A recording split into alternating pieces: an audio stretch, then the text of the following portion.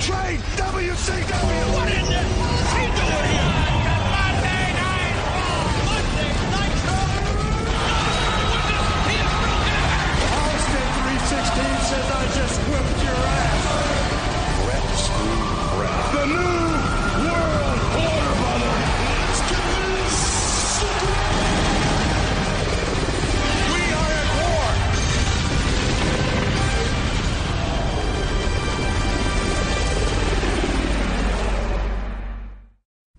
So, WCW Monday Nitro number 215, also November 1st, 1999. Bret Hart confronts the Outsiders. He's pissed at them. He does not need their help to win his matches. Tells them to stay out of his business. And it took me several minutes to realize that they had helped him beat Goldberg last week. Yeah. Right. Nice of them to have a video recap. I think like an hour in, they finally recapped it, but it Yes. took me a long time to figure it out. So Bret comes out for a promo. So he watched the video. Goldberg got screwed last week. Says this belt belongs to Goldberg. He tosses it down. Sid interrupts. He points out that at Halloween Havoc, Goldberg had won via ref stoppage, and the ref had stopped the match at his discretion, not Sid. Sid never quit.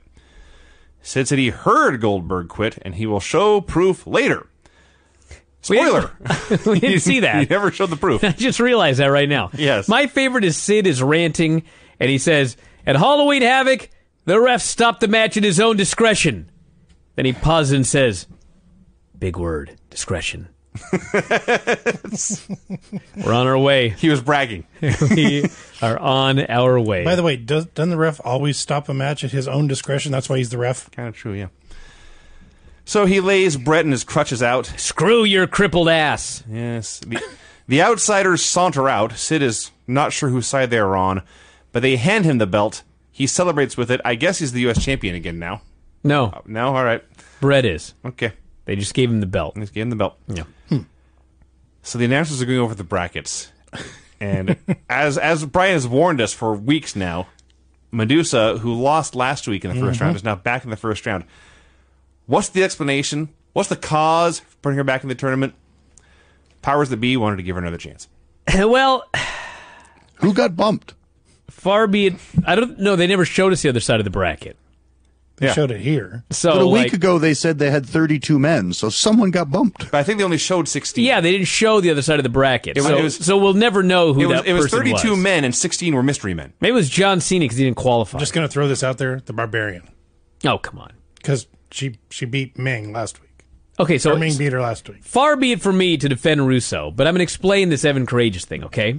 This all stems from the first week when they wanted Medusa to do an evening gown match, and she didn't want to do it. Correct. So the first week of the tournament, they punish her by putting her in with Meng. Right. Meng kills her. When the match is over, Evan Courageous comes out and gallantly carries her to the back. So this was her next punishment. Now the man that is into her and vice versa, he's got to kick her ass in this tournament. That's the storyline. This is punishment? Well, it didn't end up being that way. I see. That's their idea. This has to be in the world title tournament. Why? It doesn't. We'll get into that. Fear not. Saturn arrives on a motorcycle with a woman. It's Tori. The Revolution are much better at kidnapping than DX. Tori Go ahead. I'm sorry. tries to flee. Okay, stop right there. Tori tries to flee off of a motorcycle. Are you telling me when they got on the motorcycle, they didn't stop once until they got to the arena? No. They never Are hit you a red kidding me? light. From There was- last week till right now. There was not a pedestrian. What the hell crossing kind of road? wheelman are you, Craig? You get a bottle, you piss in the bottle, you don't stop till you get where you're going. Why are you looking at me? I don't know. Okay. Regardless, Asia runs her down, brings her back. Shane warns her things could get kinky. I'm glad you figured that out because I couldn't hear a word anybody was saying in this segment. That's the best I could do. More to come. First round tournament match, Vampiro versus... Before that, they replayed the bizarre Macho Man segment last week where Macho Man came out and alerted us that he was going to name a new successor. He was going to pass the torch, and he didn't. This week, they replay that, and he still didn't, and he wasn't on the show. Why was this replayed? Because he wasn't there. I don't know. I don't know. So it's Vampiro versus Berlin. They wrestle for a minute. The Misfits run down in their Nitro I debut. love and hate this Nitro. It's not boring. It's so fucking ridiculous. It's horrible, but it's funny. The fuck are the Misfits doing here? Don't know. Oh, the clowns are gone. Bring in another Get band. the fucking Misfits. Find another band that wears makeup. Yeah. Oh, okay, here we go. Guess Kiss wasn't available. Couldn't afford them. That's true. So They killed the ratings. they did get. Well, They did a horrible rating. Yes, that's right. Kiss wasn't the show. I take it back. Yeah, they played a concert, did a terrible They number. got edited off the network. Anyway, These Misfits will outdraw that Kiss. we'll show Gene. 45 years later. So, Misfits come out. The ref gets bumped. The bodyguard attacks Vampiro. The Misfits low bridge the bodyguard. Vampiro hits the bodyguard with a chair. Gets kicked coming in. The Misfits. This is all one match. Yeah.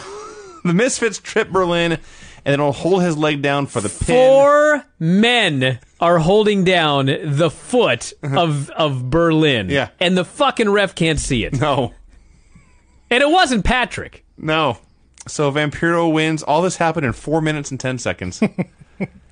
Berlin. I can't believe it went that long. The loser gets to cut a promo. He says, "Screw USA." Yeah. From now on, he says. From now on. Screw the USA. He's been very patriotic until now. I was like, yeah, you didn't hate him before. Now you're talking. They got rid of the translator. Nash and Hall have a meeting backstage. Oh, my God. Allow me to do some of these Nash segments. Nash explains to Hall, you got a match tonight. But I can't go down to the ring with you. I don't have the proper paperwork. But hey, I got an idea. I'll be a promoter instead. So apparently he has the paperwork to be a promoter, but not a manager. He's got a plan. Please stand by. He says, "I'll be a promoter like the guy up north with the padded shoulders." Hall asks, "Are you smoking again? You need some of these." Again, I never stopped. Passes him some eye drops and says, "You're baked." And Nash ponders the eye drops for about 3 seconds, and then raises his head and says, "Convenient you have this." That was funny. It gets better, Vinny. When Nash is funny, he's very funny. I will give him that. Yeah. When he's not funny, he's painfully unfunny. But when he is funny, he's actually really funny. Let me write this down. Shane Douglas has Tori Wilson in a cage. I was howling during this segment. Let me say this There's again. a fucking cage. This is something that normal people do all the time at sporting events. Yes. Shane Douglas and his wacky gang of revolutions has Tori Wilson in a shark cage. Yes. Now, if you watch the Tory on WWE on the other channel, or the Nitro Girls, for example, or Kimberly on this show, there's a lot of bad women actors on Nitro and Raw. Tori Wilson is not one of them. From the day that she showed up, she was pretty fucking good. But they lock her in this goddamn cage, and she has to shake the bars and scream, "You're gonna be sorry!" Ridiculous. Absolutely ridiculous. She's in a fucking cage. Did you catch Shane? She's trapped. Did you In a catch- cage. Did you catch Shane Douglas asking her, "Is this how Billy likes it?" Well, he promised it would be kinky. Yeah. So Revolution comes out for a promo. They do not bring the cage. They leave the cage backstage. They outright say, "We put knives in the filthy animals' tires," so they're going to be late.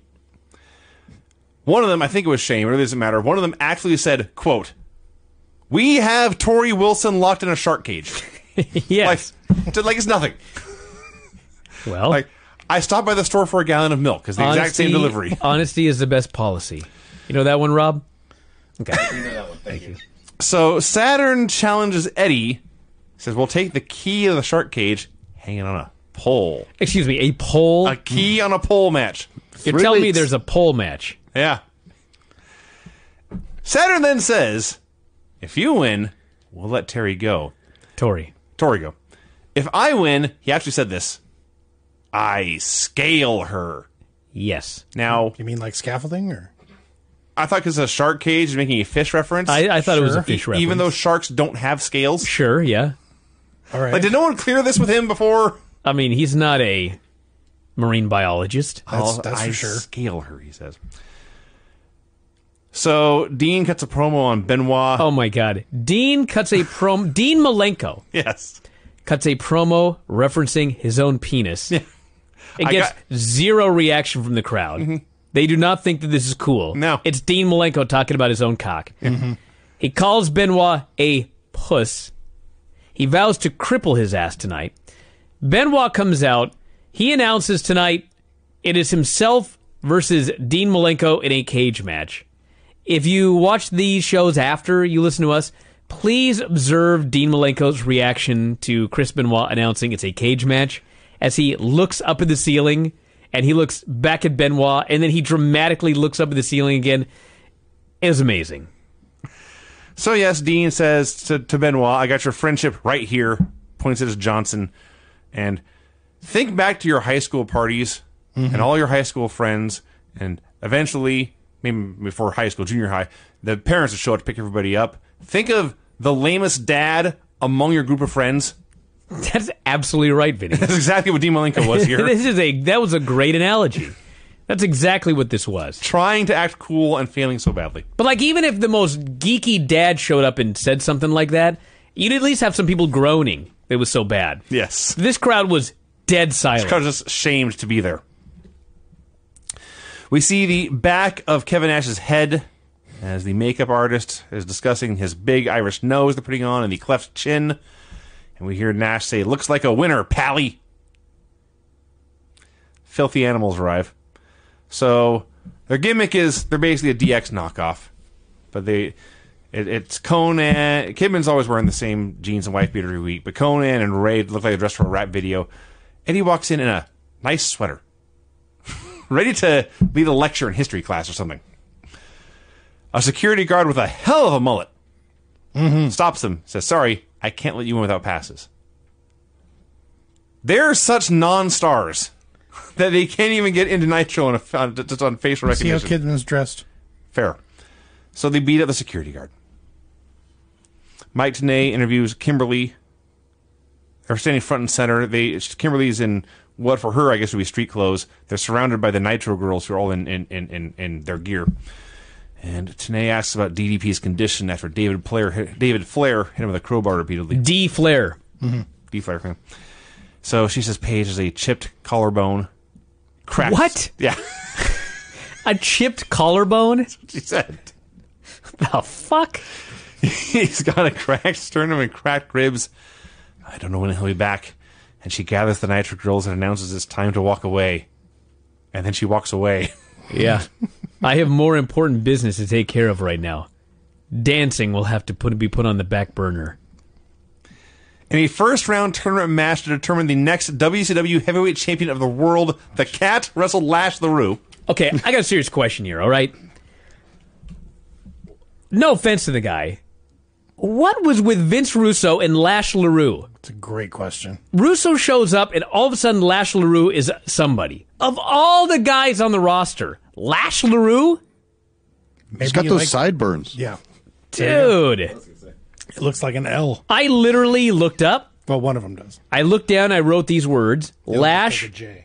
one of those random guys that Russo loved. I looked back up, and the match was over. Yes. Lash had submitted Shat somehow. Some sort of hold. The Cat, who was wearing his magic dancing shoes to start now, he appeared to blow out his knee running the corners. And he went down, and Lash put him in something like an Indian deathlock, and Cat tapped out immediately. This is the worst tournament ever. I know this. This is the one that makes you say that? No, just overall the tournament. Like, this is the one that I just snapped. I know this has been said many times, but this is a true statement. They blew every spot they tried.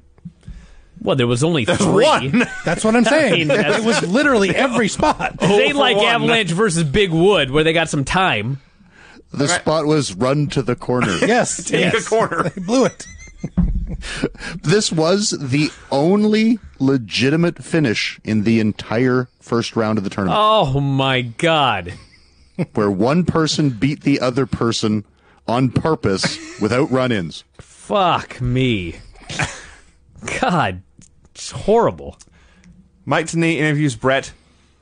Bret Hart, for the second and then the third time in his career, refers to Sid as a big, stupid dummy. I love it. It's so perfect. I love it. Why did they didn't feud for a year so we can set it every week? The Nitro girls have a huddle. Oh, my God. Okay, so if you weren't listening, Kimberly had to step away from the Nitro girls. She has more important business to deal with now. okay? Kimberly. The Nitro girls, they're all standing there together, and they say, "We can do this." Apparently there was concern that without Kimberly, they could not dance. Mm-hmm. I'm mocking this. It's so dumb. I should hope so. And then, moments later, they all start arguing about who is in charge of the Nitro girls. Okay. They lasted 30 seconds without Kim's supervision. Yes. I know that, like, one of the things that people like about Vince Russo fans, is that he gave everybody a story. Dude. That's the problem. The fucking Nitro girls didn't need a fucking story. They just had to go out there and dance. Now, they're feuding with each other. No. Only They don't know what they're doing. Only AC Jazz. On this show, Craig. And Spice. Do you know AC Jazz's dad was electrocuted? Did you know that? And that is a callback. I love Craig. So disgusted. All right. The next segment's even weirder. I watched this 6 hours ago, and I'm still trying to wrap my head around it. The filthy animals are making some voyeur porn. They are peeping. This so would not fly in 2018. This is the funniest segment I've ever seen in my life. Billy Kidman has a camcorder. Now, for you youngsters, this is a device that we had in the late 90s to record video files, sometimes on actual videotape, I think. It's much larger than any phone you've ever seen or any tablet you've ever seen. This was necessary to record video and audio in the late 90s. So he's sticking this giant thing into Lex Luger's locker room door. Yeah. And we're supposed to believe Lex and Liz can't see it. No, it's not only that. He sticks it in the door and he loudly says, "Hey, guys, she's about to take her clothes off." Yeah. So we get the video. It is not Liz taking her clothes off. It's Lex flexing. Liz being worried about the tournament brackets. He tells her there's nothing to worry about. Then he sees the brackets. He flips out, tells her to take care of it. He goes off on a tirade about how it's her job to take care of this kind of thing. Asks her what she's going to do. And says, "Well, Liz." And there's a pause. And she starts repeating. This is where I don't know if this is supposed to happen or not. It wasn't. They were supposed to cut when he says, "What are we going to do about it?" Yeah. But he says, "Well, Liz." Well, Liz. Well, Liz. Well. They both start laughing. Liz picks up a can of soda. Yes. She drinks and smiles and looks right into Billy Kidman's voyeur cam. Then they cut to a camera in the hallway where we now see a production guy on the floor letting them know the segment is over as Billy Kidman is filming him with the camera. Unbelievable. So my first reaction was To start crying and reach for tissues. That's what my reaction was. an incomprehensibly incompetent segment. I can't... That's what this was. Vinny, let me tell you something. The nugget in my brain that says Vince Russo always wants us to question what's going on. No. Later in the show, there is a segment with Luger and Sting, where Luger tries to convince Sting to fight for the tag titles. Do you remember this? I do. Okay. If you watch the segment, it is absolutely silent for a moment, and then the audio starts, okay? Mm-hmm. Because live, you hear a guy go, "Action!" Sure. So the WWE Network, they turned the volume down when he yelled "action," okay?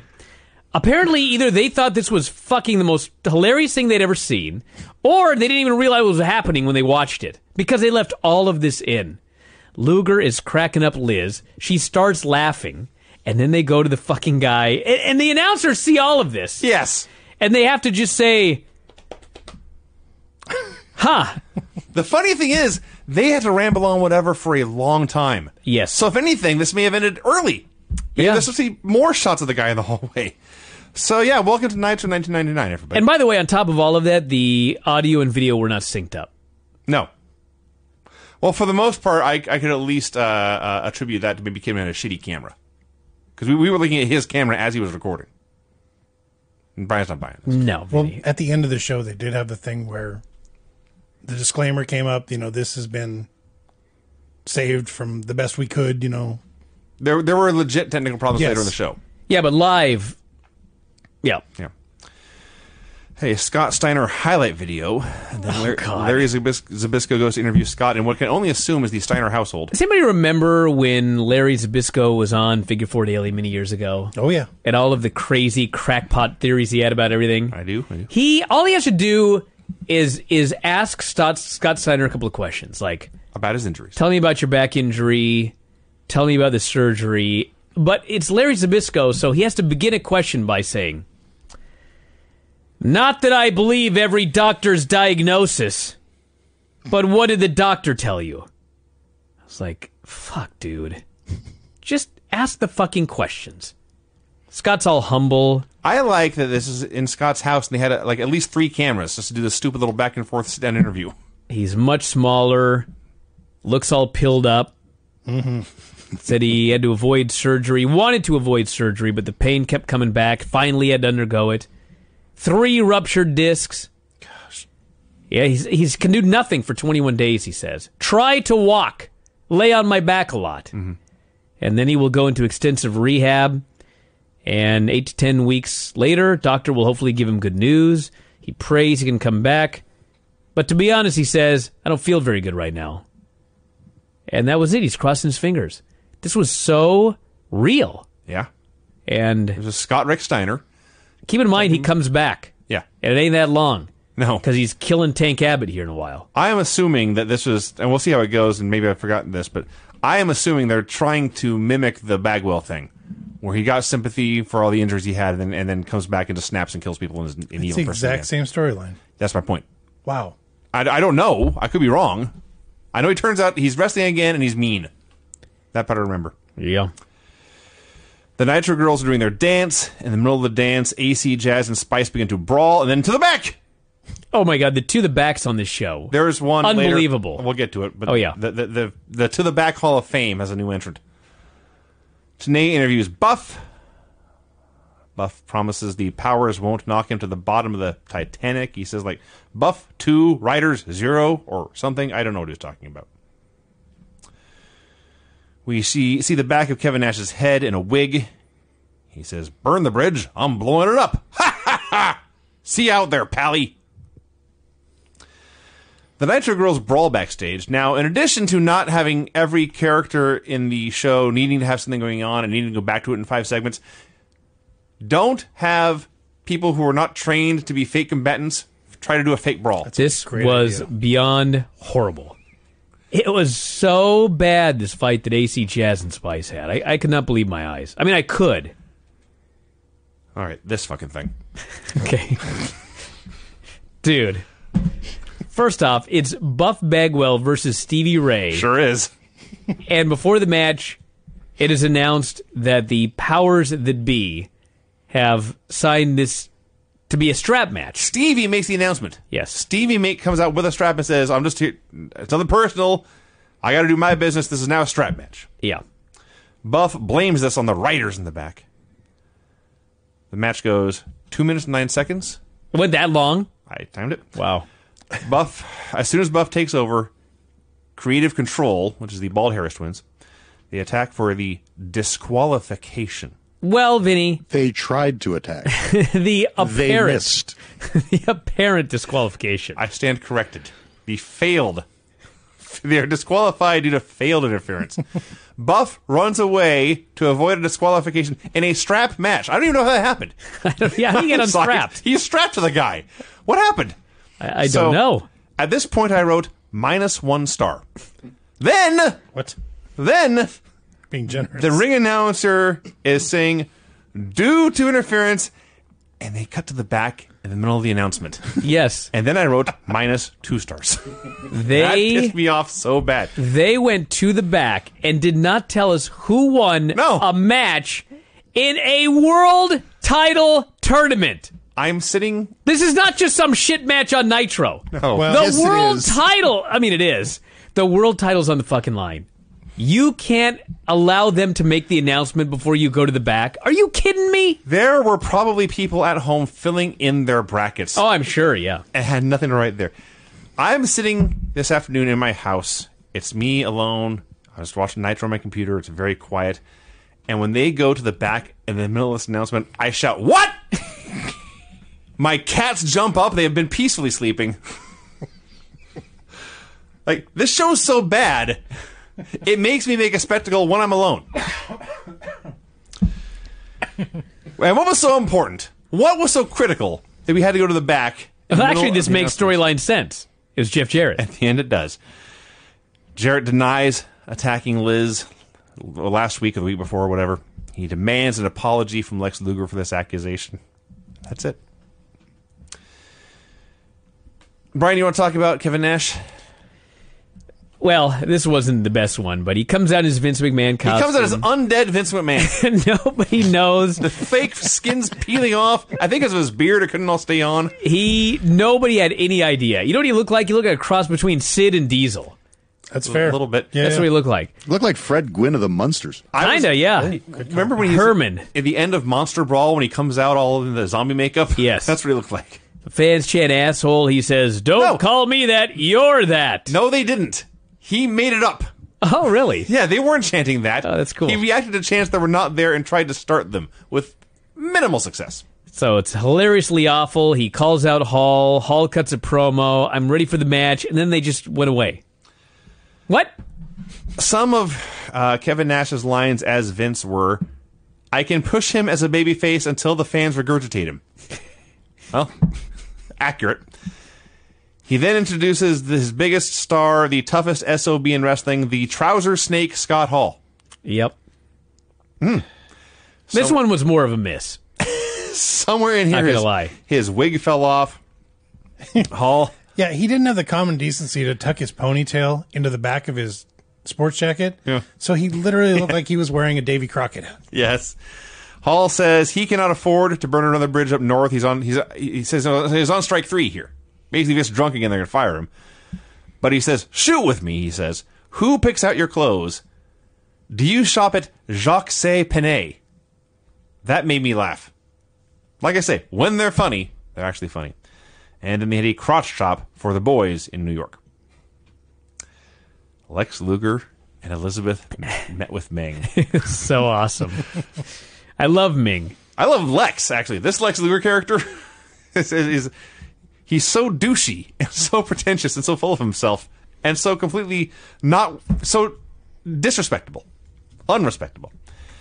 They stooge off Jarrett, who hadn't actually done anything. They say, Jarrett insulted you. He shattered the Island Boy myth. He's so offensive, they say, he's even passing out bananas. And they pass a banana to Meng, and Meng is so outraged he eats the entire banana, peel and all. Just swallows it whole. I have a better Ming interview for you. Today, Scott Hudson, I thank you, gentlemen. Coming up a week from tomorrow night, Halloween Havoc, spectacular card. I say a showcase event. Indeed, it is that. You can be part of it. Call your local cable company right now regarding availability. Ming, come on in, the big man from Tonga. Come on. A week from tomorrow night, you and Wrath. Now, here's a man that perhaps is equal to you. The fact that he is 6'7", 6'8", and weighs well over 300 pounds should be a great contest. Talaga, ref. Tonga ko to belt falong umaigien. Kuig day hatanga tay to ang gimauto. Wait a minute. We are in America, please. You can speak English. You've been here long enough. We all know that. Ne, watashi de ure ba another guy. Now you're speaking Japanese. As friends, let's talk English. Voulez-vous? Now that's French. Bonjour. Please, Wrath is a big man. He's right now sizing you up because it's his biggest match to date here in World Championship Wrestling, Ming. Wait a minute. Am I going to get any English out of you here tonight or not? You understand, adios? Adios. Thank you very much, Ming. Wrath, 1 week from tomorrow. He's the best. He's the best. How did Gene keep a straight face to that? Because he's a Hall of Famer. That's how. Professional. Mike today interviews Kurt Hennig. Hennig vows that not only is he going to avoid a pin and avoid retirement, he's going to win this tournament and win that title. First round tournament match, Kurt Hennig versus Disco Inferno. Finally. This was awesome. Larry the Axe Hennig's in the front row. Everybody knows the Axe. Hennig beats the shit out of Disco Inferno. He chops the shit out of him. He clubbers him all over the place. The Axe holds Disco. Hennig chops him. And then fans are chanting for Larry, so Hennig holds Disco and Larry punches him out. Fans boo like crazy when the Disco Inferno takes over. And then Tony Mamaluke comes out. Disco just stops wrestling. When you say stops wrestling, Disco has Kurt behind him, is grabbing his head. He's about to hit his chartbuster. He's about to win. His finish and win in advance in this tournament. The world title's on the where line. The winner gets the World Heavyweight Championship. Yep. But Tony Mamaluke is here. He just walks out of the ring. Mm-hmm. Fans booed like crazy. Kurt Hennig wins via countout. Mm-hmm. He does not yet have to retire. I loved the match until the shitty finish. It's actually shocking because they were in Minnesota. If they were looking for a time to do it, this would be it. If they want heat. Eddie promises to run rings around Saturn and bring Tori home. Get it? Yeah. I didn't actually until right now. When I read it. Then I realized, oh, rings, yeah. Norman Nothing Smiley. gets by you. No. I pay maybe 25% attention to these shows. Norman Smiley has baseball catcher's gear on. Kevin Nash, after his promo, still has the makeup on and is still imitating Vince. I'm getting into character. Get it? Ha ha ha. All right. Barbarian versus Meng versus Norman Smiley. First thought, this would have been so much better without Norman and the weapons. And just let Barbarian. What in the fuck was this match? Meng versus Barbarian versus Norman Smiley? Yeah. And then, I get the joke.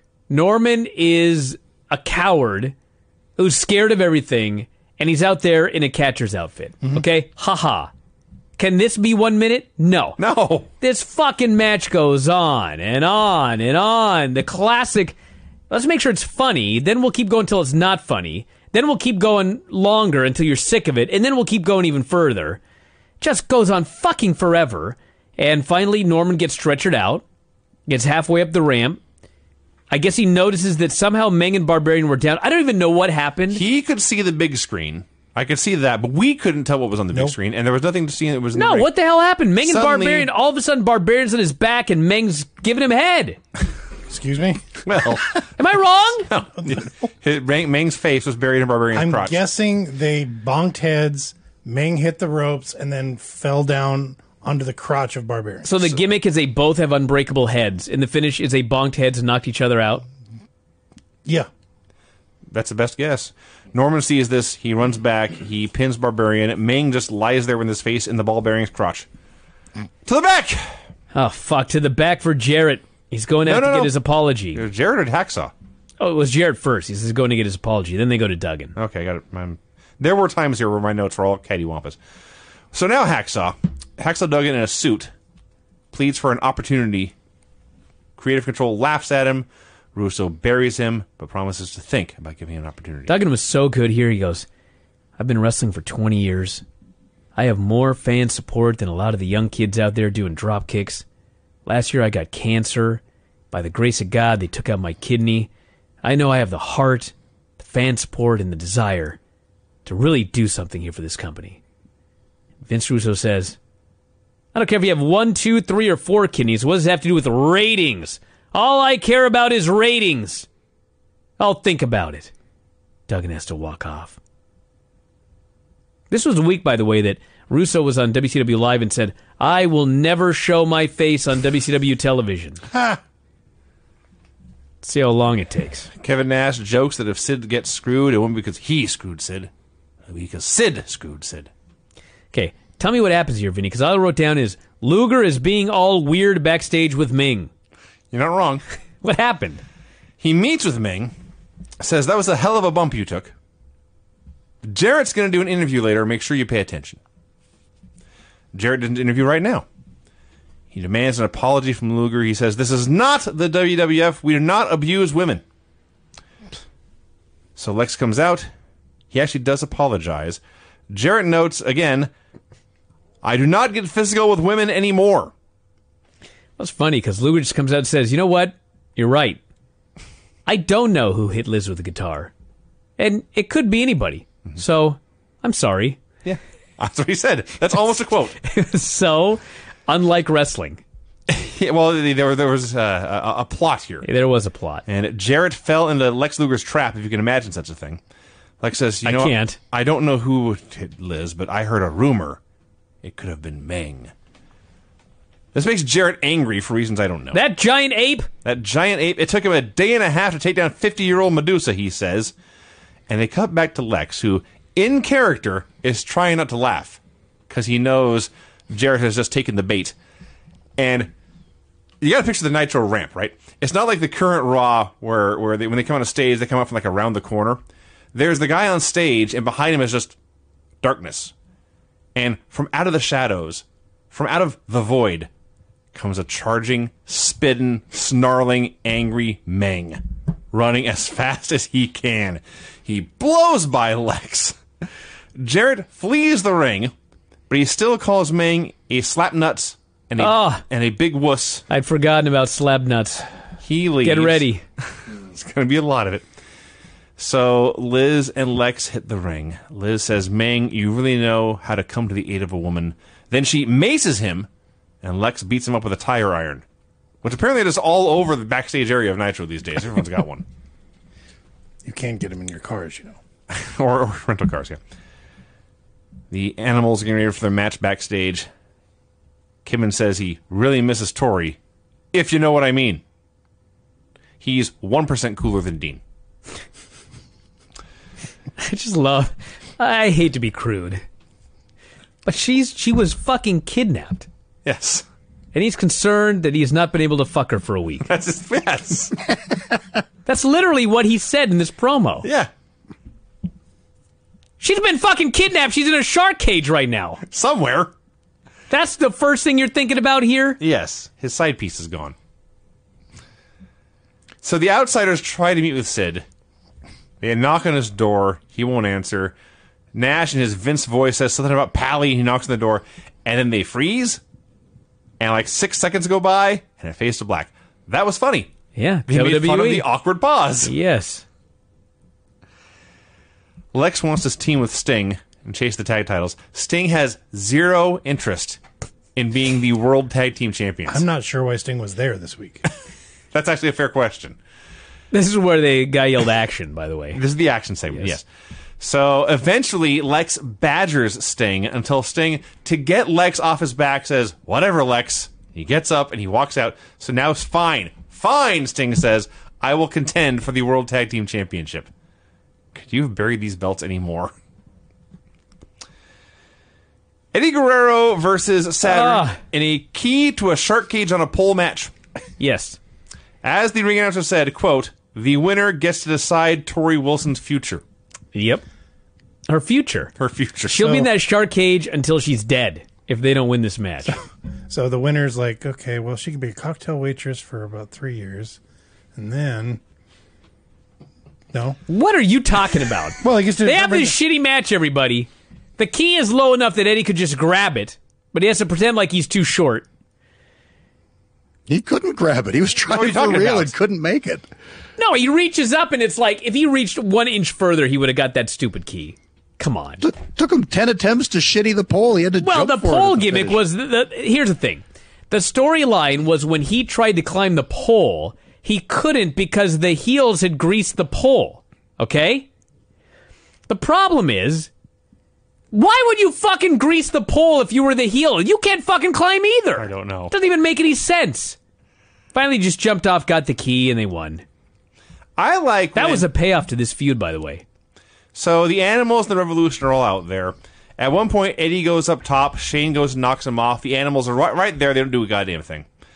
Later, Saturn he's on the top rope. Instead of grabbing the key, he just climbs back down. I have no idea what's happening. Eddie pushes Saturn into the cage. Tori, from inside the cage, reaches through with some kind of strap and starts choking Saturn. Where was that? Somewhere in her costume. Okay. I don't know, purse. I don't know. Sure. So Shane Douglas, who earlier had been right where Saturn is and climbed up and knocked Eddie off the top rope, now he's trapped on the other side of the cage and can't get around. And he's grabbing the cage. What are you doing? Let him go! And then Eddie goes up and he can't reach the thing and he slides down the pole a few times and he jumps and grabs it. All right, we got to keep moving here, dude. We're an hour and 20 minutes into this fucking show. Tori hits the ring and hugs all her men. Okay, so Hall and Nash are backstage with Sid. And Sid is sitting down and he's fuming. And Hall and Nash are on the couch, and they're trying to explain something to Sid. You gotta trust me. And I wrote down exactly what Sid said. I still don't understand it, but I'm going to try and recreate it, okay? So, he's fuming. He's just red. He's starting to shake with rage. Hall and Nash are trying to tell him to just trust them. And suddenly, Sid stands up at the top of his lungs, screams, "The last time I trusted you 2 years ago, my career has been in the shitter!" Then he sits down, and Hall and Nash are trying so hard not to laugh, and they go, "Just calm down, big guy." Okay, what happened, Brian? It's the whole segment. Okay, what happened was Sid actually believed this was Vince McMahon. Yes.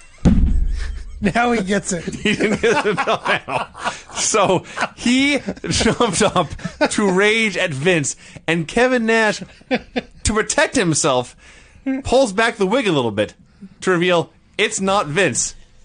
I'm Kevin Nash. He has to go into the Hall of Awesome. I will not stand for him not going in after this show. Remember when I said Brian doesn't get jokes? Vinny, There we go. I was laughing so hard at Sid's outrage that I wasn't even paying attention to anything else here. I see. Unlike the next segment, where... Anyway. Tanay Come on, Vinny. He's got to go in. Let's just make it official. Sid's in the Hall of Awesome. Sid is in the Hall of Awesome. I thought he was already. No, you backed off last week. All right, Sid's in the Hall of Awesome. Fuck, he deserves it. We should rename it the Sid. I can't take it away from Matt Cleary. No, you can't. Yes. Today interviews the total package, says he will face either Meng or Sting in the tournament next week. This is why he hit Meng with a crowbar earlier. All package wants to talk about is the tag titles. How dare you try to stir dissension, he says. Well, I'm focused on the World Tag Team Championships that Sting and I are going to win. So it's the Filthy Animals versus Sting in the total package. Tony realizes Lex has some kind of plot. He's not up to no good, and he says, "I smell a rat." And Bobby Heenan says, "Are you calling Elizabeth a rat?" I laughed, and I laughed, and I laughed, and I laughed. Bobby Heenan, not giving a fuck, is the best. So, this match is awesome. Did I mention earlier how great this version of Lex is? Lex's gimmick is he comes out with the dramatic music, he stands in the ring, Liz peels off his clothing, and he starts to flex. But he didn't get to do this, because the Filthy Animals jumped Sting and are double-teaming him in the corner. So Sting fights them off, and he turns around, and Lex is miffed at Sting. That is awesome. So they do a pose down with Kidman. That was funny. Lex very quickly blows out his knee in a leapfrog, just like the cat did earlier. Tags out. So now we got Sting, who suddenly is a babyface. I'm pretty sure Sting is a babyface again. There are very few babyfaces in the show. It's like Goldberg, Benoit, and as of right now, Sting. That may be the end of the list. So Sting runs wild. Everyone's going crazy. And then 2 minutes later, the Animals just attack for the DQ. And they beat Sting. Lex sells his knee. Eventually they leave, and Sting's on to Lex because he's a babyface. He's smart again. So he shoves him down. Okay. So we're backstage again. And Hall and Sid are talking. And they're discussing their plan for the evening. Because they have to wrestle each other. And Kevin Nash is still got his Vince costume on. But he's sitting on the couch, and he's just kind of leaning way back. And he's barely paying attention. That's how I do the show. And Hall says, "All right, Sid, just touch me. I'll go down. Cover me. 1, 2, 3. Just like we did with the broads last week. I've got nothing more to prove in this business." And Sid listens to his plan and he says, "Nash, what are you thinking?" And Nash is leaning back on the couch. He's barely paying attention. All of a sudden he just goes, "I was actually sitting here thinking of doing these little skits all day and basically burning every bridge I had in this business, and I guess I'm stuck here having no negotiating power. But you're on the team, right?" I cried with laughter at that line. I cried with laughter. I rewound it like 15 times. I transcribed every little thing that Kevin Nash said. That was the funniest thing that he's ever done in his entire career. Outside of now, I got to go back and watch the last Sid one again. That one may have been funnier. That was so good. Sid is trying so hard not to laugh at this. Hall doesn't give a fuck. That segment. Then we have a long, awkward pause, and they go away. That was golden. That was golden. I would almost put Nash in the Hall of Awesome for that, but I just can't do it. Good. We have more Nash on Nitro to watch before you make that decision, right? Oh, it was so good. Sting's backstage looking for the Filthy Animals. First round tournament match, Booker T versus Jeff Jarrett. They brawl. Jarrett jumps in the aisle. They brawl on the floor. Creative Control comes out. Booker comes back. He fights off Creative Control. Jarrett hits him with a guitar and pins him. The ref counts 3. There's not even, like, scraps of guitar. There's giant chunks of guitar. Like, there's, like, almost a whole guitar just floating in the ring. The ref doesn't care. He just counts 3. We got 6 minutes to finish this review. Goldberg interview from the Ready to Rumble set. Which they called Slam. Mm-hmm. He promises the Outsiders and Sid made a mistake letting him live. He'll get him out of the business for good. The Nitro Girls are brawling again. Yes. When Kevin Nash shows up, says, "Let's save this for pay-per-view." Ha ha ha. Mike Tenay interviews Evan Courageous about Medusa. "She's just hot," he says. he was so hilariously awkward. Just pretty, happy young fella. "I'm so excited to be in this tournament. I've never wrestled a woman before. No disrespect, but she's hot. I hope we can still be friends afterwards." And he gets a big smile. Yeah! He actually did. Tenay interviews Medusa, who says, "You're back in the tournament, but once again, your opponent is a member of the opposite sex." No shit! It's a men's championship. Right. You're going to fight a lot of men. Medusa says the powers that be are getting a kick out of seeing her wrestle boys, but they should never underestimate her. We had a first-round tournament match with Medusa versus Evan Courageous. This is one of those things where, like, in a vacuum, what they did here was, like, really good. Medusa tried to seduce him. He tried to seduce her. Finally, she falls on him. She starts making out with him. He gets pinned. She has put one over on the writers by screwing them, by screwing him. Yeah. It was all great, but this is a tournament match for the World Heavyweight Championship. That's complete bullshit. Not to be confused with the tournament to declare who's the best in the world. It's true. We don't know if the world champion is the best in the world.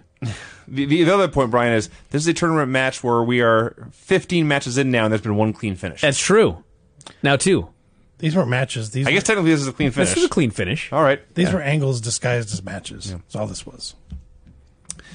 In the final, I stand corrected, the second to last, I miscounted. First round tournament match, Chris Benoit versus Dean Malenko inside a steel cage. Yes, my favorite part of this match. They're beating the shit out of each other in the steel cage. Finally, Douglas throws a chain to Malenko. Saturn, whoever. The point is, it's a chain. Yeah. You're surrounded by a cage. It's a fucking chain link cage, but the chain is the dangerous thing. Right. He KOs him, headbutt off the top of the cage. Diving headbutt looked so awesome until you think about the state of Benoit's brain when he died. Yeah. Yeah. Now, that being said, this was the one good match in the first round of the tournament. Mm-hmm. And by good, I mean 2.5 stars. It was 4.5 minutes. By their standards, poor. That's probably by everyone else's standards, it was the best match in the tournament so far. So the most run-ins in the history of a match, though. True. Of a cage match, for sure. Mm-hmm. So the Revolution attacks Benoit. The Filthy Animals make the save. David Flair's out there. Sting! What the fuck? Fuck if I know. He wants to get his baseball I'm going to read bat this whole back. thing. Revolution attacks Benoit. Filthy Animals save. David Flair attacks him with crowbar. Sting lays out Conan. Flair frees Benoit. Jesus Christ. And then I wrote, I am so tired. No fucking wonder. David Flair is leaving the building when his stuntman is hit by Kimberly in a car. That's right. Kevin Nash is now laid out. Hall is calling for help, but he still goes out for his match. Sid versus Scott Hall, the last match of the first round. They do the finger poke, but when Sid goes to cover him, Hall cradles him and goes for the pin, but Sid kicks out, and they have the most boring match. Sid just clubbers Better him. boring than terrible. I don't know. Why didn't he just pin him with a small package? I don't know. He kicked out. That would have been better. So, let's see. Brett comes out, hits Sid with a crutch.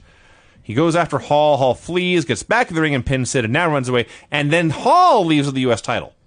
Yeah, he stole the belt that Sid had stolen that Brett owns. So officially, Brett is the champion. Yes. Brett considers Goldberg the champion. Yes. Sid considered himself the champion. I guess now Yes. Hall considers himself. Fuck it. Just quit. Hear my music. Don't mind if I do. A little better than me. The finishes on this terrible show, this wonderfully terrible show, were pin after all sorts of interference, clean submission, DQ due to run in a strap match, count out when a guy just leaves in a world title tournament match, pin in a 3-way after a fake injury, He pulled off a pole, DQ due to run-in, pin after interference and guitar shot, pin via kiss, pin after crutch shot. At the end of the day, if your goal is to make money in wrestling and sell pay-per-views and try to get people to go to house shows, this is the fucking dumbest show of all time. If you just want to be entertained in a hilariously wonderful, awful way, as Vinny said, this show is a winner. Pretty much all I can say about it. I was never bored. I was never bored. The Sid match at the end, I was bored. It's the stupidest tournament of all time. Yes. I mean, we're only in the first round. Yes, 16 matches, 10 matches with run-ins, 6 matches with foreign objects in the finish. Oh, Yikes. hideous.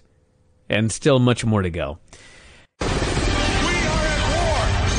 The year in review show. Yeah. 6 weeks left. And then we never have to watch another 3-hour Nitro again. This makes me so happy. Mm-hmm. The rest of the show. The happiness ends now. Oh, no. It started out well. Monday Night number 216, also November 8th, 1999. Sid bullies a production geek. When I give you the cue, you play this video. Yes. And the guy briefly protests, but Sid intimidates him, and the guy agrees. Sid comes out for a promo on The Outsiders and says, quote, I'm not as dumb as I look. Yeah. I figured out why he won worst on promos. Oh, That come line on. right there. He says, you want to battle wits with Sid Vicious Outsiders? Well, then you lose. You lose that battle. Because you got to remember something. I have the brain of a psychopath. That's what he said. Then he has moved on to Goldberg. He gave the cue. So this is Sid's plan. Yeah. Last week, Sid claimed he had video proof saying Goldberg had submitted in their match at Halloween Havoc. And he should be the champion. He should be the champion. So he shows a clip. The clip is Sid's on his knees. Goldberg picks him up by the head, and he's got him by the head. He's about to punch him or whatever. And he turns to the ref and says something. And at this point, Sid says, I quit! Yeah. Into the mic. Into the mic. In the building. Yes. Happened again. I quit! Then he says, there you go, proof. At this point, Tony Schiavone, lead play-by-play man, says, I don't know about that. Did that sound like Goldberg's voice to you? He probably was not paying attention. At this point, I wrote down, my intelligence is so insulted, if only I knew what was to come. By the way, they've actually got Bobby in a suit this week. Bobby's also in a suit. I mean, it was supposed to be stupid, Vinny. That was the point. Tony's supposed to be stupid too? Well, you know.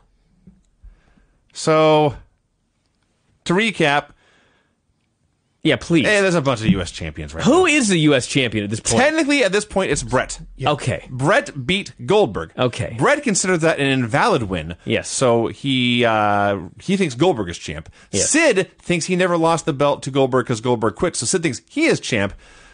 Hall pinned Sid last week. Hall thinks he is champ. Right. That about covers it, I think. But it's actually the belt's actually moved on twice since then. No. Goldberg. No, From Craig. Goldberg, yes. This was the same thing we talked about last week. Everybody was taking the belt from each other, but there had been no title changes. Okay. Yeah. Brett is the U.S. champion. So the outsiders are out there. Scott Hall says the click lays down for nobody as he's standing next to the guy in the finger poke of doom. Mm-hmm. They say, all this is Brett's fault. Brett comes out, calls them 3 big pussies. That's what he said. I laughed. He says Goldberg should be the champ. He's walking fine this week, by the way. He was on crutches last week. This week he's fine and wrestling and everything. These wrestlers heal faster than normal men. I guess so. So Brett and Goldberg hit the ring. The outsiders vanish. They beat up Sid. This is still going. This is all one segment. Yep. Goldberg challenges Sid to an I Quit match. His music starts. He just keeps on talking. He Hall challenges Brett. Let's not forget that one. He did? I didn't even catch that. Yeah, Hall challenged Brett. Okay. Then the brawl broke out. Goldberg then showed up. Then Goldberg cuts the promo, wants an I Quit match, which nobody cares about. No. He wants to know if Sid has the balls. Sid says, I have the balls if you have the balls. And then Goldberg challenges Hall and Nash to hide and seek. That's what he said, yeah. You hide, I'll seek and destroy. Yeah. Somehow he pulled that off. He's Goldberg. I don't know how. He's Goldberg. That was the opening segment. It went for fucking ever. I'm pretty sure it was the longest segment in the history of Vince Russo Nitros. It may have been, because actually. every segment after this was 2 minutes tops. 30 seconds. Often less than that. They show the brackets very quickly. Mike Tenay interviews Sting. Sting says he wants explanations from Lex, threatens to hit him with a bat. Lex and Elizabeth sneak into the building. Lex is in disguise. He's got his hoodie pulled low. He's got sunglasses on. Earlier today, Kimberly Page is shown arriving at the building. Stop right there. I wish I could. I was so furious on this fucking show over this storyline. It's awful. So, last week, for those of you that don't remember, David Flair is walking through a parking garage, and he gets run the fuck over by a car. Yeah. Kimberly Page got in a car, and she tried to kill David Flair. Yes. She tried to run him down and end his life in a vehicle. And then got out of the car so we could all see it was her driving it. Yep. Yes. He flips over the hood. He goes flying. I thought the guy was dead. Kimberly's driving. She shows no remorse. No. This was premeditated. Sure. Okay. This week, this woman shows up and says, Doug, I need your help. This lunatic David Flair has been calling me all week. Probably tried to exchange insurance information. Please, Craig. She ran him over in a fucking car. He called her a few times. Doug Dillinger takes one look at her breasts, Yes. says, we need extra security for Kimberly here tonight. And the show goes on. She is now a victim. Yeah. Being stalked by... Like, I don't want to jump forward here, okay? But who is the baby face and who's the heel here? Dude, there are no baby faces on the show. It's not even shades of gray. No, everyone sucks. She tried to kill him. Now he's going after her, but she's sympathetic. I guess. And then later she sets him up, and now she's like devilish. I guess. Sure. I don't know. Who writes this shit? An idiot. This Vince is Russo. A known horrible. idiot. By the way, Dillinger says, I'll get you security, and then 3 hours later, there's 7,000 security guys on the show. None of them go to Kimberly. Right. That's the first job I'd volunteer for. Apparently they were busy with Nash and Hall. They needed security. The outsiders say I don't know why. The outsiders say they need security too. Nash says, I got my manager's license. He starts to read it, and they cut away. Oh, this Filthy Animals promo. These catchphrases. Conan talks about how they're in heat, and then I think after he was done, he puts in like fake buck teeth. Yes. He's walking around the background with fake buck teeth sticking out. Yeah. Why? I don't know. Ray, for the second week in a row, threatens to hump you like the dogs that we are. This time he did say that we are. Yes, he did say that. He's not a dog humper. Now he's a humping dog. So, well, anyway. Dogs will hump anything, Vinny. There is a big difference. That is true. That is true. So, out come their opponents, the Revolution. There's Asia in her red bondage gear, and Dean Malenko, who looks more like a dorky dad every single week. Especially standing next to her. Yeah, exactly. She looks like a supervillain. She looks like Doctor Doom with boobs. Yes. And prettier face. And Dean's out there in his waist-high jeans and his plaid button-up shirt. My shirt's much cooler than Dean's, if you're wondering. It's tucked into his jeans. He looks like a man who would use the word nifty a lot, non-ironically. Sure. So this leads to being Dean and Asia versus Ray and Tori tonight. Yeah, that's what Dean wants. And Ray accepts. Yeah. By the way, at the moment, Tori is out there Oh my gosh. in a very, very tight gown and high heels. That's what she's wearing for this particular segment. This was a tight in mind. skirt and a bikini top. Her open back, too. Oh my goodness. Second round World Championship Tournament match, Screamin' Norman Smiley versus Kidman. Norman comes out in a full hockey uniform, including pads. Mm-hmm. He should have just had skates on and kicked him in the face. And he had the helmet on as well. Had the helmet on at first, got knocked out. So he gets knocked outside. Brian Knobs is on commentary, attacks him with a stick. There was lots of ass slapping in this match. A lot of Norman's lewd dance, as you always called it back in the day. Yeah, the big wiggle. wiggle. I refuse to refer to it as the big wiggle, but now I do. By the way, in the middle of this match, randomly, the announcers alert us, tonight, there will be a Texas Tornado ladder match with a special guest referee. Yes. What? For the U.S. title. All right. For the U.S. title. Okay. That's a big deal. That'll solve that problem. Mm-hmm. So Knobs destroys the hockey stick over Norman. Kidman throws Norman in the ring and pins him at 2:12. Wow, that's a long one. And then it's to the back. Of course it is. I swear to God, 4 different 5-second segments in a row. Yeah. Sting is hunting for Lex. Lex is hiding in the laundry room. David Flair arrives with a crowbar. Nash puts on the Grand Wizard of Wrestling hat. Yes. For those of you who are not historians, frankly, I don't know very much about him. But Grand Wizard in this case is not a clan reference.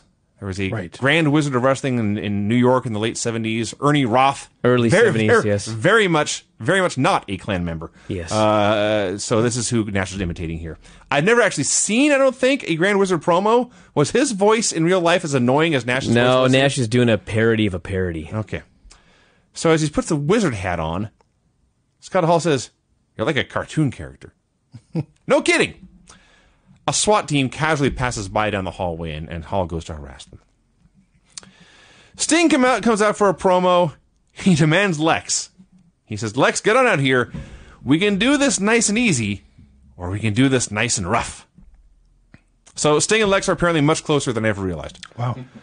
Liz comes out instead. So remember the big C on the ramp that everyone trips over? Yes. They said, well, we'll cover it in carpet, and no one will trip on it anymore. I had a theory on that. I think the girls, they wear those stiletto heels. Probably. They get stuck in there, so they just throw a carpet over it. Well, so Liz still tripped anyway. that's true. So at first I thought the C was gone, but it's back later. They just put it out for here. So Liz almost falls on her ass coming out. She says, the package treasures your friendship. He would not do anything to jeopardize that. Sting starts to molest her. He puts his arm around her and manhandles her. Yeah, and she's looking very uncomfortable. Yes, This would not fly in 2018. No, this is inappropriate behavior for sure. It sure was. Yeah. He says, you need to get Lex out here immediately. And she doesn't, but Lex comes out anyway. Lex takes forever to say, we've been friends for 14 years. We can work this out. We can mend this. This surprises you? Have you not been watching the 80s Lex Luger promos? Fair point. Thank you. Lex wants a hug. Eventually, Sting handles him back to the corner and says, quote, if you ever swerve me again, I'll get you. I'll get you. I'm going to tear your throat out next time. You should have used that line more often. That could have been on a shirt. I'm going to get you? I'll get you. I'm pretty sure he does, actually, Yeah. as these shows go on. I remember this vividly, and it could not have just been from this promo. Yeah. There's no way I could remember anything from the show without copious notes. Kimberly walks into her locker room, the hottest woman in the world. She ever. And then some moron 2 seconds in turns the lights out. It's David, of course. I think David was a little bit better of an actor than Linda McMahon. But No. No. Nobody. Kimberly, he says, do you remember me? Don't worry. You won't feel a thing. He threatened either her life or her vagina. Certainly her safety. Let me just. Yes, Craig? You won't feel a thing, and you thought he was referencing her vagina? Or her life. It's not Ric Or Flair. both. You won't feel a thing? Hey, Again, listen. it's not Ric Flair. Yeah, it's David. So he's... Never mind. Go ahead. Now, listen. Why do you think he lives in the woods now? They do this segment where the lights go out. David Flair threatens her. Yes. Mm-hmm. Says you won't feel a thing. She screams. She screams. They cut back to Tony Schiavone and he goes, ha ha ha. Let me tell you about Surge. Yes.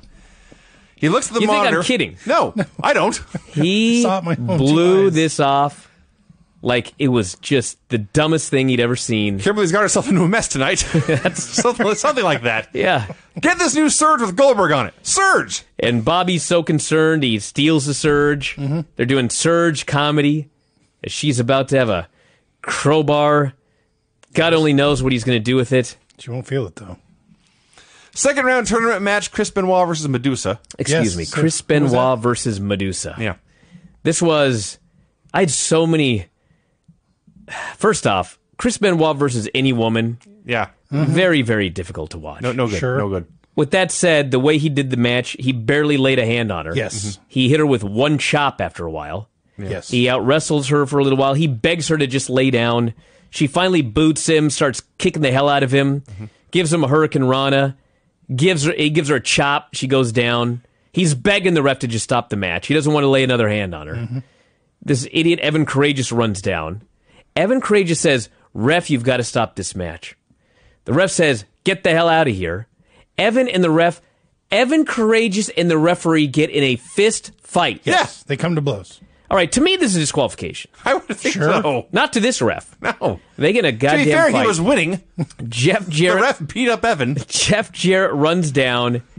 As soon as Jeff lays a hand on Benoit, well, that's a DQ. Yeah.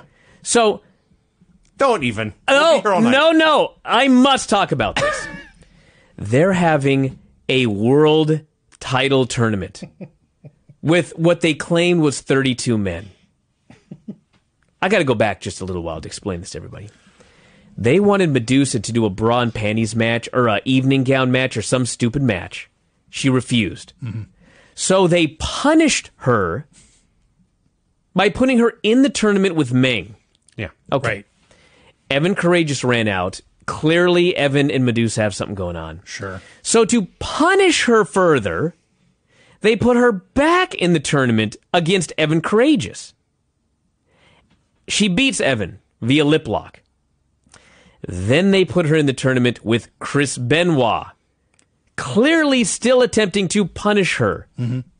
Well, then the chosen one, Jeff Jarrett, comes out, and he screws her out of the tournament.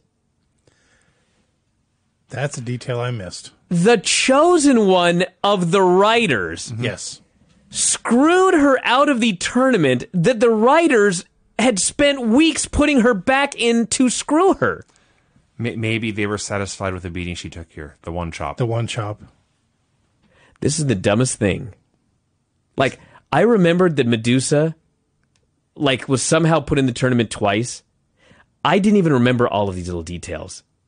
It's 1,000 times dumber than I thought. Yes. It constantly violates... The show constantly violates its own internal logic. It contradicts itself over and over again. Not to mention, she was put in with Meng, Evan, and Benoit as punishment. Why would they send Jeff Jarrett out to save her from Benoit? I don't know. Brian, I don't have It an makes answer. no sense. I hate this show. It's terrible. I hate it. It's terrible. So Jarrett gets a promo about how this is not the WWF, because you must say their name every show. We do not hit women here, and I screwed her out of the tournament, he says. Chavo Guerrero meets with Vince Russo, whose new gimmick, or he tells him his new gimmick is going to be to go sell Amway. So this is now we reached the era, I think this is the first time, really, where it became a regular thing, where the promoters and writers of the show became the stars, and the wrestlers became geeks. No shit. Yep. Yeah. Mayhem match of the week is the Cat blowing out his knee last week and losing to Lash LaRue. Yeah. Hacksaw Duggan is now cleaning toilets. He cuts a promo on the toilet. It was kind of funny, I guess. Rick Steiner versus Disco Inferno for the TV title. Tony Mamaluke comes out with a bucket. Now Tony Marinara. Now Tony Marinara. Vince was Italian, right? I assume. I guess. Even his own ethnicity, everyone has to be a stereotype. Tony Marinara. Yeah. I'm surprised they didn't make him Chavo Burrito in the last segment. Well, he's about to be Lieutenant Loco. I guess so. Oh my gosh, that's coming up. So Dude, there's a lot coming up in a year. Yes. So It's impossible to believe. Tony Marinara says he wants his money from Disco. I've known him since me and Glenn were kids, he says. Yep. This is where I wrote, the show is dying a brutal death. Steiner hits him with a bucket of cement. What? Yeah. So there was a bucket of cement out there. A bucket full of cement. Yes, because Tony Marinara Right. is going to put the cement boots on Disco Inferno Cement and toss him shoes. into the lake. Right. Okay, so he's got the bucket of cement. Right. Because I guess he's going to do it here on Nitro. I suppose. He hits him with the bucket instead. Steiner Germans the guy and pins him Right. in like 10 seconds. 30? How long? I don't It didn't go a minute. I didn't time this one. Horrible. This is the best guy they could get for a stereotypic Italian guy who's a mobster. Yeah. See what? I don't. He's like $1.05. Yes. We're gonna put you in some cement shoes, huh? Yeah. Yeah. Okay. Yeah. Whatever. Yeah. Sting and Goldberg warm up in silence was the best part of the show. Nash is going over his Grand Wizard costume. He's got powder to throw in the eyes, Monsel powder, I assume. He's got chloroform. He's got brass knuckles. Hall says, look, I feel bad. Maybe we should go apologize to Sid. They go to do that. The Nitro Girl hopefuls Oh, my God. are in the ring. The vote is tonight, so they all do a dance, and then AC Jazz arrives tells them all to leave, says you're all wannabes, you're all skanks. She had a line here that I watched about 15 times trying to figure it out. I swear to God, I understood Meng better in that promo you played 2 weeks ago. Something she said about the household department at Kmart. I don't know what. AC Jazz comes out. This is what happens in this segment here. AC's yelling at the girl. She tells him to get out of the ring. Spice comes out. They start arguing. AC calls her a bitch, which makes television. Spice informs us that, quote, shit is on, Yes. which makes television.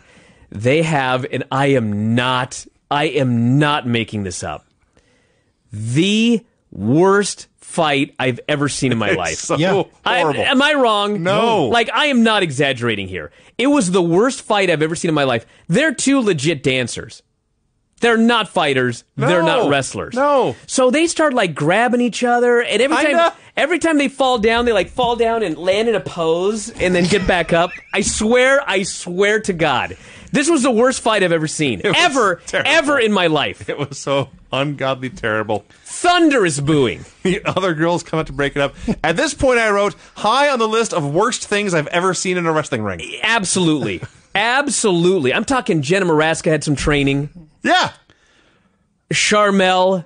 Their highlights were better than this. The other Survivor girls. Rebel. This was worse than any of those. And it wasn't just a fight. AC Jazz is the worst promo ever. I don't know if I can go Kmart. quite that far. The fight was much worse than the promo. Promo was not emotionally charged. Kimberly, okay, back to this shit. Jesus Christ. All right, so David Flair is stalking Kimberly backstage with a crowbar so that he can beat her to death, right? By the way, David is limping, selling the thrashing from the car. From the car. But that's Sure. it. All right. That's it. And his eyes are bugged out. It looks like he hasn't slept. His hair's all disheveled. Anyway, go ahead, Vinny. So we're in a hallway. Down the other end of the hallway is David Flair with his murder stick. We see the camera, and then to the right of the camera, we see Kimberly. We see her hiding behind a pole. David can't see her. But he can see the fucking camera. What does he think the camera's shooting? What's wrong with this idiot? She drops something metal and makes a noise. She's trying to hide from David Yes. while holding a pipe. Yeah, she's going to hit him with a pipe. And she stands there unmoving and then just drops the pipe. Ka-dang! And he goes, oh! Butterfinger. And she goes, oh! And she goes to run away. I can't By the believe way, how bad the show she's was. doing this in a tiny skirt. Of course, yes. And stockings and high heels. Yes. Hey, you know what else she's doing this in? A crowded arena full of thousands of people. Yep. And she's hiding in the hallways alone. Go out in the building with people to hide with. And then, This once is the word, again... like in the world of stupid victims in horror movies, she's the dumbest. And then, Also the hottest. Yeah. David lurches after her, and they cut back to the announcers, and Tony is howling at all of this. Mm-hmm. It gets funnier to him by the moment. Man, she's in hot water. He's gonna fucking kill her. Dude. That's not a quote, but okay. At this point, Brian, you watched the show a few hours before I did. So you earlier had tweeted something along the lines of, "This is one of the very worst TV shows I've ever seen." At this point, I retweeted that and said, "He's not wrong." Right after I tweeted that, 7 debuts. The Yes. show got much worse. So here's the thing: we have for like a month seen Dustin Rhodes as Uncle Fester doing some weird child molester gimmick, or some creeper peeking in windows and Pied Piper getting kissed a following, or whatever. The whole thing has been a setup so he can come out, levitate down to the ring on cables. No, Vinny. May I correct you for a moment? The 7 thing started Before. Russo came in. Yep. So I believe what happened is Russo did not like 7. Okay. And so I guess as to make good, Dustin got to do his character one time and then do a shoot promo. But he didn't want to do it. If they were going to kill the gimmick, why did they go into all the detail of this elaborate entrance and the music and the So he could cut a shoot cables? promo. Okay. Okay, now, the setup is terrible. The payoff to this angle has been terrible. Dustin's promo was good. I will say that. I'm a fair man. Dustin's delivery here was very good. Says, "Look at this bullshit I'm wearing. I left the World Wrestling Federation," because we have to say them every show, "for gimmicks like this. I was Goldust, and Goldust sucked. Powers that be told me Dustin sucks. They Goldust almost ruined my career, he said. Yeah. He was much better as the natural. Yeah. So the powers that be told me Dustin sucked. They dressed me like Uncle Fester to play trick or treat all year long. So he talked to his father, Dusty Rhodes. This company kicked him to the curb like a piece of shit, he says. Yes. Which also made her. 1999, everyone. Not on TNT, not South Park on Comedy Central. In prime time. I believe that Dusty wanted Russo's job and they told him no, and so he quit. Probably. Good. So they've disrespected his father, his family, and himself, and he's going to make their lives living hell. This was a very good promo by Dustin Rhodes. Sure. Sting walked for 3 seconds. I wrote Sting running. Maybe I'm running. Maybe I was fast forwarding. David Flair found a dark room where Kimberly Page was hiding behind a copy machine. Somehow she got out. I don't know how. Yeah. The Outsiders go to meet with Sid. The total package says he has an idea. I'm so mad. We're not even halfway through this goddamn show. Yeah, we have to be. Yeah, we're close. Sting versus Goldberg. Sting versus Goldberg as a random match in a terrible Nitro. You know what's funny is when Sting came out to wrestle Goldberg, I thought, there are always these matches I seem to remember were like really great. Like there was a great Goldberg-Sting match. Can't possibly be this one. Was it ever not this one? Let me tell you what happened in this match. Within like 10 seconds, Sting puts Goldberg in a sleeper. Like immediately. Yeah. Okay, there's one thing Goldberg can't do. Sell. Yeah. So let's start the match by putting this fucking guy in a sleeper. So he's in a sleeper for like 5 minutes while we're waiting for Liz and Luger to come out. The ref takes a fucking bump. At this point, as the ref goes down, Tony Schiavone says, Mickey J received a glancing blow. A glancing blow. He's dead. Yes. So they drag him around the ring. They spray mace in Sting's face. On purpose. Goldberg does not give a shit. He spears and jackhammers Sting. He gets the pin. This was wretched. Now, what's funny is Goldberg hit one spear and the place went nuts. Yeah. This is so easy. Yeah. You have Goldberg spear dudes. Nothing is easier than Goldberg. Yes. Yep. The very first thing Russo did was pin Goldberg. Of course. Now we have a match that's all Goldberg in a sleeper and one fucking spear after someone sprayed shit in the other guy's face. Mm-hmm. This is the worst show I've ever seen. This went 2:13, by the way. Sid is talking to the Outsiders. Rick Steiner shows up. He's mad at Sid. Lord knows why. I have no idea why. I wrote here, what's he talking about? No one knows. Something on Thunder, I'm sure they didn't bother to tell us about. They were partners. Yes, they were partners, Craig. Yeah. Why are they mad now? I don't know. That's our point. Thank you. No, I'm sorry. Lex and Liz laugh at Hacksaw for being a janitor, and then Lex has a bright idea. Like the light bulb pops up over his head, and he steals Hacksaw's like a slippery when wet cone. He's an idiot. Both of them. Okay, I got a few things to say here. I don't want to waste too much You're gonna time. have to be more specific. First off, you want to know why WCW died? They're paying Hacksaw Jim Duggan his salary to be the fucking janitor. Yeah. That's number one. Number two, so Luger's idea is he's going to pretend to slip and fall and sell that he's got a gimmick leg. So why are you getting rid of the slippery when wet sign, you fucking moron? Well, you should leave it right next to yourself when you fall down. He did. He did. But He put it somewhere else? Yes. He had to make another wet spot instead of using the one Hacksaw made. And yes, I said that on purpose. Mm-hmm. In 5 seconds, Kimberly found a guy in security for help. It was David. She ran away. Mike Tenay interviews Vampiro and the Misfits. Vampiro was the calmest, most mellow, level-headed, laid-back, angry young punk rebel you ever saw. Yeah. Sometimes you just don't fit in. Find guys like this. We're misfits. Second round, World Championship Tournament match, Buff Bagwell versus Vampiro. So the Misfits jump Buff, like 5 of them. 5 big dudes all jump Bagwell on the aisle and beat him up, which you can do and not get punished. Yeah, the ref just rings the bell. Yep. He'll be all right. The announcers are talking about David and Kimberly. Mind games, they say, are worse than physically being abused. Really? I was Lie. unaware of that. That's a lie. I was unaware of that fact. I would rather have mind games played on me than be beaten with a crowbar. Buff fights off the Misfits. The ref gets bumped because, of course, he does. Berlin hits Vampiro with a chain. Why? Are Berlin and Vampiro feuding now? I don't know, but they could hang out together. They're wearing the exact same outfits. That's true. Exactly. You should fit in with them.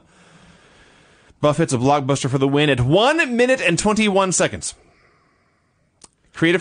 Creative Control attacks Berlin, who is beaten up even though he has a bodyguard, because the bodyguard is not there guarding his body. He's beating up Bagwell or whatever. You know, Marco Stunt did a bunch of promos on me on Twitter. Mind games. Know what I'm saying? Mm-hmm. He also did this. Yeah. Got it, Rob? Got it. I preferred the tweets. Yeah. It's been 4 days now. The fuck's taking so long? You been tanning? No, my fucking chest. Has he been tanning? Good on Kenny. I got a great fake tan. There you go. Well, So Lex is down on the It was floor. a great fake tan. I look like a goblin now, but it looked good on Saturday. Lex is down on the floor next to his cone. He says, "Oh, I've blown out my knee bad. I need some medication or something. I need some medication Yes, for his yes, first for thoughts. Can I get some gimmicks? I need some gizmos." bring Vicodin. So they go to break. They come This is back. one of those things where, like, Luger's hilarious. He really is. It's fucking terrible. Yes. Like, this is possible. You know what I mean? Like, the last thing Luger needs to be doing is this bullshit. Yes. So after the break, he's on a stretcher and complaining about his knee. Asking for Vicodin. Meds. Okay. Bret Hart versus Saturn. I was looking forward to this. Bret Hart versus Perry. Hey, the wrestling they did was pretty. It had some downs. They were kind of going through the motions, but Bret Hart going through the I motions. wonder why. Yes. Yeah, exactly. Let's put some fucking work into this tournament. I don't blame you, them, but Bret Hart going through the motions is still awesome. Yes. So Shane Douglas is on commentary with Saturn. He was the highlight of this damn show. I haven't always been the biggest Shane Douglas fan, but over the last month watching him on Nitro, I New appreciation. totally turned the corner on this guy. Shane as a talker is awesome. He was such a fucking great commentator. Mostly because his guy was having bad things happen to him, and he's just screaming at the top of his lungs, "No!" He's screaming. Get up, Perry! I was like, if this guy did commentary every Monday on Raw, Yeah. I'd love this show. Yes. Now, in the middle of this, they announced that Shane and everyone else in the Revolution is banned from ringside. And he's outraged, he's appalled, and then he stays there. Well, he's doing commentary. Why are they telling him he's banned from ringside? Commentaries at ringside. It's different, I guess. I don't know what's happening. Do you ever? No! Asia takes the ref, Shane hits Brett with his cast, Saturn hits the DVD, Brett kicks out. I thought Saturn was going to pin Bret Hart I swear to God, I did too. Credit to them. I thought Perry Saturn was going to pin Bret Hart in the World Championship Tournament match. So Dean attacks Bret, Benoit attacks Dean, Saturn dives on them both, and Saturn gets back to the ring. He tries a sunset flip. Bret turns it into a sharpshooter for the win at 5 minutes and 2 seconds. Wow. Fun wrestling. Finally, something of value on the show. Fun wrestling. And Shane Douglas. A more or less clean finish. And the right man won.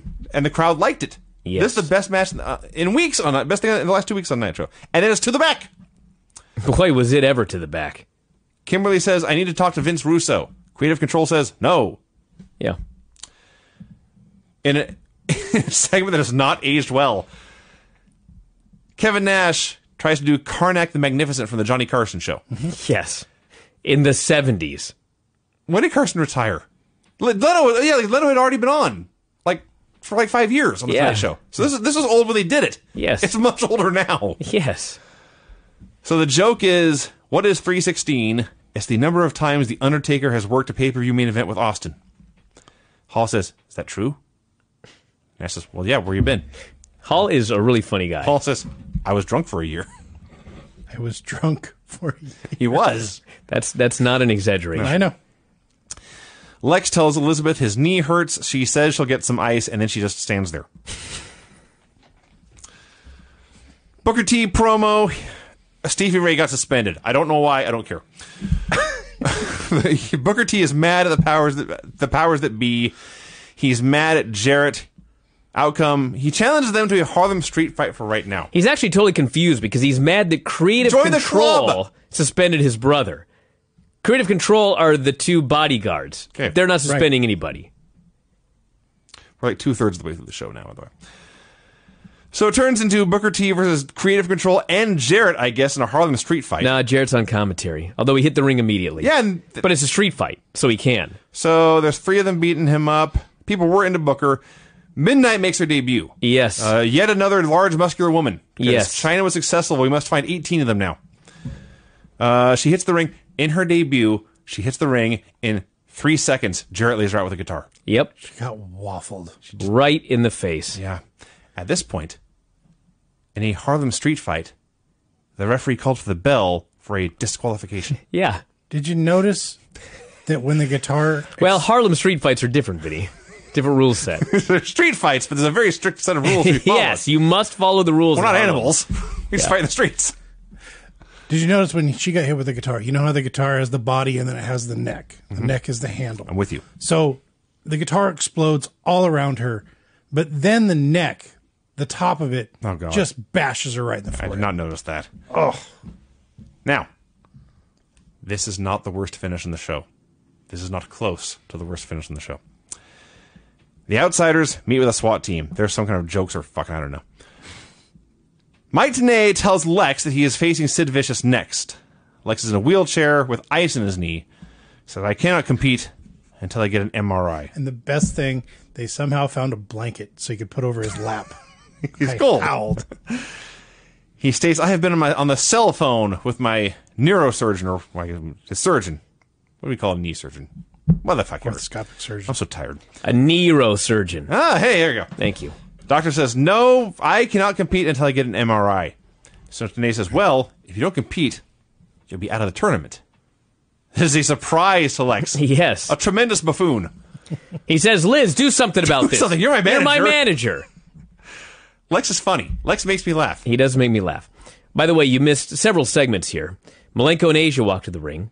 Ray and Tori 3 walked seconds. to the ring. 3 seconds. Nash was security. I had a SWAT team one in Okay. there. Yeah. All right. So it's Dean and Asia versus Rey Mysterio and Tori Okay, Wilson. may I? It's Tori Wilson Someday I will say no to that, by the way. Go ahead. and Rey Mysterio versus Malenko and Asia. All right?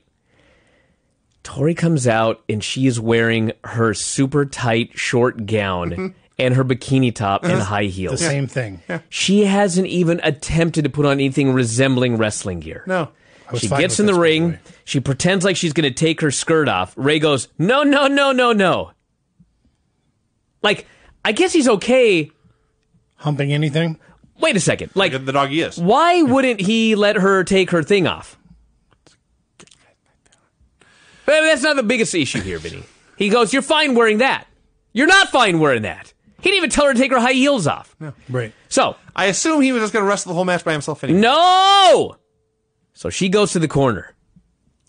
Asia comes over and Asia handcuffs Yeah. her to the turnbuckle. Yes. Tori is trapped in the corner. Then the story of the match is that Ray is now in a handicap situation. Yes. He is beaten by both of his opponents, Asia and Dean Malenko. And then the odds are too much for Rey Mysterio. He is put in the cloverleaf and he must submit. Yes. So apparently what us dumb fuck fans are supposed to think is that if Tori, in her high heels and gown, Yes. had not been handcuffed to the corner, Whole different match. a different dynamic. It's 2-on-2 now. Fair fight. Ray very well could have won. She would have been there to save him. Yes, but because she was handcuffed, the odds were too great. This was the dumbest fucking thing. So let's recap. I feel like I've said that 10 times on this show. This is not a long match. It's probably a 3-minute match. I guess it's long by Nitro 99 standards. But the very first thing they did was handcuff Tori to the post, so Ray is all alone. They beat Ray 2-on-1 for 3 minutes. They beat Ray. There's a post-match beating. Finally, the filthy animals come out to clear the ring. Where the fuck have you been? This faction sucks. By the way, Asia better with handcuffs than Liz. Yeah. Just walked up, put him on her. Sid is walking with the security guards. Kimberly finds a hot tub, asks what she's going to do, cries. Again, you are in an arena full of people. Go out there. David is in the shower and says something about how it's going to be more than a spanking, and she cries and runs away. This time it'll be more than a spanking. When was there a spanking? What's he talking about? Don't have any idea. I got to go back to like 6 segments. I totally forgot. The Bret Hart Saturn match. I didn't realize that was a tournament match until like everyone came out to run in and the announcers mentioned it. Yeah. I had no idea it was a world title tournament match. I have no idea what's a tournament match at all in this show. I'm lost. All right, I wanted to make that in there. So this is a tournament match, I think. Yeah, Sid versus Yeah, yeah. Luger. Sid Lex is? Yeah. All right. Yeah, because if Luger doesn't wrestle, he's out of the tournament, you idiot. You just recapped that. That's right. So Lex comes out in a wheelchair, says he's hurt. He'll be able to wrestle next week. He's trying to delay the match. Sting comes out, sends Liz to the back, pushes Lex's chair down in the ring and attacks him. Throws in the ring. Sid stomping Lex. Liz hits the ring to check on Lex. Lex pulls Liz in front of him. Sid gently moves her aside. Tony is now convinced Lex's leg is legit hurt.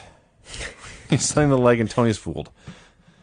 Goldberg runs out and spears Sid. Not a DQ. By the way, Sid came out with a SWAT team to protect him from Goldberg. This is important. They just spread aside. They split like the Red Sea, and Goldberg just hit the ring between them and spears Sid. Yeah. By the way, who's the referee in this match when Goldberg is spearing one of the participants and it's not a DQ? I'm going to guess Nick Patrick. Goddamn right. Staring right at him. Weird. So then Goldberg spears Lex too, and Goldberg's music plays as they go to commercial. There is no finish at 2:46. Yeah, so what happened? I don't know. It was a tournament match. Who knows? I think.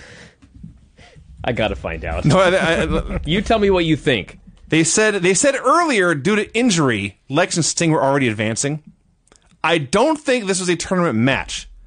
I think they threatened Lex with the removal of the tournament to get him to go out and wrestle this non-tournament match. God damn, I think you're right. Okay. Who do you wrestle? I only just... Sid. I only just now figured that out. I was totally baffled at the time. Sid. Yeah, Sid was eliminated already. Sid's out in the first round. Yeah, he lost to Scott Hall. So this is not a tournament So you're match. right. I was wrong when I said it was. Like I say, I only just now figured it out hours later. Bam Bam Bigelow faced Brian Knobbs. I'd like to add, by the way, that after that Sid versus Luger match, in all caps I wrote, one of the worst wrestling shows I have ever seen. That's where I came to that conclusion. That's fair. And there was more to come. Bam Bam Bigelow versus Brian Knobbs in a hardcore match. This finish. The rules to a hardcore match are you can hit people with shit, and it's falls count anywhere. That's correct, Vinny. Falls count anywhere. Vinny, you are correct. Anywhere. Vinny, you are still correct. I need to find the old figure fours. They brawl backstage. They're in the back. They're hitting each other with shit. 2 hours into the show, Kimberly says, wait, I have friends. I have big, scary friends. Right. They'll protect me from this geek with a crowbar. She goes up to Bam Bam Bigelow, says, Bam Bam, please, I need your help. Bam Bam is, of course, close with DDP. It only figures he would be close with Kimberly as well. Sure. He's going to protect her. Fine. Wish the announcers would have told me that. So they're going to leave. And I think, okay. So they're doing no finish in a hardcore match. Oh, you were wrong. That's stupid. But on this show, would have fit right in. They actually found a way to make it much worse. Because the referee watches Bam Bam Bigelow walk away and goes, 1. By the way, they're not in the ring. They're in a loading bay. They're backstage. They're It doesn't matter where. hundreds of yards from the ring. Right. And the referee goes, 2. And I said, no. No, they can't be doing this. And the referee goes, 3. I'll cut to the chase, everyone. He got to 10. He counted Bam Bam Bigelow out. Bam Bam Bigelow was counted out of anywhere. He's not anywhere. He's nowhere. Well, my presumption, Vinny, is he went somewhere. No, somewhere, Brian. Somewhere would be anywhere. No, that's somewhere. No. Anywhere. Bam Bam is lost between the space-time continuum. It's false count anywhere. If you're somewhere, you're anywhere. He went nowhere. There's a lot to be said for that. I've never been simultaneously so angry and laughing so hard. He got counted out, Brian. He got counted He out got of counted nowhere. out of false count anywhere. Did I say it was anywhere? He got counted out of nowhere. God! These fucking morons! I'm too smart for this show. Do you understand, Brian? I have a very large brain. I'm a smart man. I can't watch this shit. Vinny. I have a large vocabulary. I'm good at math. I can't watch the show, Brian. Well, I'm not good at math. No. God. I've been fuming about this for hours. Hours. I can't do it. I can't take this. I just snorted. This was a level of stupidity that's Christ. inconceivable. You know why I'm really pissed about it? This is their plan. This is what they wrote it down on paper. It wasn't an ad lib. It wasn't an injury where they had to improvise. This is what they wanted to do. What do you want me to do about it? I feel better. So Bam Bam is in fact looking for Flair. It's Bam Bam Bigelow, everyone. If you don't remember, he's 350 pounds. He's bald with flames tattooed on his head. He's a big, scary motherfucker. He's going through backstage screaming, roaring, snarling, spitting. You want to fight a girl? You can fight me! He kicks in the door. There's the most terrified woman in this room you've ever seen in your life. I don't blame her. So they updated the brackets. I did hear Learn said Alex was not a tournament match, and I forgot it in between then and now. Second round tournament match, I think. No, it was. Scott Hall versus Lash LaRue. Lash LaRue. Okay. This was when we entered the third hour, which for some reason, they went from 1 minute matches, like 15 1 minute matches. Now Hall and Lash LaRue has to go like 15 minutes. And they just fucking go on, and Hall is beating him up. They give Lash like one little comeback, and then Hall pins him. And during this match, we have Tony Schiavone saying, Lash really made a name for himself here. And Bobby Heenan says, don't forget the name, people. Lash LaRue. I'm like, are you kidding me? The only fucking guy on the entire show that got pinned clean in the middle of the ring. And we're supposed to think that he made a name for himself in this fucking match?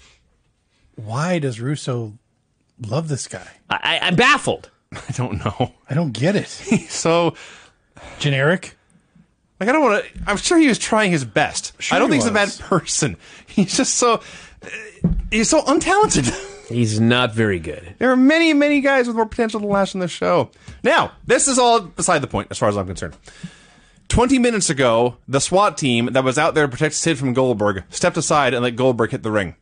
The Outsiders come to the ring with the exact same SWAT team to protect them from Goldberg. What's wrong with these dipshits? Didn't they see what happened last time?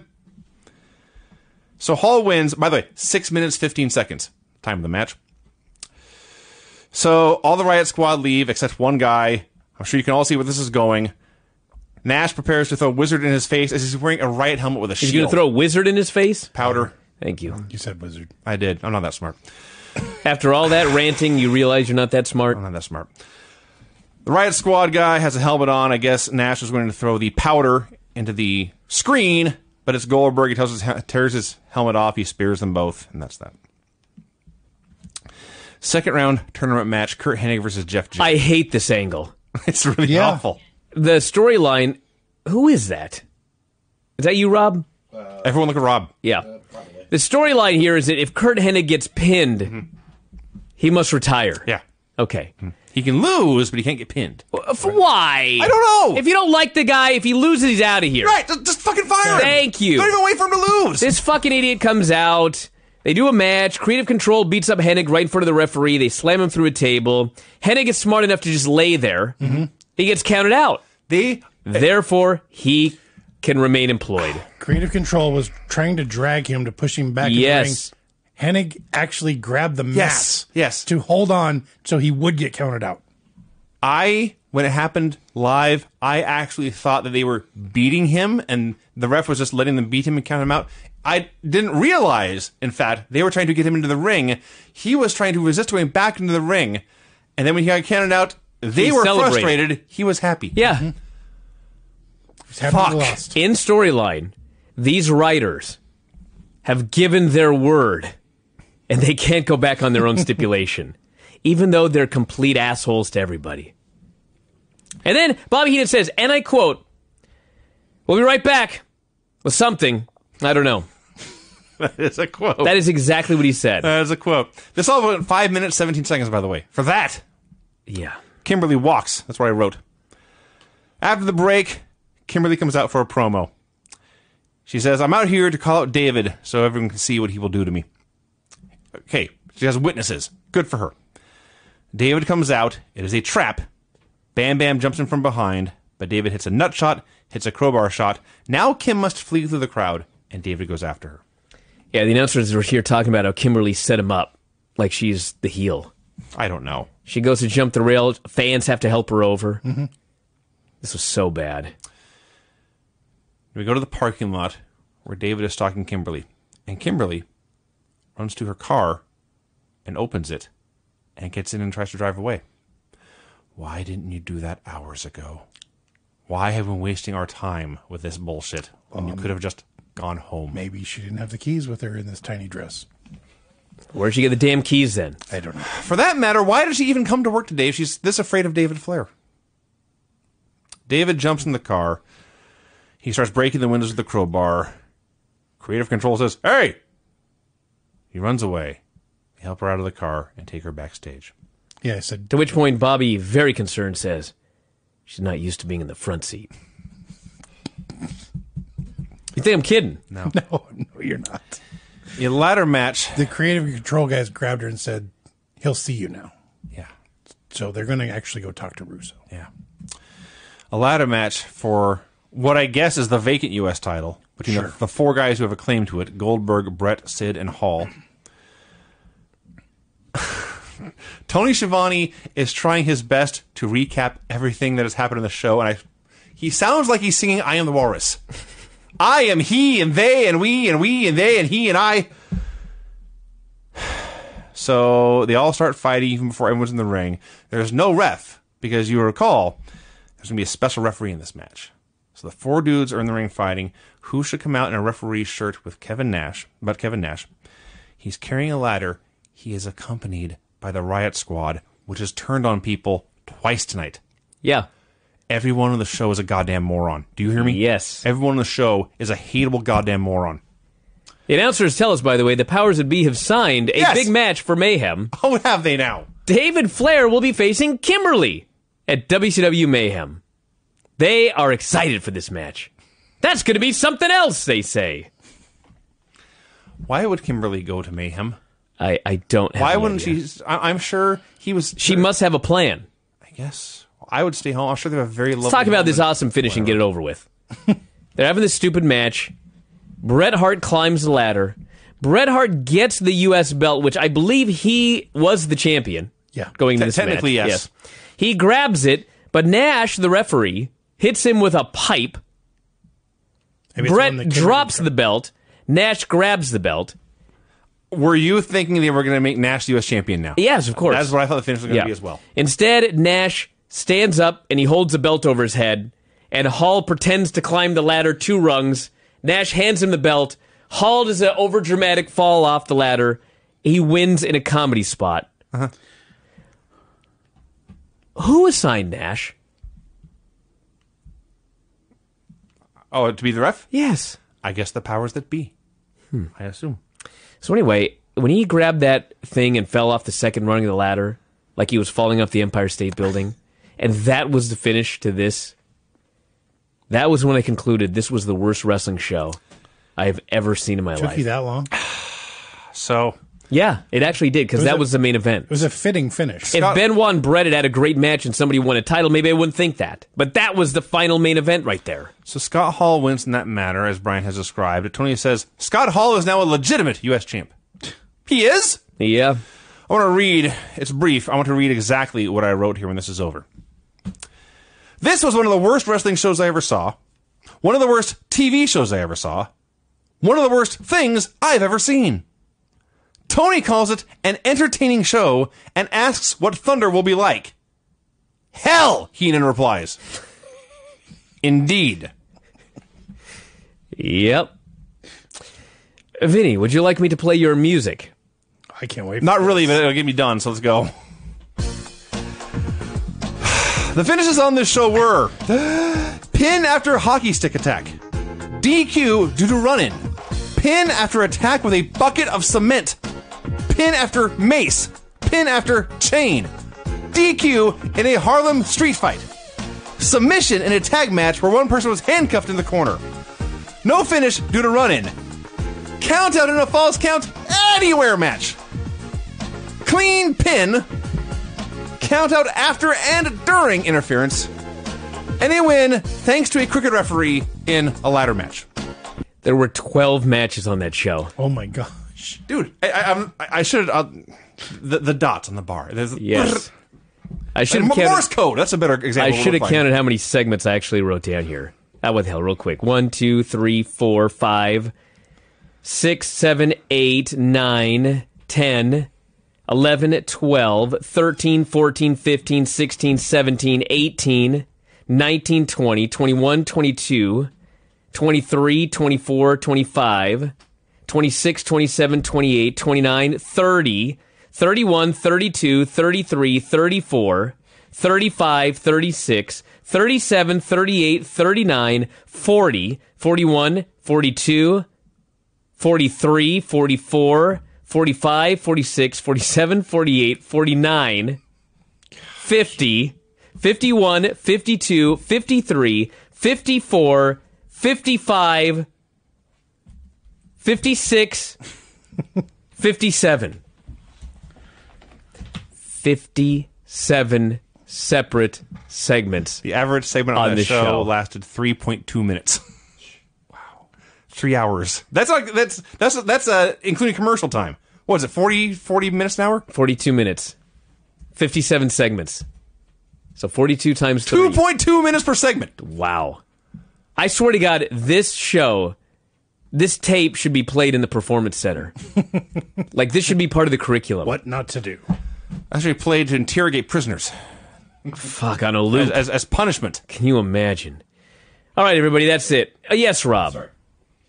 So, just for shits and giggles, I was looking at the time, and we spent predominantly the same amount, a little bit longer, maybe like 5 minutes longer, going through Nitro than we did Raw. And it easily seemed like twice as long. So I can only imagine how horrible it must have been to actually watch that show. Craig, are you going to participate now? I suppose. All right. WCW Monday Nitro number 217, also November 15th, 1999. How could you not? I'm going to do my big segment count at the end, by the way. You want to tally it as we go? Or No, right. I'm going to do it at the very end. The record is 57 segments. I consider a segment anytime we go from one place to another. Yes. You understand? Yes. Okay. So if we go from Ric Flair walking backstage to Kevin Nash walking, that's 2 segments. Got it. Okay. So the show opens with Pyro and Ballyhoo. And by Ballyhoo, I mean Tony Schiavone outright says this is one of the most important nights of 1999. We're going to find out the 4 dudes fighting for the title at Mayhem. Oh, I can't wait. This show opened, for reasons that are still unclear to me, Norman Smiley versus Jimmy Hart in a hardcore match. Yes. Now, this is not stupider than anything that happened on last week's show. It may have been worse. Norman comes out in a full football uniform with the biggest shoulder pads I've ever seen. May have been 2 sets of pads on him. Jimmy Hart has a full suit of armor. Like a knight. Yes. They hit each other with shit, but they're wearing armor, so it doesn't hurt, and everyone has a good laugh. For like 10 minutes. Yes. There's like 3, maybe, but it went forever. You know, when I saw this match open up the show, Norman Smiley in football gear versus Jimmy Hart in a suit of armor, I thought everyone was right. This show is going to be much worse than last week's show.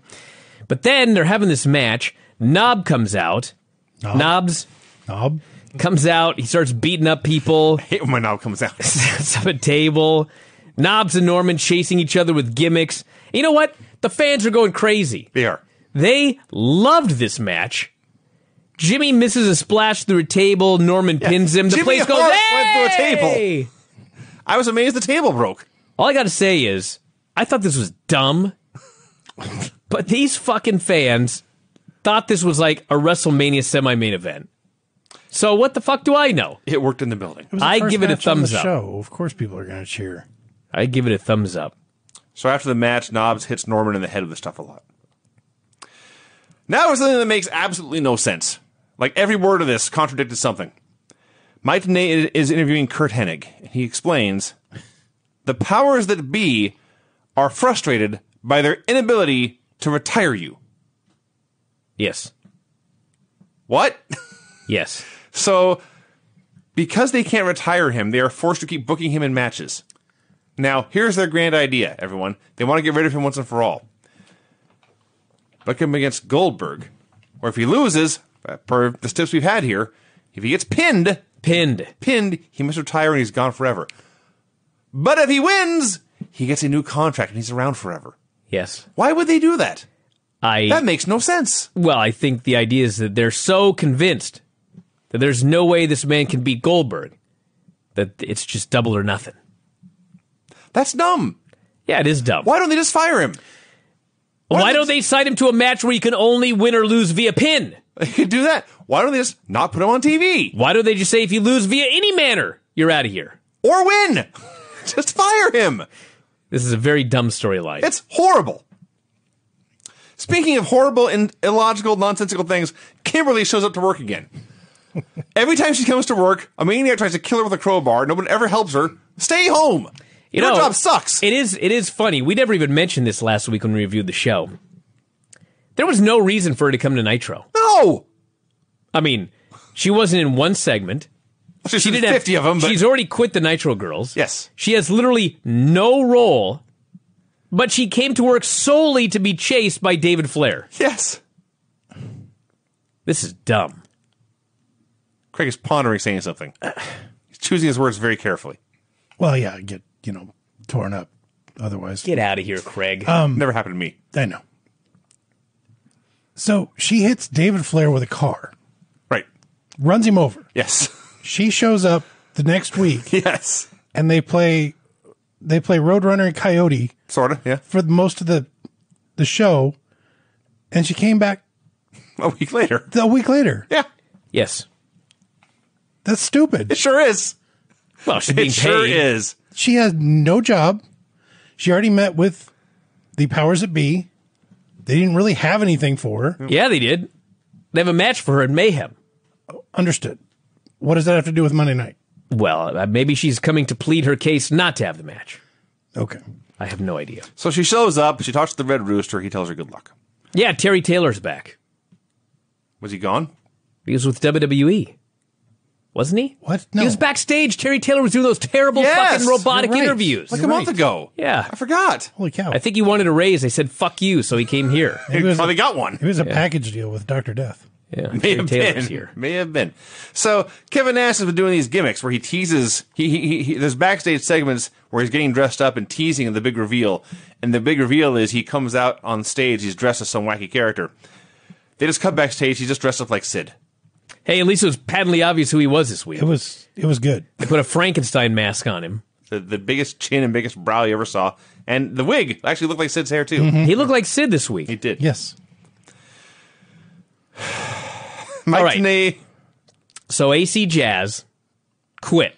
Out of the Nitro Girls. Now, they wanted AC Jazz and Spice to do a mud wrestling match. And AC Jazz quit. AC Jazz wanted nothing to do with this bullshit, and she quit. Okay. But we must have the Nitro Girls battle. So therefore, Tigress is the new AC Jazz. So they pulled the fuse on AC Jazz. It's good. Craig, please. So, yes.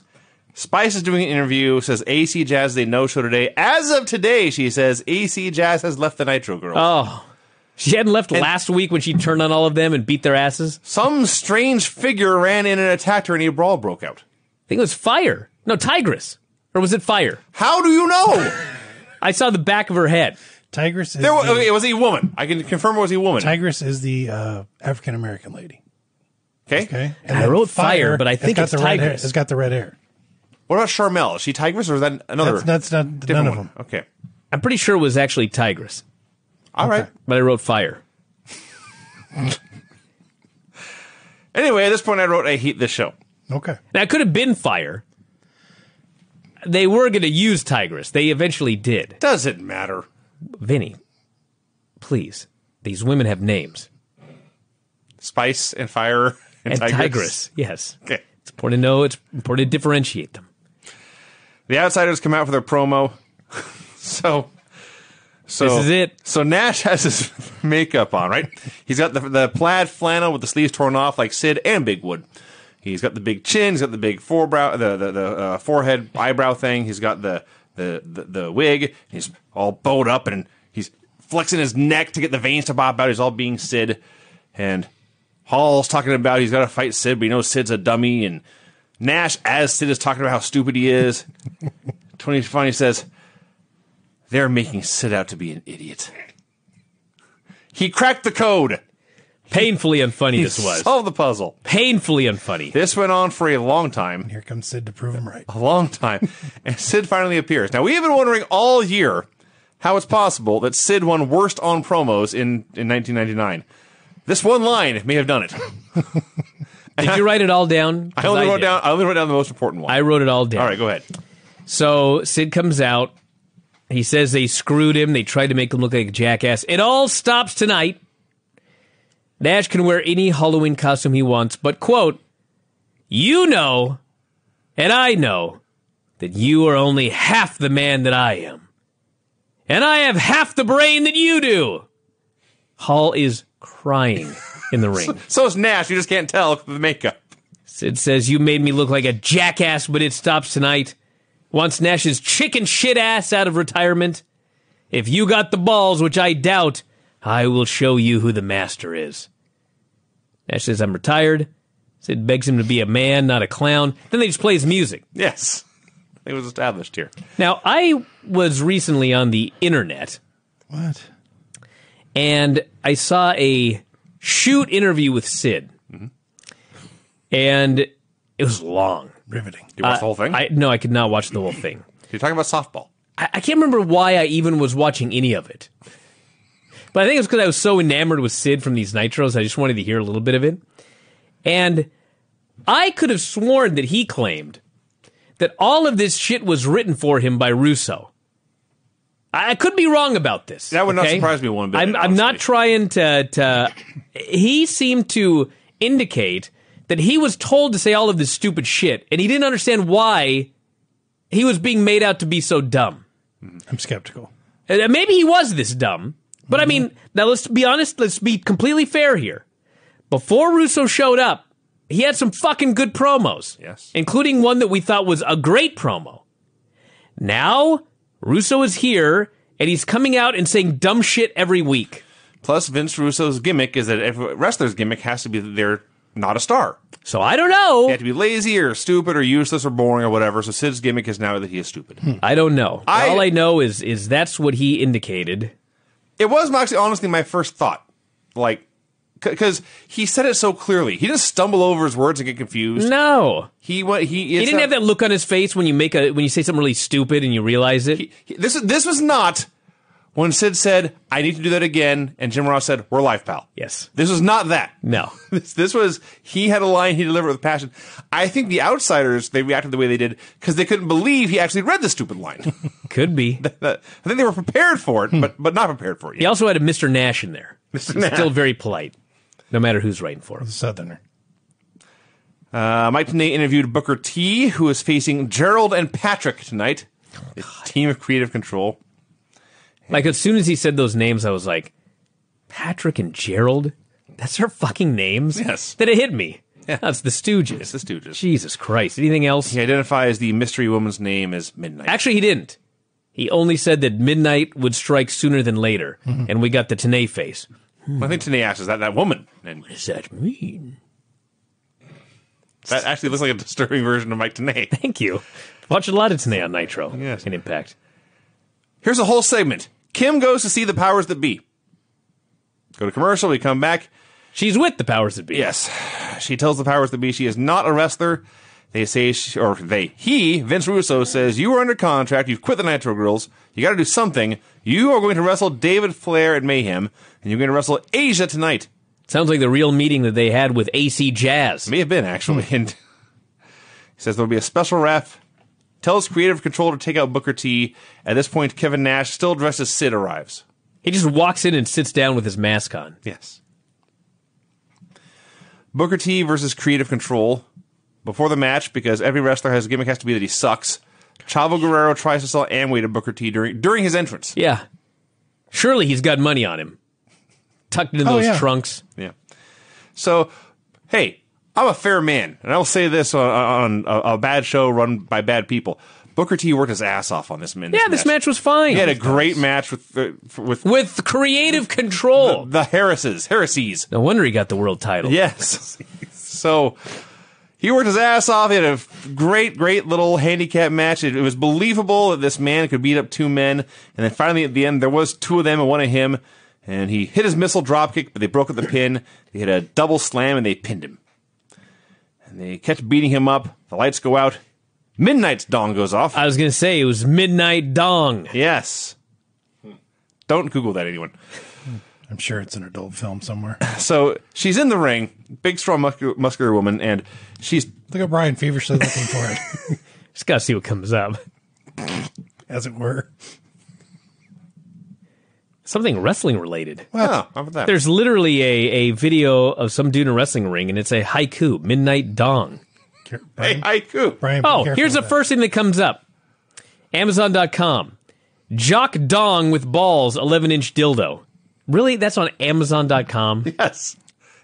Why would it not be? They'll sell anything. I was unaware that sort of stuff was sold on Amazon. They have them on Groupon. Really? I'm not lying. I'm not going to say nothing. Good. I've had 18 different ideas. I'm not going to say any of them. I'm clicking this. You interested? It's gonna be the wrong thing on my search history. Christmas is coming, you know. I just need to see what it looks like. That's too easy. So, all right, so what are we going to put the over-under at? How many of these come from? Excuse me? Where's your flag? Sorry. I was going to say, what are we going to put the over-under on, and how many of these come for the Christmas show? Excuse me? Wrong choice of words, Rob. That's why I said Whoa, too easy. holy shit. That's big. And there are customers also shopped for. Other reviews. Adam and Eve Jelly Slim Anal Starter Dildo. I waited till Rob was taking a drink to read that on the air. Granny, I'm sorry. If you're listening to this, I'm so sorry. Frisky Silicone Realistic Suction Cup Mini Dildo. Oh my god. Sex Flesh Veiny Victor. 8.5-inch suction cup.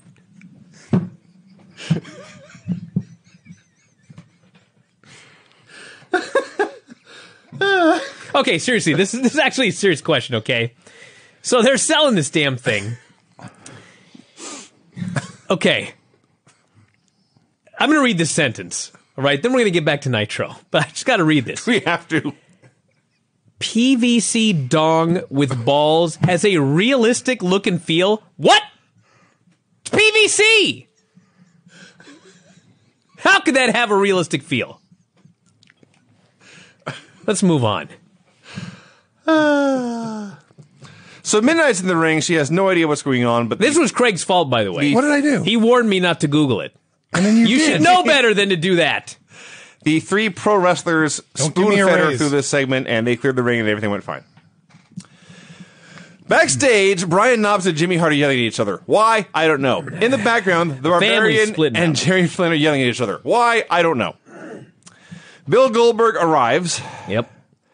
Russo is upset that Creative Control got beat up by a woman. Buries them for a long time for this, degrading them as much as possible, and women as much as possible. Buries all their old gimmicks, threatens they won't get over again. Johnny Boone versus Evan Courageous. If you don't recognize the name... Fuck, was this amateur hour? What was the name of that? Jesus, God almighty. What's the name of that John Morrison movie you just did? Boone the Bounty Hunter. Never mind. Johnny and Boone, Anyway, go ahead. So all you need to know, everybody, is Johnny Boone's a ref. He's the ref who beat up Evan last week. Evan Courageous is a fucking wrestler. Supposed to be. This ref is beating the shit out of fucking Evan Courageous as Medusa's on commentary. Yeah. Medusa is doing sultry commentary. She may as well have been reading that Amazon right there. She's out there showing off her thighs and implants. And as Johnny Boone is kicking the ass of Evan Courageous, she hits the ring to make the save. Yes. She puts Johnny Boone's face in her boobs. Yes. Check. She shoves him into a schoolboy. Evan pins the guy. On a fucking fluke, he barely pins his referee. Yes. Are you kidding me? He should have lost by DQ. This was beyond atrocious. This was awful. This sickened me to the Hey, you know what else is awful? Vince Russo meets with luchadors. Oh, yeah, they're all poor. They're all poor, broke, pathetic, And Mexican. useless, and Mexican. Hoobie's a Mexican, you see, so he carries a piñata with him everywhere he goes. Yes. All over. Why not? Just has a piñata. Well, I think they mentioned it was someone's birthday, to be fair. So Russo says, we're going to do a piñata on a pole match. The winner gets $10,000. Fine. Steve Williams arrives accompanied by Oklahoma. Yep. For those of you who don't remember, Oklahoma is Ed Ferrara doing a Jim Ross impression, emphasizing all his Bell's palsy. Emphasizing his Bell's palsy. Yeah. Yes, that's what he's doing. Yep. If you just go out there and pretend you're Jim Ross, whatever. Sure. People, fucking Nash is Sid and he's Vince. Mm-hmm. He's been playing people for weeks. Do you have to mock the guy's fucking Bell's palsy? Don't have to. I know we're ranting about this 19 years after the fact, and we've been bitching about it for 19 years, but fuck, I couldn't believe my eyes when I saw this. Now, Jesus. Remind me how this timeline went. Did Ferrara ever go back to Raw? I don't remember. He was at some point he was doing this character in a Monday Night Raw ring, and out come Jim Ross and Dr. Death. Yeah, you're right. I think that did happen. And it clearly happened because Death. Well, may as well have been. Doc hit a German suplex that folded. It was much worse than any of the suplexes Brock Lesnar hit on Raw this week. Ed's nose ended up between his sternum. When the fuck did that happen? He broke a few ribs. So, I don't know if it happened before or after this, but whenever I see them together, that's what I think about. Brian, you look for that. On I'm Raw, looking for that right now. Didn't Jim Ross have his Bell palsy attack this year? Yeah. Well, it hasn't happened before that. I guess not. Creative Control is looking for Tori Wilson. Juventud Guerrera versus Psychosis versus Silver King versus El Dandy versus Aviano in a pinata on a pole match. They all have sticks to hit each other and eventually hit the pinata. As noted, there's a $10,000 check in the pinata. I timed it. The match went 12 seconds before the pinata fell off the thing and lay in the corner. So they're doing stuff. Dr. Death and Oklahoma come out. He's putting over all of Dr. Death's legit credentials like it's supposed to be a joke and a parody. Only all it does is tell you what a badass he is. Right. If this is supposed to be funny or stupid, it failed. There is a shot of Oklahoma on camera that I swear to God is longer than most matches on Nitro in this era. He's just on camera talking. So at some point, the luchadors realize, hey, this fucking pinata is not hanging up. And instead of just whacking it with a stick and taking the check, they take turns trying to hang it back up. So bad. Eventually, Hoovy gets the pinata. He shakes it. He can't find the check. And then Steve Williams attacks for the disqualification. A disqualification in a 5-man pinata on a pole match. All right, so I think that this Oklahoma deal was done on Heat. Explain why we didn't see it before he left for WCW. Yeah. So yeah. Clearly he forgave Doc for suplexing his head off. I guess. Or his head into his chest. That's pretty fucking brutal right there. Oh yes. Although if you watch Raw on Monday, it's the exact same bump the poor Singh brother took when Lesnar Germaned him. I watched it one time. Oh, that angle. Brutal. Yeah. All right, there you go. So Doc destroys everyone. He steals the $10,000 check, and that's the end. Because you got to make sure, everyone, that all the small men get beat like fools. An all-time horrible segment I wrote. Mike Tenay interviews Goldberg. Says there's nothing personal against Kurt Hennig. He's going to do his job. He's going to show the world who Goldberg really is. Tenay interviews Nash, who is facing Sid in a street fight tonight, coming out of retirement. Yeah, Tenay just nonchalantly mentions, your retirement has been waived. And Kevin Nash says, it was a retirement angle. Yes. This place sucked. He used those words, retirement angle. Yep, I decided I was going to take time off until it got fun again. Hall came back, it's fun again. And Sid should not have woken a sleeping giant. Did we really need this promo? No. Dumb. He's totally out of character. He's out of his costume as well now. Just for continuity. Goldberg versus Kurt Hennig. So Goldberg is doing his entrance. Or from backstage. He leaves his locker room. He's got the security all around him. And as he's about to turn down a hallway, Hennig slams a door in his face. Ha ha! A cunning plan! And then he opens the door and finds out, much to his horror, Bill stopped walking. He should have known better than to try to attack Goldberg's head. With the door. Yes. Goldberg's head versus doors is undefeated. Yeah, and surge machines. Yeah, the pop machine. And surge machine, as we later find out. So they brawl backstage for seriously like 5 minutes. They're brawling backstage. They get out to the stage. Not the ring, to the stage. The bell rings. Several minutes pass. Finally they get in the ring. None of this is a count out or a DQ. Now, I will say this. It was a pretty good brawl, and as Hennig's working him over, the crowd's way, way more into it than they are most Goldberg matches. Yeah, they were super into this. They were super into so much stuff on this show. That's why it was better than last week. Especially most Goldberg matches where he sells this much. They're usually awful. They're chanting for him to make a comeback. And suddenly, Goldberg fires up, hits a rolling knee bar, and Curt Hennig taps out and submits. Yes. But he didn't get pinned. The best part of this is the moment he taps out, Bobby Heenan freaks out. He thinks Hennig's career is over. It's done. He lost. Tony goes, he wasn't pinned. This is fucking stupid. Bobby Heenan's like, oh yeah, it's to be pinned. Why doesn't he just submit every week? That's a great Walk into the ring. If you're down for 2, tap out. Jesus. It's historically stupid. So Goldberg, at least to send the fan zone happy, he hits the spear and the jackhammer after the match. Place goes crazy. They have not fucked up Goldberg yet. Not yet. Kimberly is backstage alone. Again, why? Why would you be backstage alone after the last time you were backstage alone, a maniac chased you for 3 hours? At this point, she deserves to get beat with this crowbar. Oh, Vinny. Terrible. Terrible thing to say. Goodness. So the lights go out, but Hacksaw's in there. I'm just still trying to figure out why she's at work at all. He's the janitor. Creative Control tells the filthy animals they need to see Tori. They say we have not seen her. There's jokes about how they're going to get fired, and they say, oh, we thought you said Dory, and they leave. Aha! Hacksaw needs a fuse to put the lights back on in that room Tori was in. Chavo is there to sell him some fuses. There's jokes about fuses. Okay, this next segment. I'm with you. Vampiro comes down to the ring, and he's with 3 or 4 misfits. I forget how many were there. It's either 3 or 4. Okay. Next, out comes Berlin. He is flanked by The Wall. Correct. Okay? A match begins, and Berlin and Vampiro are wrestling each other. Right? Suddenly, Vampiro gets on the apron and tags in a misfit. Yes. Then The Wall's in there. Then 4 fucking misfits are in the ring. What the fuck was this match? It took me... I was with you. I went through the exact same process you did. Here is the conclusion I reached. I may be wrong, but here's the conclusion I reached. This was a tag team match. Right. Where the misfits all counted as one guy. Yes. So... Like the Freebirds, except worse. Except much worse. So... when No. The Freebirds could at least just... It was always a tag match. It was...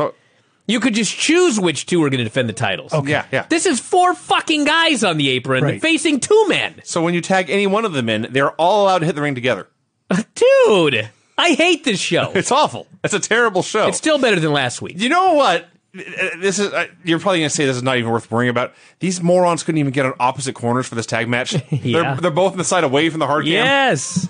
So the Misfits tag in. They all hit the ring against the Wall. The Wall kills them all and they vanish forever. So they may as well have been one guy. Now it's Vampiro fighting from underneath 1-on-2.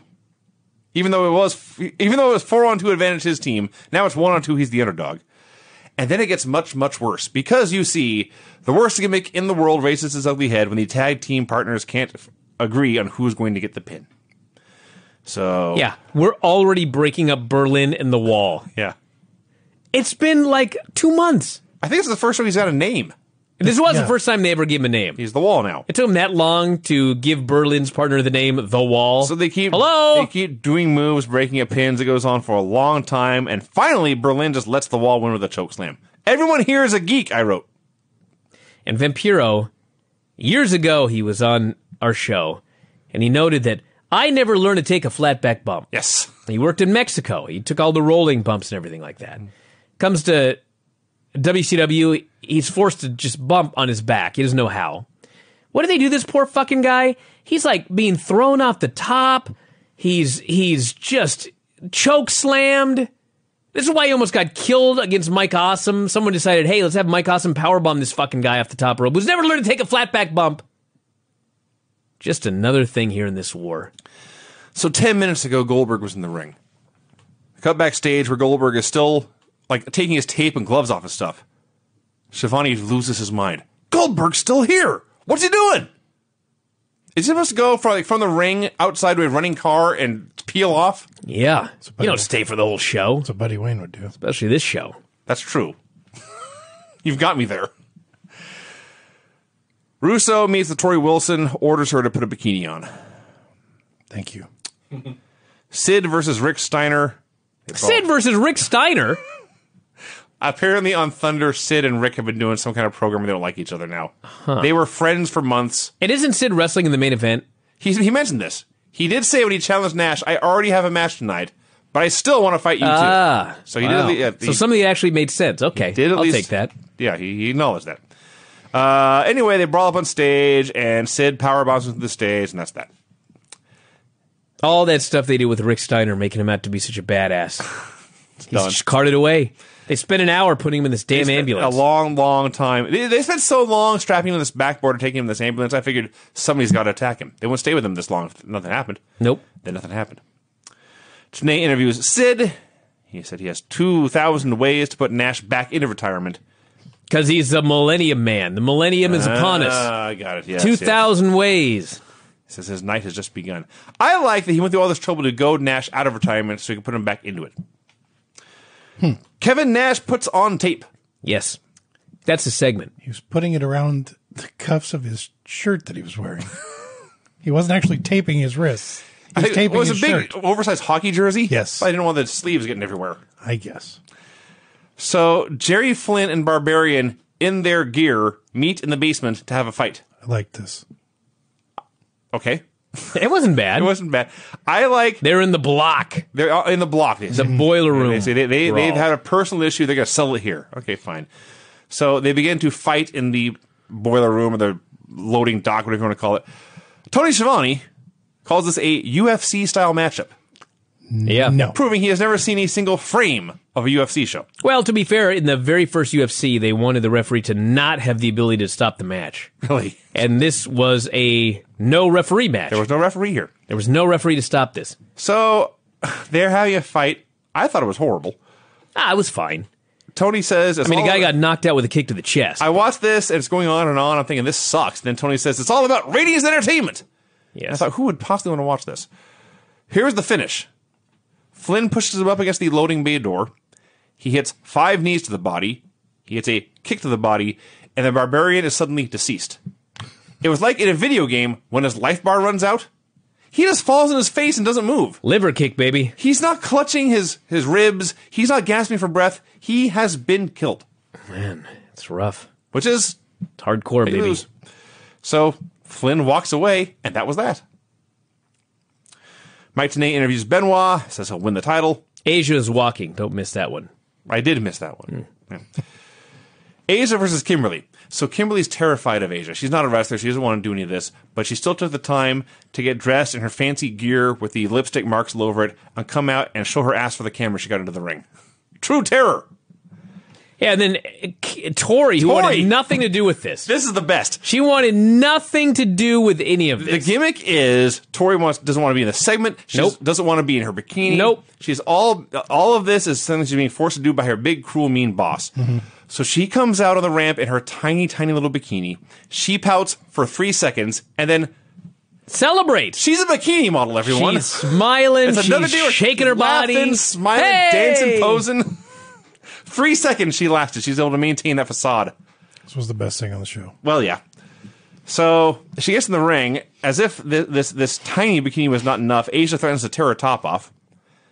They had the worst cat fight you ever saw. No. Second. Nitro Girls last week. Good call. Thank you. And this week. That was bad, too. The one last week was the worst one ever. Last week was the worst thing I've ever seen. Yeah. So this was very bad, just slow. So the animals run out to put a jacket over Tori. There's no ref out there, but Kim then attacks Asia, even though she was afraid before. At this point, out comes David Flair in a referee shirt with a crowbar. Okay, stop. The angle is David Flair hates Kimberly for what she and her husband did to his dad and what she did to him. He wants to kill her with a crowbar. So he comes out here, somehow has finagled his way into being a referee for this match. So Kim sees him and flees, but she gets in the ring, or he gets in the ring, whereupon he is attacked by Asia. Why? I don't know, but I can explain why he was there, I think. All right. The powers that be had an opportunity to have Tori Wilson, David Flair's ex, and Kimberly, who he is stalking, in the ring at the same time, and thought it would be great ratings to send him out there with a crowbar and a ref shirt. Okay. I can at least make sense of that. Why Asia attacked David Flair, I got no fucking idea. I was lost. So David makes a comeback. He almost suplexes her onto a crowbar. Out comes Shane Douglas to attack David. I literally wrote, I zoned out. What happened, Vinny? Well, good news. I'm not kidding. I am on the ball here. Shane Douglas hits the ring. David swings his crowbar overhead. Shane takes his arm and raises it overhead to block it. The arm that is broken has a big cast on it. Yes. David whacks the cast with the crowbar. Shane goes down. The rest of the Revolution comes out and chases David away. So at this point, I tried to do feud math. So Kimberly and DDP are feuding with David Flair. I've already confused myself. The Revolution are feuding with Filthy Animals. Right. So Kimberly's feuding with Asia now. So should she and the Filthy Animals be friends? No. Asia's Who with the fucking Revolution. cares? Asia's with Revolution. Why are we talking about this? I don't know. You're looking for logic on this show? Not even logic. I was trying to figure out who was on whose side. No one knows. Thank you. There's no one's on anybody's side.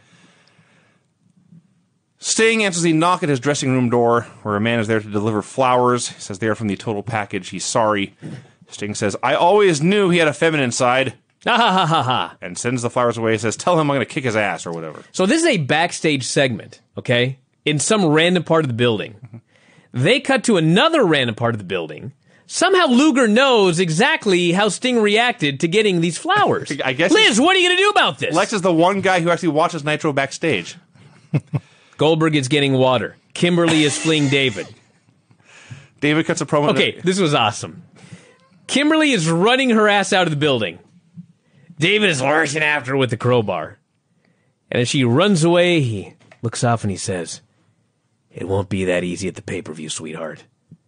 Then he turns and he just stares right into the camera. They cut away. I laughed so hard. He is awesomely horrible. It's incredible. 6 days, he says. He just stares right into the camera. What he did. Like, don't do that. Oh, God. Finally, a good match. Yes. A world title tournament third round match. Scott Hall versus Chris Benoit. Scott Hall, when motivated, was a very good wrestler. Hey, listen. Chris Benoit was a great wrestler. Scott Hall has been drinking. Mm-hmm. He's been sitting around looking at Nash in costumes. He's been doing promos. He's been just doing whatever. Crashing cars. He has not been working long matches. No. Is my point. Goes in with Chris Benoit. Benoit is not going to slow down for this guy. No. Benoit goes at Benoit's speed. He drags Hall's ass throughout this entire match. Hall just kept going. Yeah. And he was tired. I'm sure he was. But he fucking just kept working. Yeah. And he worked and he worked and he worked. And finally, Bret Hart and Nash are out there. Mm-hmm. Nash jumps up on the apron. Benoit goes after him. Hall puts on the... Actually, I got to go back a little bit further. So, Sid hits the ring before any of this happens. And Sid gives Scott Hall a big-ass powerbomb. Leaves him for dead.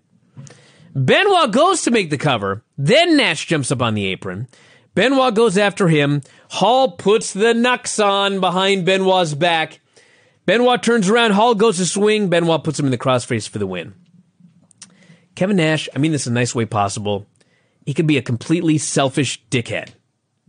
That's the nicest way possible? Yes. Okay. Scott Hall was the most giving guy in the ring. Yeah. Okay? There's no reason that Scott Hall couldn't have taken the powerbomb from the big guy Sid and then laid down and Chris Benoit could have got the pin. Sure. He didn't. Instead, he tapped out clean in the middle to the guy's crossface and gave him the win. He worked his ass off. He made the guy look good. He did everything in his power to have a good match and get Benoit over. It was awesome.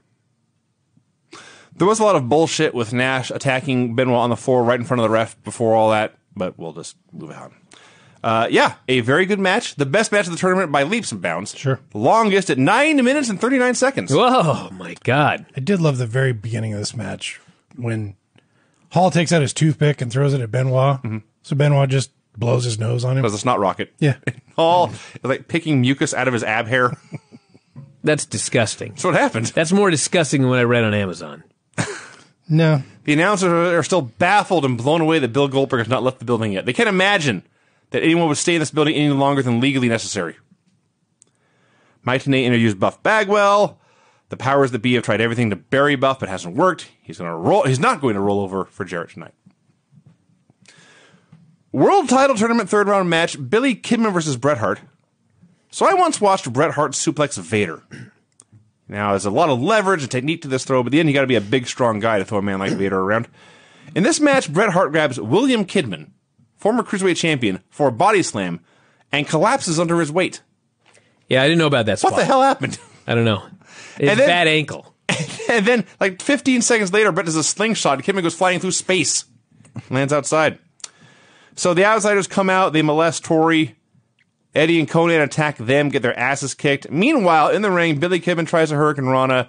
Bret turns it into a sharpshooter for the submission win at 347. 347. Mm-hmm. They could have actually had a hell of a match. Could have. But it was a bunch of bullshit. Bret looked annoyed going to the back. He did. Don't blame the guy. What a waste of his life.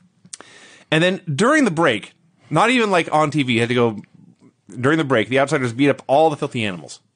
Because you got to make the small guys look stupid. Lex goes to the kitchen. Yeah. Nitro has a kitchen. There's a kitchen on Nitro. Lex goes up to Not catering. The kitchen. A kitchen. Yeah. Where you can go. He raised the fridge. And order something. Excuse me, can I get brownies? Oh, sure, Mr. Package. No. He asked, do you have any brownies? And she just happened to have them. Now, these aren't like the cafeteria-style brownies. We'll make a giant cake and cut into little things. She has a plate of brownies that are stacked up in a specific pattern, ready to go. Mm-hmm. He says, thank you, I've got a sweet tooth, and he leaves. Mike Tenay interviews Jarrett. He's the chosen one, blah, blah, blah. World title tournament third round match. I'm going to start with, this match went 2 minutes and 5 seconds, okay? Here's what happened in those 2 minutes and 5 seconds. Creative Control come out. Buff attacks one of them, the other slides a guitar into the ring. Buff fights all three men for a while as the ref is tying his shoe. Buff hits one of the Creative Control with a guitar, but Jeff Jarrett then hits the stroke, makes a cover. The ref dives across the pile. There's chunks of guitar all over the ring. The referee counts 3. Yeah, it's heel ref. They're trying to screw Bagwell. Yeah. That sucked. Yeah. This was the first time they ever called it the stroke. Okay.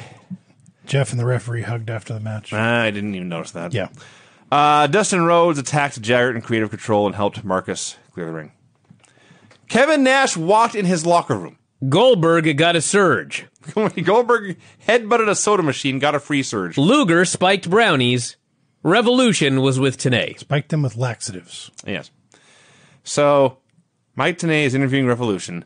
Shane Douglas announces we have booked a House of Pain match with the Filthy Animals. Yes. Puts it over. It's all about pain, misery, torture, blah, blah, blah. Never actually says what the match is. Well, at the beginning of the show, they actually explain this. It is a cage match where you must chain your opponents to the cage.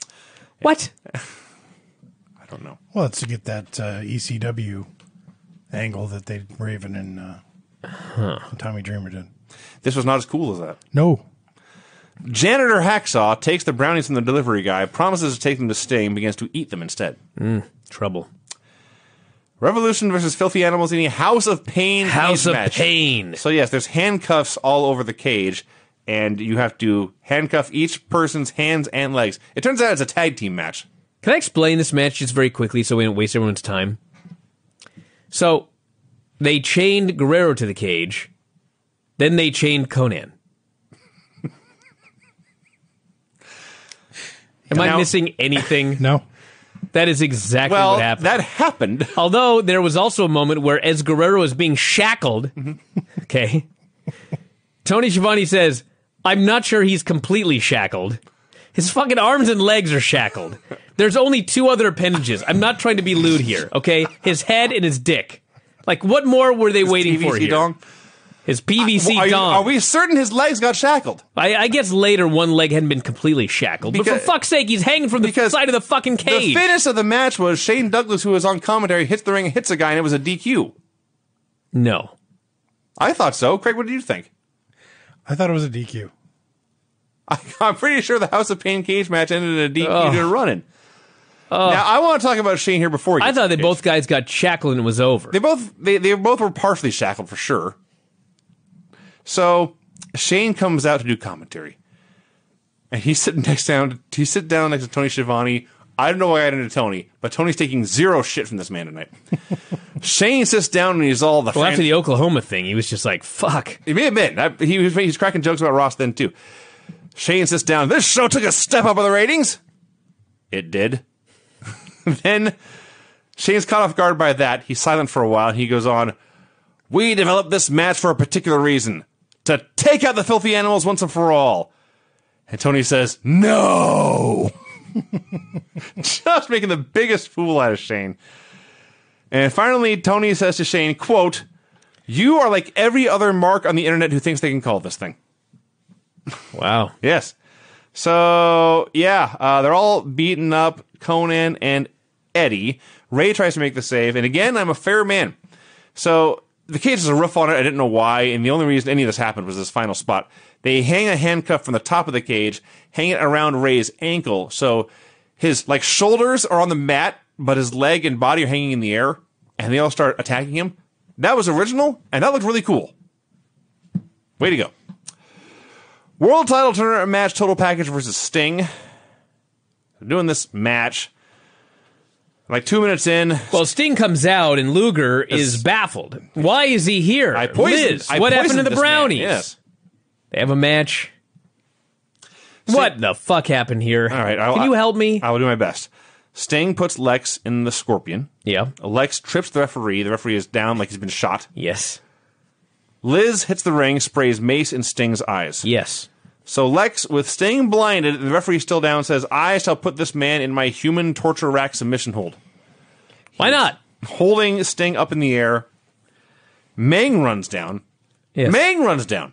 Hey, you know what? I'll give him credit. Mm-hmm. Luger was making fun of Meng a few weeks ago. Did he? Yep. I can't remember him It absolutely happened. This actually tied in a storyline. Getting Meng to get mad at Jarrett. Yeah. So I guess Meng watches... ridiculing him. Meng watches Nitro too. All right. So Meng hits the ring, does his kata next to Lex, puts him in the death grip, puts him out. Liz tries to mace Meng. Meng scares her. She flees. Meng puts Sting on top of Lex. Sting wins at 5:08. And God, did the place go crazy for Sting basically dying to win. Yes. This is a hot crowd. They should have never left this town. There's one point they're brawling on the floor, and excuse me, Luger's trying to get away. Sting grabs him around the waist, and he's throwing him back in the ring, and Luger just goes, help me, Bobby! Funny Lex is funny. Backstage, Hacksaw Duggan used the bathroom. Backstage, Goldberg left a room. Thank you for leaving it at that. Sid walking, Nash walking, Goldberg walking. Then we had a street fight. Sid Vicious versus Kevin Nash. They brawled. It sucked. Excuse me. Sid versus Nash in a street fight. That's correct. You know what? It's not just that there was a DQ. Although that is fucking dumb. They're having a street fight. And, by the way, anybody listening to this, if you have not watched it yet, please give me an animated GIF of Sid doing a double sledge off the announce table. Particularly his setup. So, they went on forever. Of all the matches to give time to. Nash versus Sid. So, Sid finally hits a big boot. He goes for the power bomb. Scott Hall hits the ring right in front of the referee. Goes after Sid. Right. I wrote these words, okay? It's a street fight, so theoretically no DQ, but who knows in WCW? Then I wrote, turns out it wasn't a DQ! Exclamation point. Fans are chanting for Goldberg. Goldberg hits the ring. He spears both guys. And this motherfucker, this fucking referee, rings the fucking bell. Right. A disqualification. I wrote, and again, I say this with all love, fuck you, WCW, die a brutal death and never come back. That's what I thought. Well, they did. I saw that fucking finish. Good news. God damn it! You can't have a DQ in a street fight! Especially when you're disqualifying for something that someone else did 2 minutes earlier. Yes! That was not a DQ. Again, you're contradicting yourself. So Goldberg clears the ring. Sid attacks Goldberg, who just saved him. Goldberg hits a big power slam. Sid totally no-sells it. Hits a nut shot, grabs a chair. Bret Hart makes a save. That's the go-home show for the pay-per-view. I had to go back and check. Yes. The only thing booked on this pay-per-view is a stupid tournament, the final four of the tournament. I could remember off the top of my head, Bret was in it. Well, I remember the finals just because I think Bret and Benoit are in it, Yes. and Jarrett. I could not remember the other two guys. I had to go back and check. It's Jeff Jarrett and Sting. Sting, that's right. We should know that because they all won their matches on this show. You would think we would know that. It shouldn't be that hard to keep track of. Yeah, but it doesn't matter who win or lose.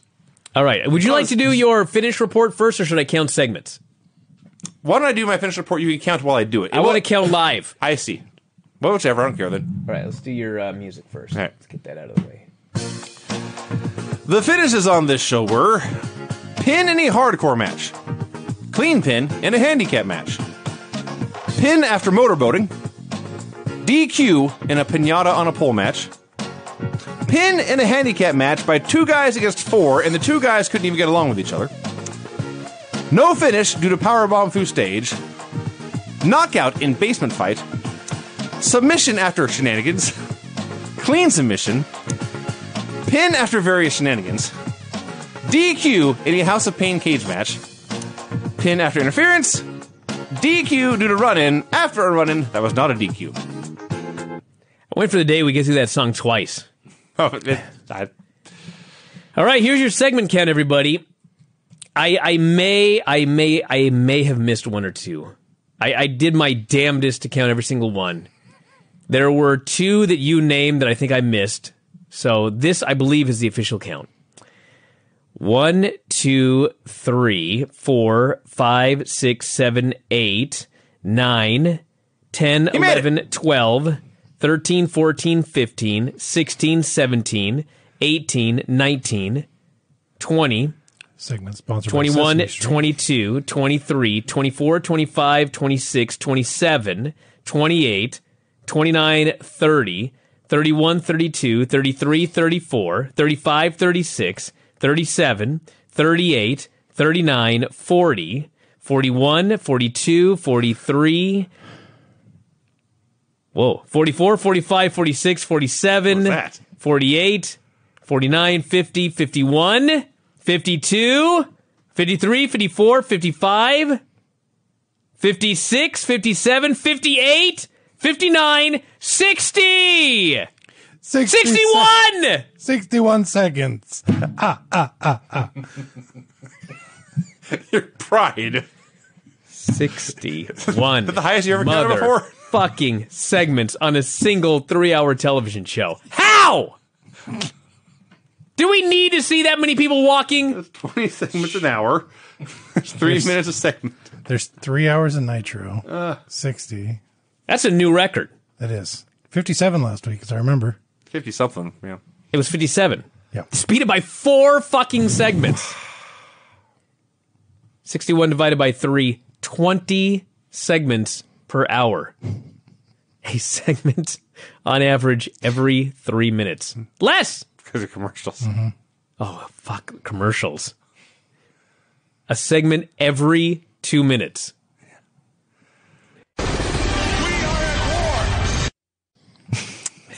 Let's talk about Nitro. Oh, yes, Rob. Excellent job with the flag. Thank you. Just testing again. Carry on. Rob, are you a middle child? What's that? Are you a middle child? You forgot your flag. That's on me. That's your fault. I will take the heat for that one. You raised the flag when you're going to ask Rob a question. I did. God damn it. Rob, are you a middle child? No, I'm the Okay. oldest. I am a middle child, and we have a reputation for being a attention horse. So I think it's just you. maybe this is me. Yeah. Yeah. Which child are you, Brian? Dude, I'm the oldest. That's a lie. What are you talking about? Who's my fucking older brother? I don't know. I gotta say, Craig, it's an easy lie to disprove. You are the oldest. No shit, I'm the oldest. Oh. Carry on. Did you invent a mystery Alvarez I brother? did, actually. He did. I want to know more. Was it a male or a female? I thought it was Tony. Go ahead. He'd still be the oldest, My by the way. sister's husband is my biological brother. Understood. That's fucking I'm sure you weird. called him, It is weird. I'm sure you called him brother at some time. I call everyone brother. There you go. Yeah. Monday Nitro number 218. Sometimes I call him dude. November 22nd, 1999. Jeff Jarrett is walking around backstage with no shirt like a geek, just announcing to nobody, it's my time, I'm the chosen one, I'm taking matters into my own That's how the show started. Yeah. Yes. What a bad show. Walking around with his guitar and shirtless. So here's a novel idea. Let's take the guy who was world champion of the other company, got unfairly screwed out of his championship, and everyone knows it. We'll sign him, and he'll put our belt on him. It took him 2 years to figure that out. Yeah. Bret Hart is world champion now. Yeah, he won a tournament last night beating Chris Benoit. Yeah. So at least at the end of this bullshit tournament, they at least figured out, let's have two great wrestlers have a great wrestling match in the main event. Dudes tried to run in, they all got thwarted, and there was actually a clean finish. Everyone, that is the storyline. The storyline is they tease a shitty finish. If you had to get the pay-per-view to see a clean finish. Yep. They showed clips. There were a bunch of people trying to run in, but they showed here the Outsiders trying to interfere. Why? Why would the Outsiders interfere in a Bret Hart Chris Benoit match? What do they care? Well, it'll make sense later. I guess it does. Are you sure? I'm pretty sure. All right. So Bret cuts this promo, says he thought about quitting this year. He had his ups and his downs. Thanks his fans for sticking by him. Dedicates the win to his dad up in Calgary. Says, I want to do the right thing by a guy who I consider still to be the U.S. champion. I want to offer Bill Goldberg a title shot. Everyone cheers at Starrcade. Oh. Y'all go, boo. I booed. That's the end. I thought the end was last Starrcade. No, the super kick of doom that ends Bret's career. That end. Yeah. Fuck. So the Outsiders, in fact, interrupt. Hall appeared to be drunk.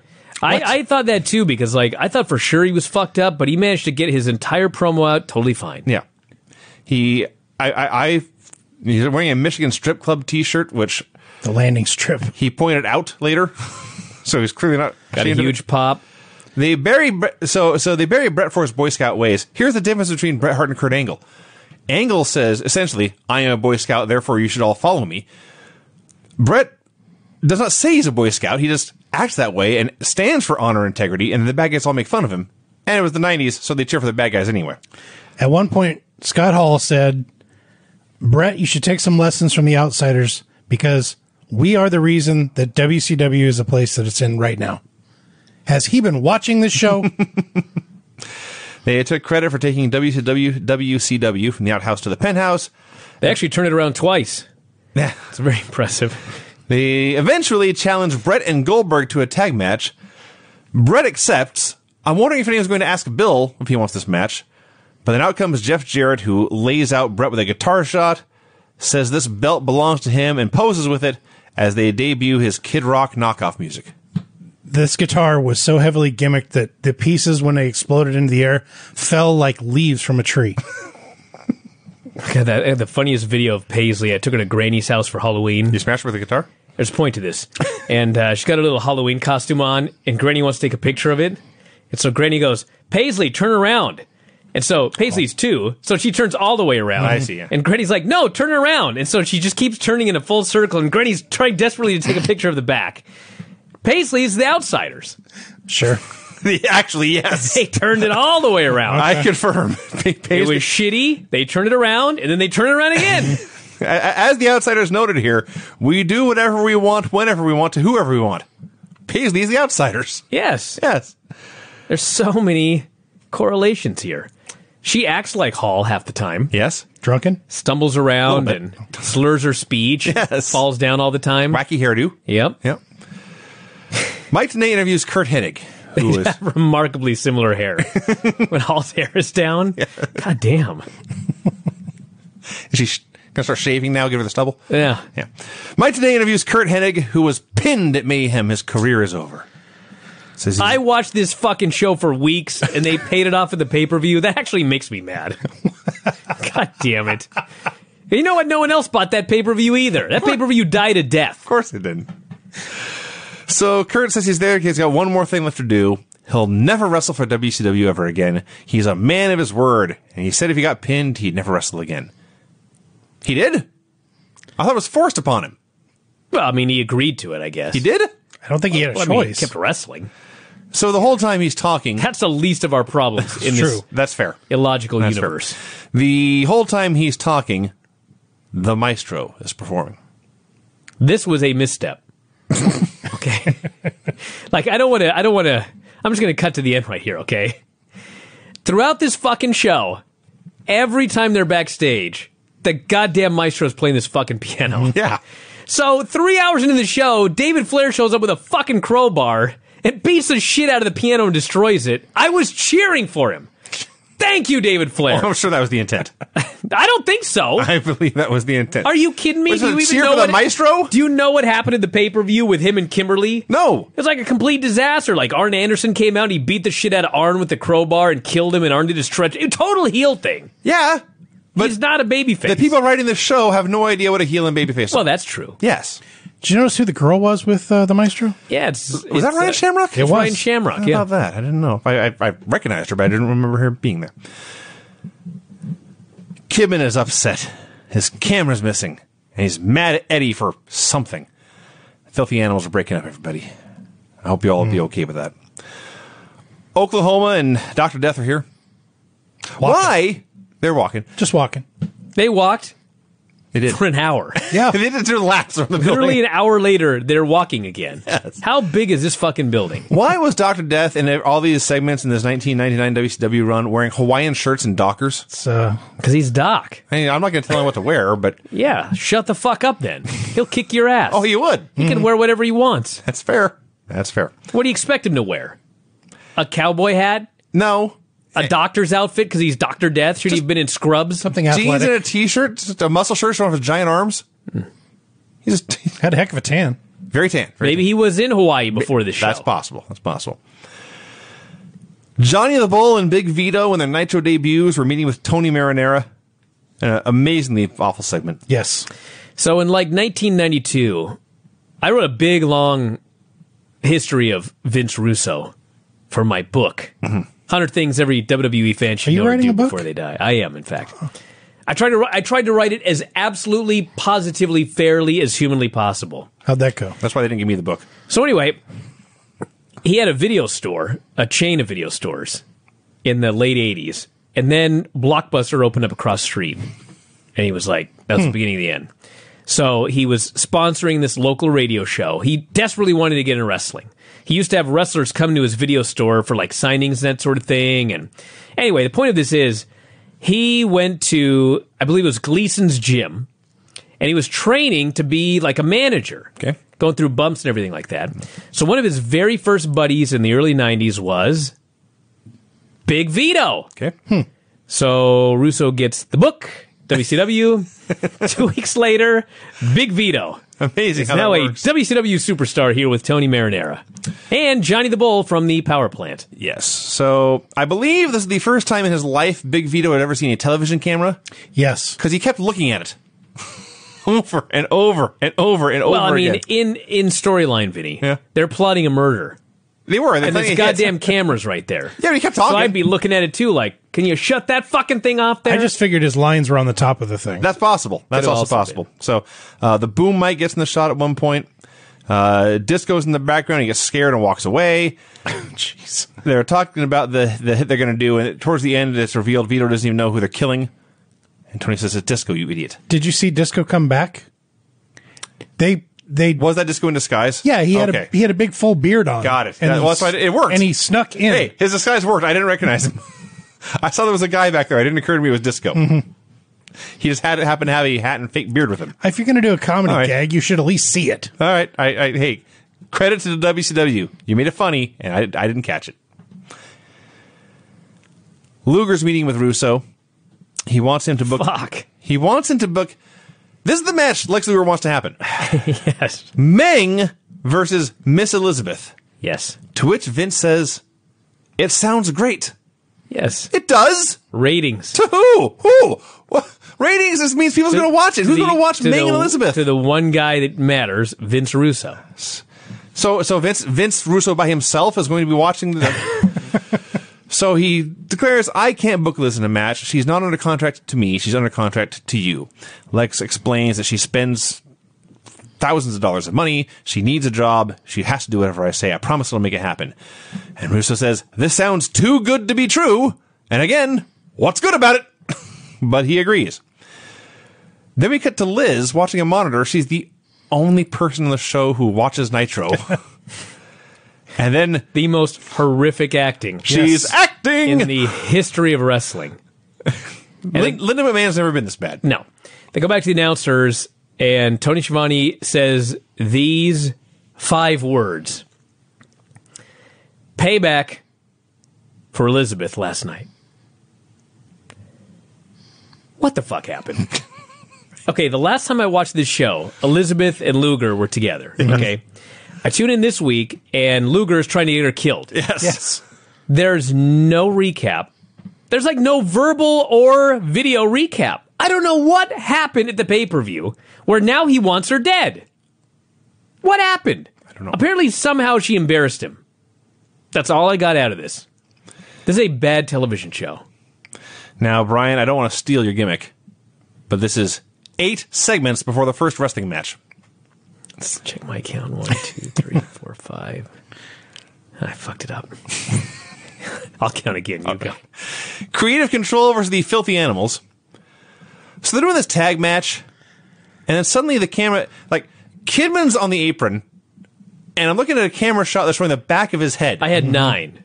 Yeah, no, I may have missed one. Yeah. I'm looking at a camera shot that's a close-up of the back of Billy Kidman's head. Yes. So this means Billy had to be standing on the apron, and the cameraman had to be, like, behind him and holding onto the rope so he didn't fall to get the shot. Yes. It's ridiculous. Sure. So eventually... Well, they wanted it so that they could see what you were seeing, which was Kidman looking at the screens. Right. To see Eddie Guerrero and Tori flirting. How could have Kidman seen that screen? Or, as Shivani called it, hanky-panky. Yes. This is not the Jumbotron they have No. at Raw. No. There's... This is like a 55-inch television that they mounted above. hanging up over the ceiling, over and behind the stage. Yes. Yeah. So Kidman is outraged. He goes running to the back, and Creative Control hits a double slam and gets the win. And I thought, okay, short little tag match. You did a wacky angle, and the guy got pinned, whatever. Oh, no. And then I forgot. Yes. This is for the World Tag Team Champions. Creative Control are the new World Tag Team Champions. That's how they won. Yeah. The other guys, one of the other guys quit to go beat up the guy who was hitting on his girlfriend. Yes. So we go backstage to show the guy attacking the guy who was hitting on his girlfriend, and it's so important that we then go to somewhere else in the back. Yes. Kidman attacked Eddie. Eddie Guerrero and his girlfriend were making out, and Kidman got mad at Eddie. Which is fine. I understand. But like in the middle of this brawl... How about the other half? He mad at Tori too. Well, we'll get to that. He wasn't. We'll get to that. This is in the middle of this brawl, which is so important that Kidman walked out of a World Tag Team title match, and then they cut away to somewhere else in the back. Mike Tenay is interviewing Bret Hart and Bill Goldberg. Bret's ranting about the Outsiders and Jarrett, and Bill says, listen, you go take care of Jarrett. Leave the Outsiders to me. And Tenay says, you'll take on the Outsiders in a handicap match? Bill says, not necessarily. Stacy Keibler. Now Sky. Sky is her name. Because she's tall. She's tall. She does not want Spice to wrestle. I don't either. This is the most atrocious acting. She was somehow worse than Elizabeth, which I did not think that was that's a possible. hard question to answer. She was worse than Liz. I can't disagree. She was worse than Miss Elizabeth. They were. Can we just say they were both horrible? They were. Oh, they were. Well, of course they were. They sure were. But Jesus. yeah, Sky was very bad. Kurt meets with Buff Bagwell. Says, listen, I know you pinned me last night to end my career, but I want you to know you're doing your job. There's no hard feelings. As they're talking, the maestro is playing piano again. Now, as Brian explained, the maestro's music is throughout this show, but at this point, we'd only heard it in 2 segments. And both of them were when Kurt Hennig was talking. So at the time, I assumed the maestro, the first time we actually saw him, he was in the background, you can see him. I assumed he was dragging this giant grand piano around the building to wherever Kurt was and playing whenever he started to talk. Norman Smiley comes out, cuts a promo about being hardcore champ. It's horrendous. This fucking promo. Fans are chanting boring. He says, I'm so hardcore I drank milk 2 days past the expiration date. More boring chants. I like when he stopped in the middle of this promo to pull a hair out of his mouth. That was a great moment. He issues an open challenge. Out comes the returning Fit Finley. Yes. And by the way, it was true that he nearly had to have his leg amputated. Yes. After the Junkyard Battle Royal. Well, Here he the is. The match right after that, we later learned. Yes, here he is a few months later. He's got this giant brace in his lower leg. Mm-hmm. He fucking beat the shit out of Norman Smiley. He sure did. And looked better with one leg than almost everyone else does with two. Absolutely. This man's amazing. And he beats him, and he beats him, and he beats him. In the middle of the beating, they cut to the announcers, who run their mouths for a while. There's no match. No. He just beat him, and then they just cut away. Backstage, Luger is No. Tony Schiavone plugged O-Day WCW, the WCW cologne. That's right. Oh, You missed that? I tuned him out. Oh, you shouldn't have tuned him out. He had a box of it. It's got that fucking horrific logo. I got to see what on this is it. going for on eBay. Find it. I will. You see if you find out what it smells like. Shit. Booze and sweat, I assume? Oh, so then Lex is chewing out Elizabeth as the Maestro played. Said he was humiliated last night. She needs to learn a lesson. Doesn't tell us what happened, why this is occurring, why he's mad at her, what she did. I still have no idea. And I read The Observer about this show. Tenay interviews the Outsiders. They are not worried about Goldberg, and they're getting the band back together. Yeah, so they said they have a plan for him. And Hall says, let's bring in that Riot Squad. Nash says, no, that gimmick backfired. Yes. That was funny. Yeah. Sometimes he's funny. Well, when he's funny, he's very funny. He's funny, like the 10% of the time that he's funny, he's really funny. Yeah. The 90% of the time that he's not funny, he is very not funny. Yes. Some guy wants $150 for his bottle of Nitro perfume. Oh, really? Wow. That's the only one I see. I will take that for the Christmas show. I know it's $150, and I said don't spend any money on the gift, but I'll take that. I need to know what it's. I need the scent of WCW permeating the studio. No. More so than it does on the average Tuesday. It's the scent of death and crippling debt. Chavo tries to sell jewelry to the Italians. I think this is the segment where Disco is in the background. I mistakenly said he was in the earlier segment. This is the one where he shows up, leaves, and comes back in disguise. Hey, Chavo found two good guys to try and sell gimmicks to, though. They were into it. This was a good audience, a good what do you call Mark? it? Customer. Well, that's another word. Customers. I was going to say, Craig. Marks. The Maestro was also playing in this segment. Tenay interviews Jarrett. He says he'll beat Brett for the title tonight. Evan Courageous versus Saturn. So they're recapping some sort of tag match from the pay-per-view or something, and Tony actually explains the finish thusly. Saturn hit a low blow on Tori and got the win. And I thought, well, he must have screwed up and gotten their names mistaken. It's live TV, that can happen. But no, the more he explained it, I was surprised she lasted that long. That's what actually happened, apparently. Saturn pinned Tori Wilson with a low blow. Yeah. I'm so happy I didn't watch that show. I'm so happy I didn't watch that Still show. can, you know. No, I can't. So This match was so weird because it's Saturn versus Evan Courageous. That's a good point. That's a weird match. Yes. So they're doing this match, and you can hear the crowd not really all that into it and everything like that. And then suddenly Saturn puts on the Ring of Saturn, and they pipe in crazy screaming out of the crowd. Yes.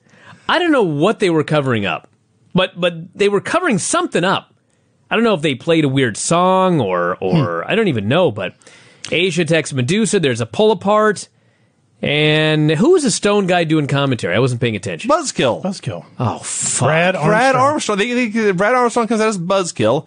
He says it's not about drugs. He's high on life, and then he talks like he's stoned for 10 minutes. Yeah, he comes to the table, and this is Buzzkill, and Bobby Heenan says, "Hello, Mr. Kill." Bobby's great. Yeah. So yeah, Buzzkill's here now. It's Brad Armstrong imitating his brother.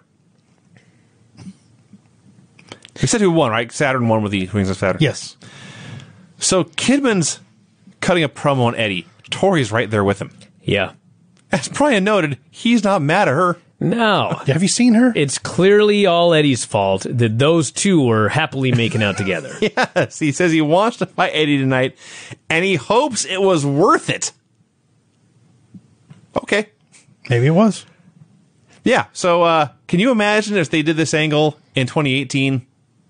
A full thousands of signs just reading cuck Just holding it up. That's what it would say. That's literally the definition of that word is what Billy Kidman is here. That is what it is. Oh, by the way, the Maestro was playing throughout this segment. Yes, he was. Vampiro and the Misfits are here. They are walking. Oklahoma and Dr. Death are here. They are also walking. Yes. Tenay interviews Eddie as the Maestro plays. And he says, I'm not proud, but what's done is done. I don't read this whole thing. I wrote it down. I'm not proud, but what's done is done. And sometimes things turn out to be what they really aren't. I just wrote, not sure what Eddie is rambling about, but he accepts the match with Kidman. Yes. Did about cover it? He is upset Kidman won't listen to him, so now they're going to have to fight. Ugh, it's terrible. Wall versus Vampiro. Dr. Death and Oklahoma come out. So, Fuck this match. There's nothing to say except this.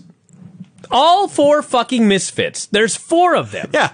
All 4 Misfits attack the Wall right in front of 3 guesses. Nicholas Patrick. Nick fucking Patrick. It's not a DQ. No. Then Alex Wright hits Vamp with a chair, and that's a fucking DQ. Yes. Yeah. Fuck you. I hate this show. It's terrible. It makes no sense. It's stupid.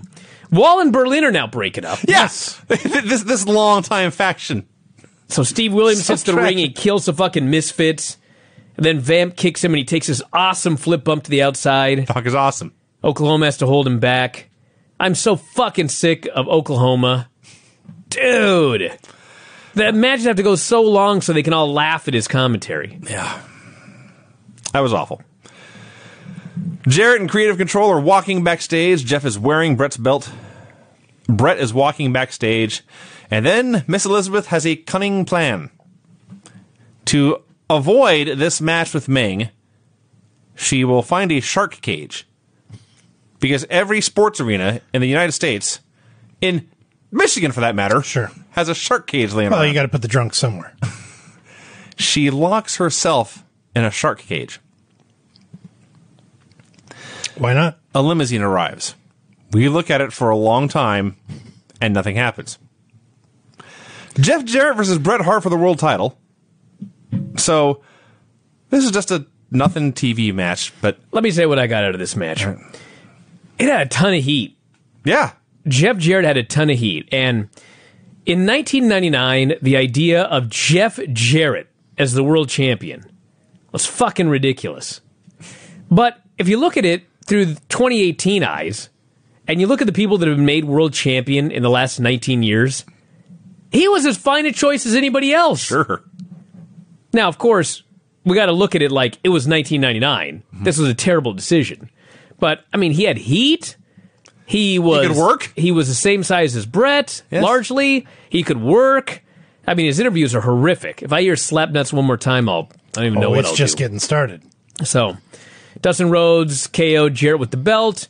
Creative Control chased him to the back. Brett puts him in the sharpshooter, wins. It's fine. Pretty good match.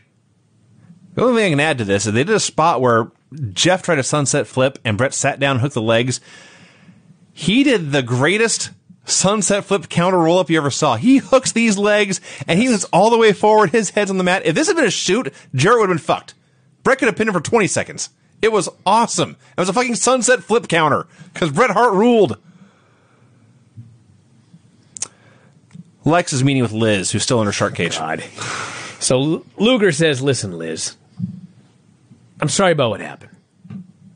If you let yourself out of this cage, I will go and cancel the match. Liz is the biggest fucking idiot in the last segment or two. She gives him the key, okay? She gives him the key. Right. The Okay. key she gave to him. Yes. He then takes the key and he says, God damn it, you're doing the match. If you don't get out and wrestle, I'll put the cage in the ring. He leaves. He's got the key. How the fuck is she going to get out of this fucking cage? Lex didn't think that one through. The writers didn't think that one. That's also true. What is Fuck. it with girls in cages? Because when Russo was booking TNA, remember that? He likes cages. He likes poles. I mean, Do the we math, could go right? on and on. Cages, girls in cages and poles. A limo arrived. We go back to Liz. Sure as shit, she can't get out without a fucking key. Sting shows up. Sting, can you help? He says, you made your own cage. Now you have to sleep in it. Did we add that Liz's whole plan was to be locked in a cage? Now that she's locked in a cage, she's upset? Yeah. Her plan's working. Well, she didn't notice that you could stick a forklift forks through the top of the cage and actually drive it to the ring. Yeah, but the point is, like, okay, she's in the ring in a cage. What the fuck is Ming going to do? Well, I mean, we later found out, but I mean, this storyline is absolutely idiotic. Mm-hmm. Yes. Speaking of which, Kidman versus Eddie Guerrero. So as they're wrestling, or maybe coming out, the announcers get into the whole thing with Arn Anderson. He was fired last night. They didn't know he was an agent until we started talking about him, and so they fired him. That's the storyline.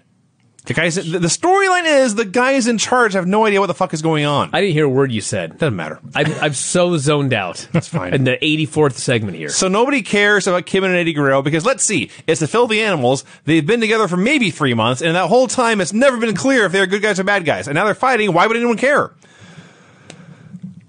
Kidman accidentally gets low blowed. He does not want to stop the match. Revolution jumps Conan. Kidman goes up for the shooting star press. Tori distracts him.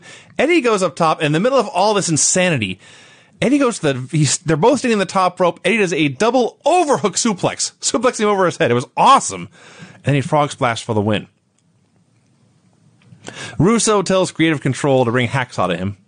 And also go find out who's in the limo. And then Jarrett runs in. He yells at Creative Control for a while. As I wrote here, Mang is being Mang in the hallway. Lex has a forklift for Liz's cage. Creative tells Hacksaw to go see the boss. Tenay interviews Spice. Sky again asks her not to go through with it. I gotta say, Spice was a better promo than almost anybody in the business today. She was actually really good. You didn't notice because you're busy, like, writing everything down. Stacy Keibler, who's fucking horrific. That too. Spice was a great talker. Meng versus Elizabeth. Liz's cage is in fact carried down to the ring by forklift and then raised and placed into the ring. This was like them bringing the princess to King Kong. Yes. Yeah. That's actually true. Yes, she is the sacrifice. So the match starts, but she's in a cage. So it's all Meng shaking the door and trying to bend and break the bars. Lex comes out. He offers the key to Meng. Meng's crazy. He puts the death grip on Lex. There was no doubt in my mind that the ref was going to count the pin, and that would be the end of the match. No, he just puts Lex out with a death grip. He takes the cage apart more, and then Sting attacks him with a bat for the DQ. And he opens the door. He does not rescue Liz, but he gives her a means to escape her on her own. That was awful. Goldberg is talking to somebody that we can't see. We get outside of the limo. There was a wooden figure they claimed was the driver sitting behind the wheel of this limo, but it cannot have been a real human being because he's just sitting there staring blankly. Camera shy. Behind the wheel of the limo. It's been like 30 minutes. He's just sitting there. Probably fell asleep. With his eyes open. It happens. The Outsiders were doing something, getting warmed up, I guess. They were laying around. They cut to Duggan, who stands there and waits for his cue, then walks forward. He sees the maestro playing the piano. If any of you were fans of The Muppet Show, and you remember Dr. Teeth and the Electric Mayhem, yes, Hacksaw was Animal, the maestro was Dr. Teeth, and Animal took over the keyboards for this segment. That's exactly what happened. Segment sucked. One of the better things in the it show. had its charm. I will share a still shot of Hacksaw howling at the moon as Maestro looks Can visually we at the get camera. going here? Jesus Christ. Lash LaRue versus Disco Inferno. No dancing from Disco. He loses clean. They're still pushing Lash LaRue. I don't know why. Vito and the crew try to kill Disco. Lash makes a save. The storyline is, I swear to God, they're trying to kill Yes. the Disco Inferno. Yes. There's an attempted murder going on. They want to abduct him and then end his life. And he still comes to this fucking building. Stay home. Also, Lash and Disco, after wrestling each other, now they are friends. Lash helped Disco put Tony into a body bag, and then they just left him there. Creative Control finds the limo. Nothing happens. They come back. They're talking to security. The limo's alarm is going off. I had to mute it. This fucking car alarm just driving me nuts. I have no idea what happened. I don't care. Russo is upset at Hacksaw for using his toilet last week. I was really sick, Hacksaw says. I had the runs. Russo tells him to go clean the toilet with a toothbrush. Move on. He says he has done significantly worse things in his own personal toilet, and he wants Hacksaw to use a toothbrush. There's a reason I give the details of this. Okay. Spice versus Tigress. This was the 9th Circle of Hell. The announcer is busy putting over how great it is.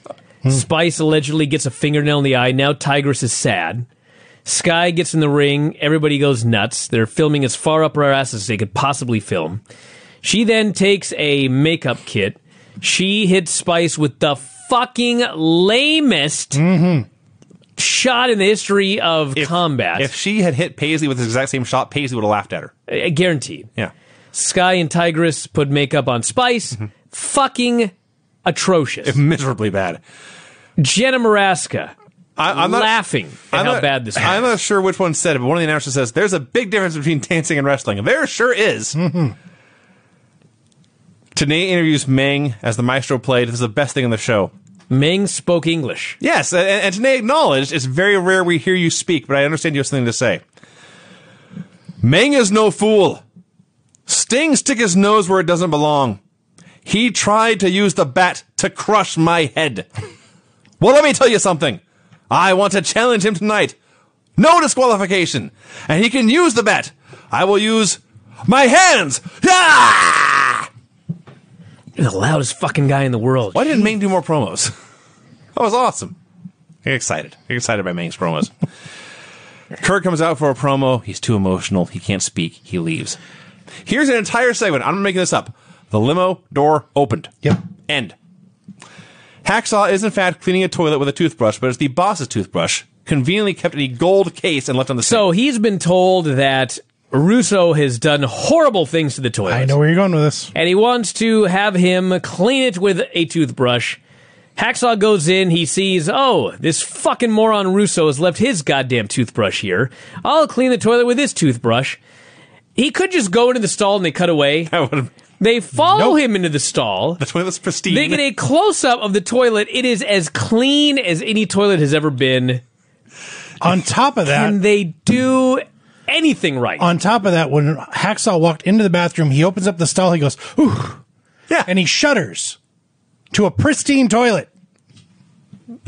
Awful. Roddy Piper comes out for a promo. Buries the Riders. Says the only time the wrestlers see the Riders is when they're in the showers. Says they all write about TNA and sex because they can't get any. At this point, his mic gets cut. He keeps trying to get mics. They keep getting cut. He drags the producer backstage, takes him, take me to Russo's door, kicks the door in. There's creative control. Russo says, let him go. I want to hear what he has to say. And Piper turns, and he is shocked to see Vince Russo there. Now, I understand Piper lived in the hills of Oregon, pretty far off the grid. But he went to Nitro and didn't know Vince Russo was in charge? I'm skeptical. It wasn't that. He couldn't believe what he looked like. Maybe that's it. That's what it was. It was like it may have been like a Wizard of Oz reference here. Like, this is the fucking guy behind the curtain? I guess so. This skinny, goofy-looking guy? You kidding me? Maybe that was it. So he says Russo can't screw him. He's a legend. He's got a bank account. And he says he'll beat Russo to death if he ever cut his mic again.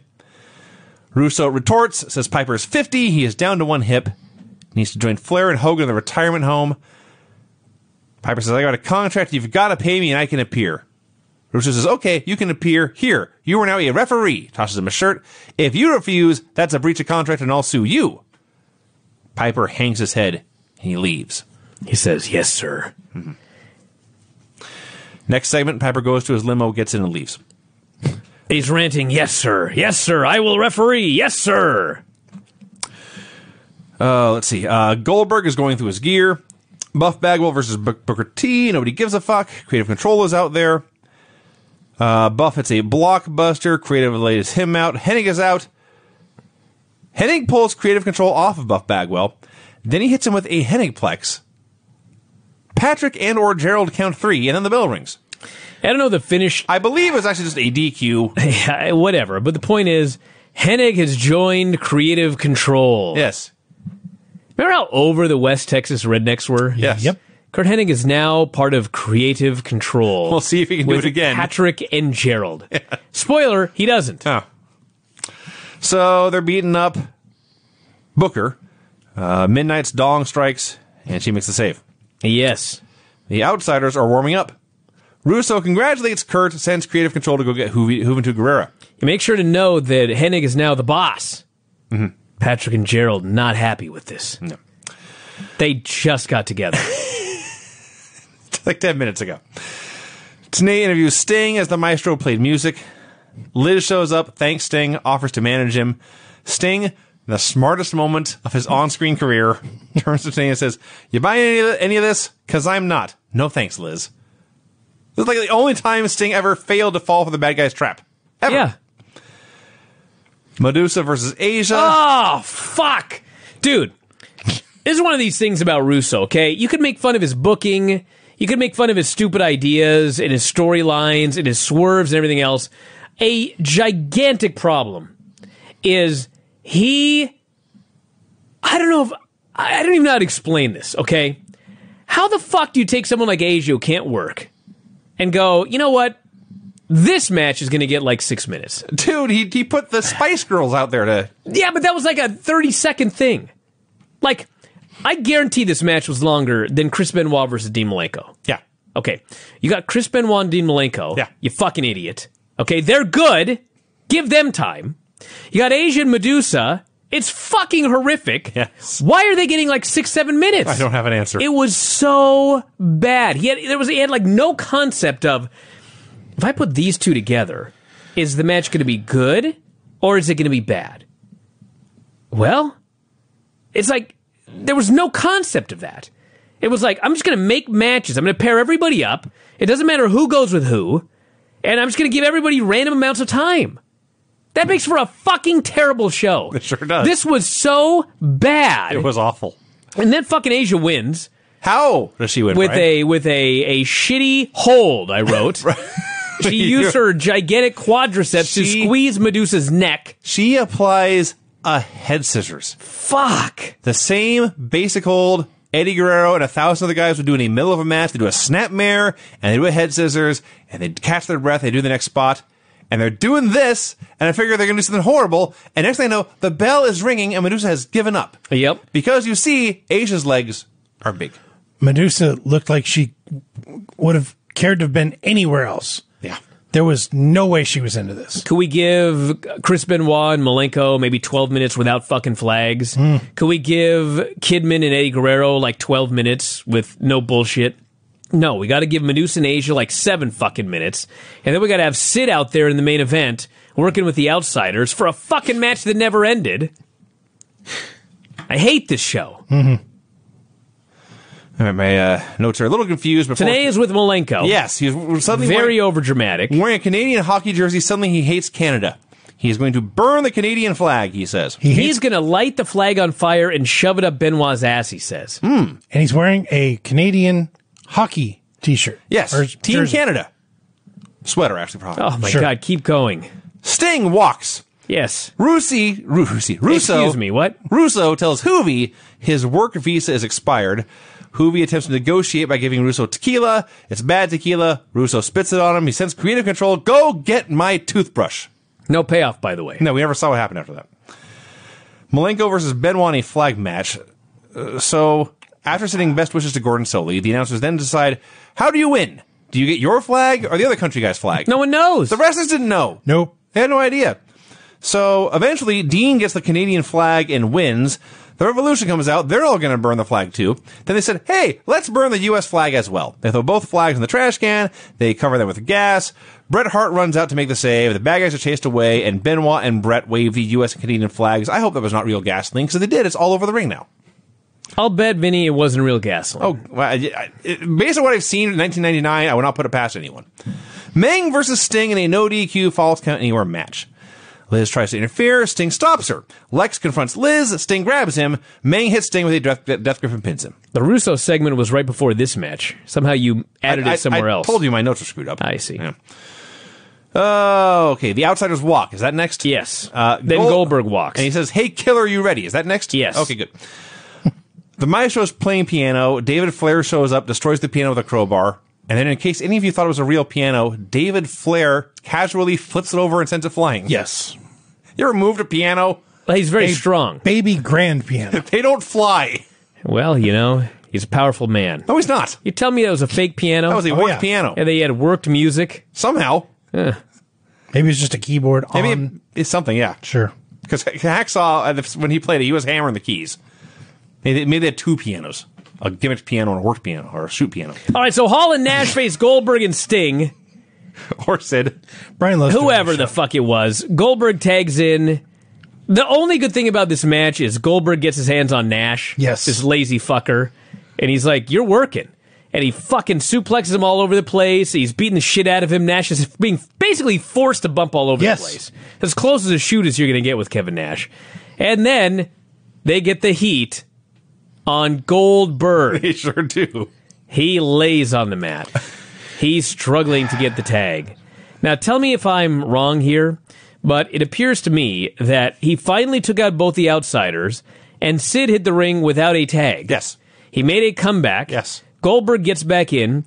Goldberg spears Hall. Sid hits the powerbomb, and this fucking idiot referee is trying to get Goldberg out of the ring, even though Goldberg is the legal man. Correct. That's what happened. So as a referee is fucking all of this up, Nash drops an elbow on Sid, puts Hall on top of Sid, the illegal man. Yes. The referee counts the pin. Yes. Even when they do a clean finish in the main event, it's not clean. No, it's Fuck off. Forget all of that. Sid. I can't forget all of that. Sid got pinned with an elbow smash. Yes. We saw a head scissors and an elbow smash finish people off in the show. These are large men, Vinny. Kevin Nash leaped into an elbow And drop. this is pretty much Sid's face turn. Basically. Basically. Yeah, he came out. Him and Bill are friends now. They even mentioned they were fighting in the pay-per-view last night. Yeah. Also, apparently at some point, somehow Steiner got injured and Hall is TV champ too. That's right. What? He's TV and US champs right now. Right. I'm glad you brought that to my attention. He's coming out. That's news to me. They He had both- 2 belts backstage, and then they come out, they're each wearing a belt, and Shivani's like, in case some of you were wondering why there are 2 belts here. And he tried to explain it, but he was confused, I was confused. But yes, Scott Hall has 2 belts now. This is history's dumbest program. Would you like to do your finishes report, and then I will do the world-famous segment count? That's a good plan. Okay. World famous. Here we go. It's been 2 weeks. It doesn't take long. Things travel fast, it went viral. Yeah. The finishes on this show were pin after one guy ran out on one friend because his other friend was trying to boink his girl, clean submission, DQ when guy used his chair for no good goddamn reason, pin after belt shots, pin after distraction, DQ due to a baseball bat when there's already a cage and interference in the ring, pin despite interference, ref stoppage due to eye injury, DQ or pin or something after interference by the tag champs and a retired guy, clean submission, win in a flag match, pin after distraction, pin after elbow drop. Wow. Good timing. Nice. All right, your finishes report is done, and so it is time to count segments. Okay? I may have missed 1 or 2 here. Here we go. 1, 2, 3, 4, 5, 6, 7, 8, 9. Don't distract me. 10, 11, He's doing math. 12. It's not math. 13, 14, math. 15. It's very math. 16. If I get screwed up, I'm starting over. 17, 18, 19, 20, 21. That's a long one. Roddy Piper. 22, 23, 24, 25. Get that drop. 26, 27, 28, 29. Is that what he showed you the locker room that one time? 30, 31, 32, 33. Don't make me start over. 34, 35. The answer is no, by the way. 36, 37, 38, 39, 40, 41, 42, 43.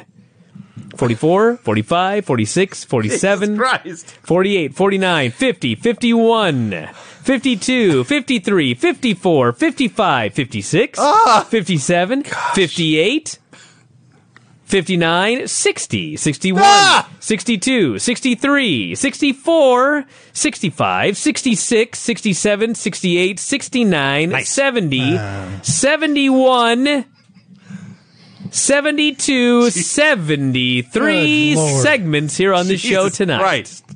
Somebody tweeted us earlier today, and they had like those Greg, little... don't jump the gun here. 73 segments. That's a Okay? lot. What is 42 times make 3? cell. 126 divided by 73. One segment every 1.7 minutes. Wow. What a horrible show. Fucking appalling. Anyway, some guy on Twitter tweeted us today, and he had his phone out, and he had a counter, and he said he was going to count the segments. I said, dude, you're going to get a hand cramp. Counter lit You're on going fire. to have to ice that hand. Ridiculous. Well, everyone, that's it. We're out of here. Speaking of Twitter, Yes. Kenny Kimberly just tagged all of us 2 hours ago. Is it my television, or was there random piano music during most of the skits of Nitro this I week? saw that. Yes. Maybe he hadn't finished yet. Maybe he hadn't gotten to the end of the well, show. they showed the maestro in the very first segment, That's so true. clearly he was not Kenny, paying attention. it's the maestro. He's playing piano. It's not your television. Do not smash it with a crowbar like David Flair would do. How could you not want to spend 5 hours watching Retro Raw and Nitro my and then God. over Skype do this show with us? Oh, I hadn't even thought about and that. pay to do it. I hadn't even thought about that. These shows are so much worse than they were last year. They're way worse. Yes. Wow. Let me say one other damn thing, by the way.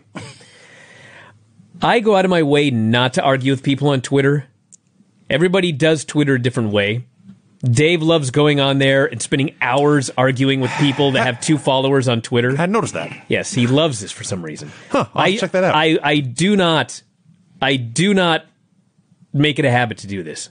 But today, I could not help myself when I went on Twitter and I explained that no matter how bad Raw was last night, and it was fucking terrible, and 2 weeks ago Raw was even worse, I said no matter how bad the show is, these Retro Nitros are way worse. And a couple of fucking people decided they were going to argue with me. I could not stand for this. I could not just do my usual mute. I had to let these people know they were fucking wrong. These shows are terrible. Do you understand? These shows... Yes, I watched them too. These are the worst fucking shows in the history of wrestling. Like, by a significant margin. They're so much worse than Raw. I watched this Raw on Monday night, and I'm just fucking pissed off when it's over. I got to do the show with Dave, and I'm angry, and I just want to get through this fucking review and get it over with. Tuesday comes, I watch this Retro Nitro, and I'm like, what the fuck was I so mad about? I mean, there was an hour of Baron Corbin in a 3-hour show, and I'm not even making that up. In a 3-hour fucking show, an hour of it was Baron Corbin, okay? But still, this fucking Nitro is like 10 times worse. And these assholes on Twitter, I don't want to flip my lid or anything. Oh, too late. But sitting here telling me, oh, I'd much rather watch a Russo Nitro than Raw. And I bring up, I'm watching these fucking shows, and I know you're not, so why are you arguing with me? And then they say something like, well, you know, I watched it live at the time. 19 fucking years ago? You don't remember how bad this was. It's way worse. Your lid fell down over there. What lid? What the fuck are you talking about? Get out of here, Craig, you ass. Let's start this show. Let's do Raw first. I just want to make sure. I finally learned, and then he starts to remind me. All right, well, let's get going on this damn... This fucking thing.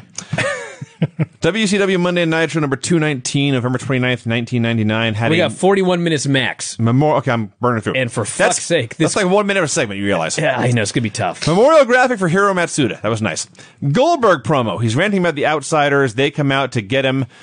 Out comes Goldberg's new friend Sid with a mic, and he announces, quote, "There's a new babyface in town, and his name is Sid Vicious." I love Sid. He's the best. He's in the Hall of Awesome, right? Yes. I think, Okay. Did we put him in last week? I don't know if it was last week, but if he's not in, he's in now. Yeah. I can't take it anymore. So they do a big pull apart, and listen, there's worse things than taking 4 giant charismatic men and having them do a big brawl and pull apart. This is fine. I love Sid. He's just a highlight every week. Tony plugs the 3 main events in the show, promises there will be a winner in all 3 of them. Dude, when he announced we got 3 big matches tonight. 40 minutes, Brian. The only way to win is via... I'm a professional, Vinny. The only way to win is via pinfall or submission. No DQs, no countouts. I thought, how are you going to fucking swing this? That's bullshit. You're promising something that I know you're not going to deliver. And boy, did they not deliver. I would have preferred DQs and countouts to what they did in these matches. Roddy Piper arrives along with, well, I shouldn't say along with, at the same time as two women getting out of another limo. It's Bertha Faye, and as I later realized, much later, in fact, when I was done with the show, Leilani Kai. And he's impressed by their girth. Johnny the Bull and Vito promise to take out Disco and somebody else. Lash LaRue. Did they mention his name? I didn't figure out until they showed up like 3 hours later. I don't know if they ever mentioned Lash LaRue, because when Lash LaRue showed up, I was like, well, that makes sense, but what? Buff Bagwell and Booker T versus Creative Control. The match goes 3 minutes. Kurt Hennig takes the ref. There's a chair to the back. There's an illegal switch. There's a pin. Then the beating continues. Midnight's Dawn goes off. She makes the save. She can do a dropkick now. Yeah, so I guess, she can do a drop kick. Sure. Let's book her in a fucking match. I suppose so. That's a great idea. This wrestling shit's easy. Clearly the guy in charge of this show thinks that. Backstage, Vince Russo is ranting to an empty wall. We see a wall and hear a few seconds of Vince Russo's angry voice. Hoovy arrives. Russo says, quote, "They're forcing me to put some Japanese clown on my show tonight." Due to a prior commitment. He says if Hoovy can take care of Jushin Thunder Liger and that ridiculous IWGP Junior Heavyweight title, he will take care of Hoovy's visa problems. Okay, so just very quickly here. Hoovy has visa problems. Russo will take care of his visa problems if he wins the IWGP Junior Heavyweight title. Apparently, Right. yes. Shouldn't he just take care of his visa problems? Yes. Well, Isn't that his fucking job? Oh, Russo? Yes. Well, he doesn't care if he gets promoted. Promoted. Yeah. If he wins the belt. What's the word when you kick someone out of the country? Deported. Deported. My brain broke. All right, last month, Sid went into the Hall of Awesome. Okay. Thank God. Lex informs Liz he is suing her for breach of contract. She's unhappy. She says she'll do anything to straighten this mess out. Anything. Lex says he will think about this and get back to her. Piper says the powers that be are making him wait. He laughs, says he's making $2, $3, $4 million a year. He can wait. I love that he didn't know how much he was making per year. He made it just went up every time he said. Maybe it's $2 million. Actually, I think that's what happened. I'll bet he was really making $2 million. And then he goes, $2 million. I'll sit around. Then he thought to himself, I'm supposed to be rich. $3 million. Then he thought, fuck, that's not enough. $4 million. I'll wait around. And they didn't retape it. Bertha and Leilani going over their gear and talking about what made them look sexy. Symphony is the new name for Ryan Shamrock. She has her own dressing room somewhere. She's getting gifts from the maestro. This time she has flowers. I had no idea where this was going. And she first gets flowers in a really nice letter. Yeah. And then later she gets like a bear in a really nice letter. Yes. And honest to God, I was thinking, this maestro is a very romantic man. Absolutely. Where is this going? I should have fucking known. There's no such thing as a nice guy No. in Russo's World Championship Wrestling. No. Everyone's a shithead. Yes, that is correct. Mike Tenay interviews Jarrett. Oh my God. Mike Tenay says, Jarrett, I don't remember what the hell. it seems that you have fallen out of favor with the powers that God, be. yeah, okay, yeah. So Jarrett grabs the guitar and he fucking hits Mike fucking Tenay over the head and kills him with a guitar. Yes. Okay, this is Mike Tenay. Yeah. This is not a wrestler. No. I don't know if I've ever seen Mike Tenay take a bump. Not many. He just gets whacked with his guitar. He goes down, and how ironic is this? It's not to the back. It's to the front. After Tenay, of all people, gets fucking knocked out. They immediately cut away from the one big bump he takes in his entire fucking career. They go to Tony and Bobby, the announcers, his broadcast partners. His peers, his Yes. colleagues. They fucking are just baffled. They have no idea how to respond to this. Tony's laughing. So is Bobby. They're making a big joke about this man assaulting their colleague. With a fucking weapon. I could not believe. I mean, I could. Well, but to be fair, if somebody El Kabonged Brian with a guitar, I'd snicker. It would be us. Yeah. We'd be the most. this is different. These people are not supposed to hate each other. Yeah. They're all supposed to be good buddies, professionals. I don't hate you. I don't hate you either. But Still be funny. Brian Knobs cuts a promo. He is upset about losing to a woman. I had no idea what he was talking about. It turns out he's talking about Norman Smiley. Challenges Norman tonight. Norman doesn't want to fight. He sees Fit Finley and screams. So Fit goes out to fight Knobs. Hits him right in the balls. beat the shit out of Hits him him. in the head repeatedly. All sorts of weapons. And he cuts Knobs' mullet off. So first, as he's beating him, I had totally forgotten that happened until right now. Shivani says, quote, I believe he's getting revenge for the harrowing accident that nearly took his career. He gets his revenge for this harrowing accident. Knobs is on his belly, and Fit Finlay grabs scissors and he cuts off the world famous Brian Knobs mullet. And then they cut away. They don't even allow Brian Knobs to get up with no hair and sell it. No. I was dying to see Brian Knobs without a mullet. Absolutely. They didn't even give it to us. No. I don't know if we ever see it. I don't either. I mean, I saw the Nasty Boys at WrestleMania weekend this year. Oh, yeah. They had their mullets. I still have never They seen them look without the mullet. exactly the same. I fully expect Brian Knobs to have this grown back by next week. It's very possible. That's the one thing he's good at, is growing a mullet. Johnny the Bull and Vito are very happy about something. Somehow they're going to make a bunch of money. They're going to have, this is what they said, we'll have our own cheese companies and olive oil. Yes. They're going to make money when they get rid of Disco. When they kill and Disco. Lash. Yes. When they murder Disco Inferno. When he's 6 feet under. They say hi to Mean Gene. They're very excited to meet him. They want to party with him. Me too. He first says no, but then when they mention the words Gentlemen's Club, his ears perk up and he agrees. You only live once. And off he goes. You know what? Vito and Johnny the Bull are fucking great.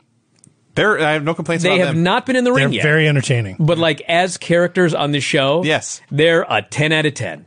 As a fair man, they're fucking great. That's fair. That's totally fair. Russo chews out creative control. Hennig runs his mouth, so Russo chews him out too and books him against Midnight for tonight. Hennig is not happy. No. I wonder why. You went from retirement, where you're going to make 100-something thousand, like probably More than that, I bet. I think he's Yeah. making 400,000 a year or something. Yeah. To do nothing. Yeah. Now he has to wrestle Midnight. Yeah. I'd be pissed off too. The women, Bertha Faye and Leilani Kai, are still getting dressed. Vinny's trying very hard not to announce that they're plus-sized women because it's 2018, One was plus. but they are. They're- And Tony Schiavone calls them, I guess, for simplicity and not to be too rude, ample ladies. He's also trying to be polite about the whole thing. Roddy Piper, who 15 minutes ago said he could wait all night, is now tired of waiting. This man's prone to mood swings. You ever notice that? Jushin Liger versus Juventud Guerrera for the IWGP Junior Heavyweight title in a match that got no entrances. They go to the ring, the bell rings, and they start wrestling. Do I need to alert the world how fucking angry New Japan was when Juvi won the IWGP Junior Heavyweight title with a fucking tequila bottle shot? I would like to think very angry. Were they as angry as I was? Furious. Now I remembered. This match was going along so well. I'd have to see where this ranked in terms of like this and Kato in TNA. Sort of Neck and neck. way to piss off Japanese people. Yes. So, also, like 2 seconds in, the camera cuts away from the ring to show Buzzkill. That's right. Coming out. What a fitting name. He actually was He here. comes out to do commentary, and is he ever a buzzkill? Just ruins the match on commentary. Then he gets up and hits ringside for a distraction. Juvi hits a tequila bottle shot to Liger, pins him, and wins the title. And it's to the back. Can you fucking imagine? They didn't even give Hoovy the belt. Is there any... No, the belt was never shown on TV. That's true. It wasn't. There was no entrance. There was no announcement even. There was no raising the hand. They could not outside of, like, setting the entire ring on fire with everyone inside, there was nothing they could have done to make this any worse. Oh, and Juvi, like, fucking ruined his elbow. Great.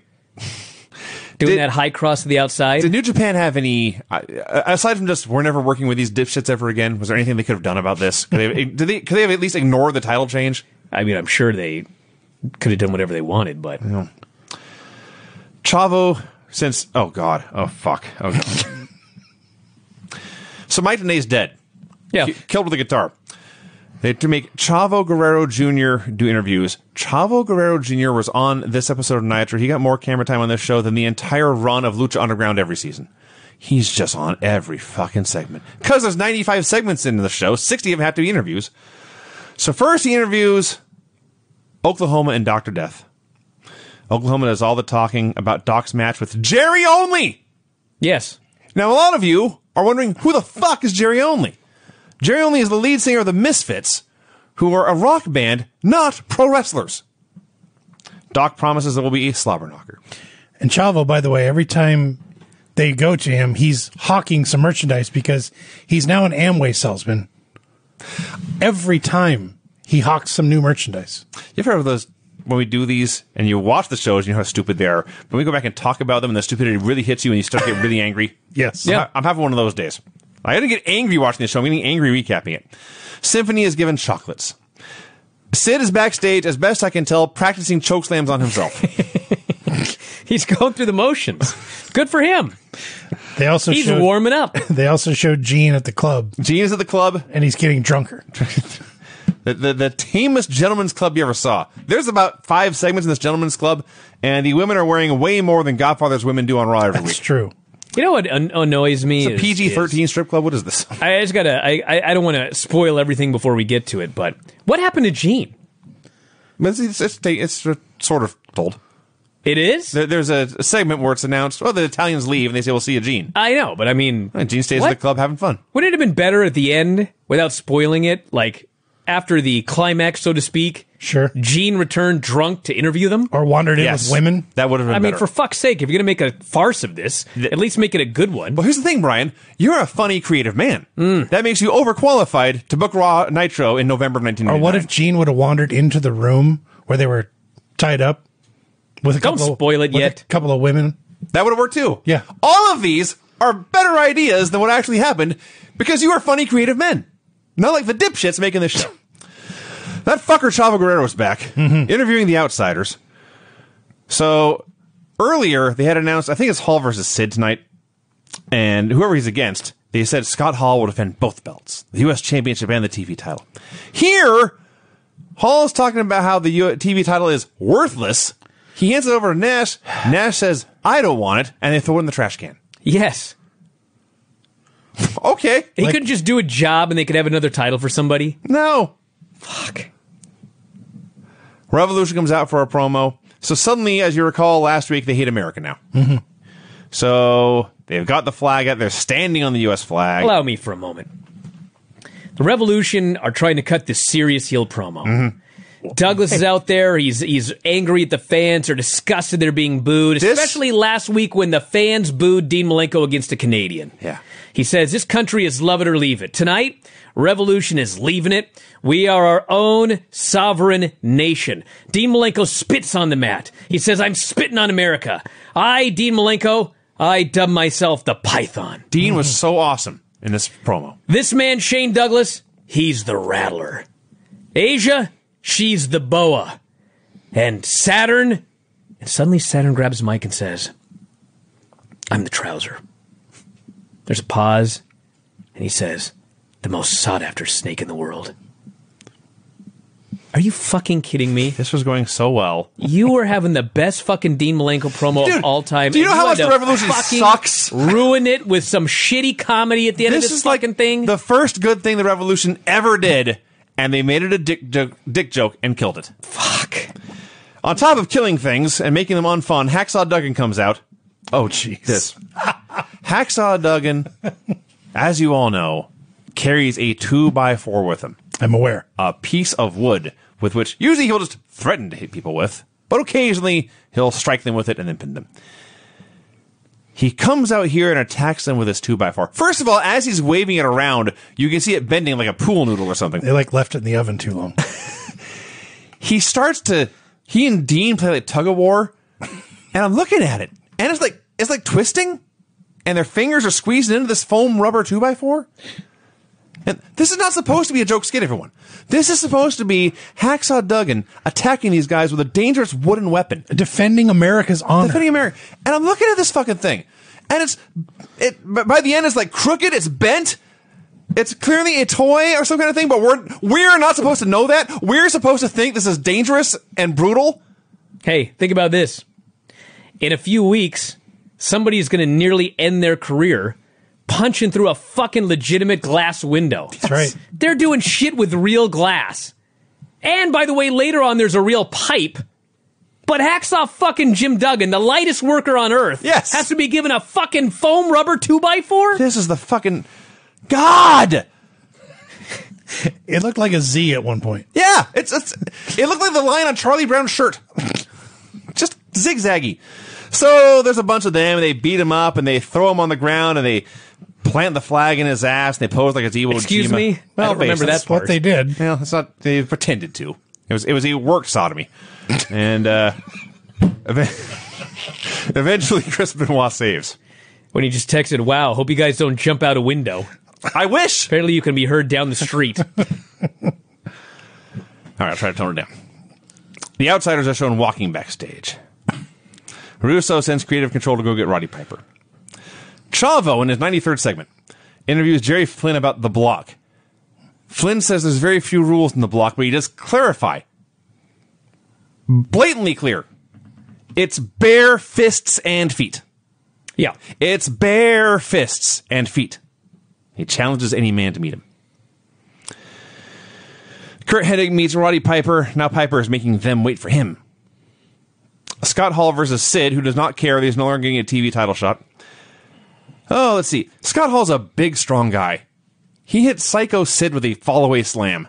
That was amazing. He actually got him up for the Razor's Edge, but Sid escapes. And the ref gets wiped out. Hall gets chokeslammed and powerbombed. Nash hits his elbow drop. He misses the elbow drop of death. Jarrett comes out. Sid feeds him his back. But no. Jarrett goes all the way around him. Must hit him in the head. Where are we? Sid. You spun me in so many circles. Are we Sid versus Hall now? Yes. All right. Let's cut to the chase. Jarrett hits him in the head with a guitar. Yes, we got Sid out there. We got Nash out there. We got Jarrett out there. Jarrett hits Sid with a guitar. Hall's on top for the pin. That was one of the matches where they said it must be pinfall or submission. Yes. Yes. No DQ, no right. count out. That's some fucking finish that they gave us there. So Goldberg shows up and spears and jackhammers Jarrett. This was bullshit. And we had 2 more matches exactly like it. Piper, Hennig, and Creative Control are walking down a hallway. Doc and Oklahoma are talking about football. The Italians are at the PG-13 strip club dancing with women. Johnny says he's worried about the boss. Vito says, I got it covered. Piper meets with Russo. Russo makes him the ref for a mud wrestling match with the two big women. Piper's about to protest, but then a light bulb goes off and he leaves. Gosh. The worst thing I've ever seen on TV, I think. This week. In a while, this week. So they're in catering. All right? People are hanging out. This is better than half a Raw. So the Nitro girls get bitchy in there. And the worst food fight there's ever been. I guarantee you, at some point, your young daughter Paisley has thrown a tantrum and thrown some beats on the floor or whatever She you never think. throws a tantrum, Vinny. She's your daughter. Never does anything wrong. She's probably throwing a tantrum right now. She's asleep. She's saving her energy. So the women begin. She's Whitney's daughter, too. That's true. That's right. Very calm. The women begin to smear food on each other and talk trash, such as, quote, this is something an adult human said to another adult human on the show that I'm supposed to believe. I know you did not just take those potatoes and put them down my top. They're laughing in the middle of this. In the middle of this fight, it's so awful, they can't stop laughing. It's the worst thing ever.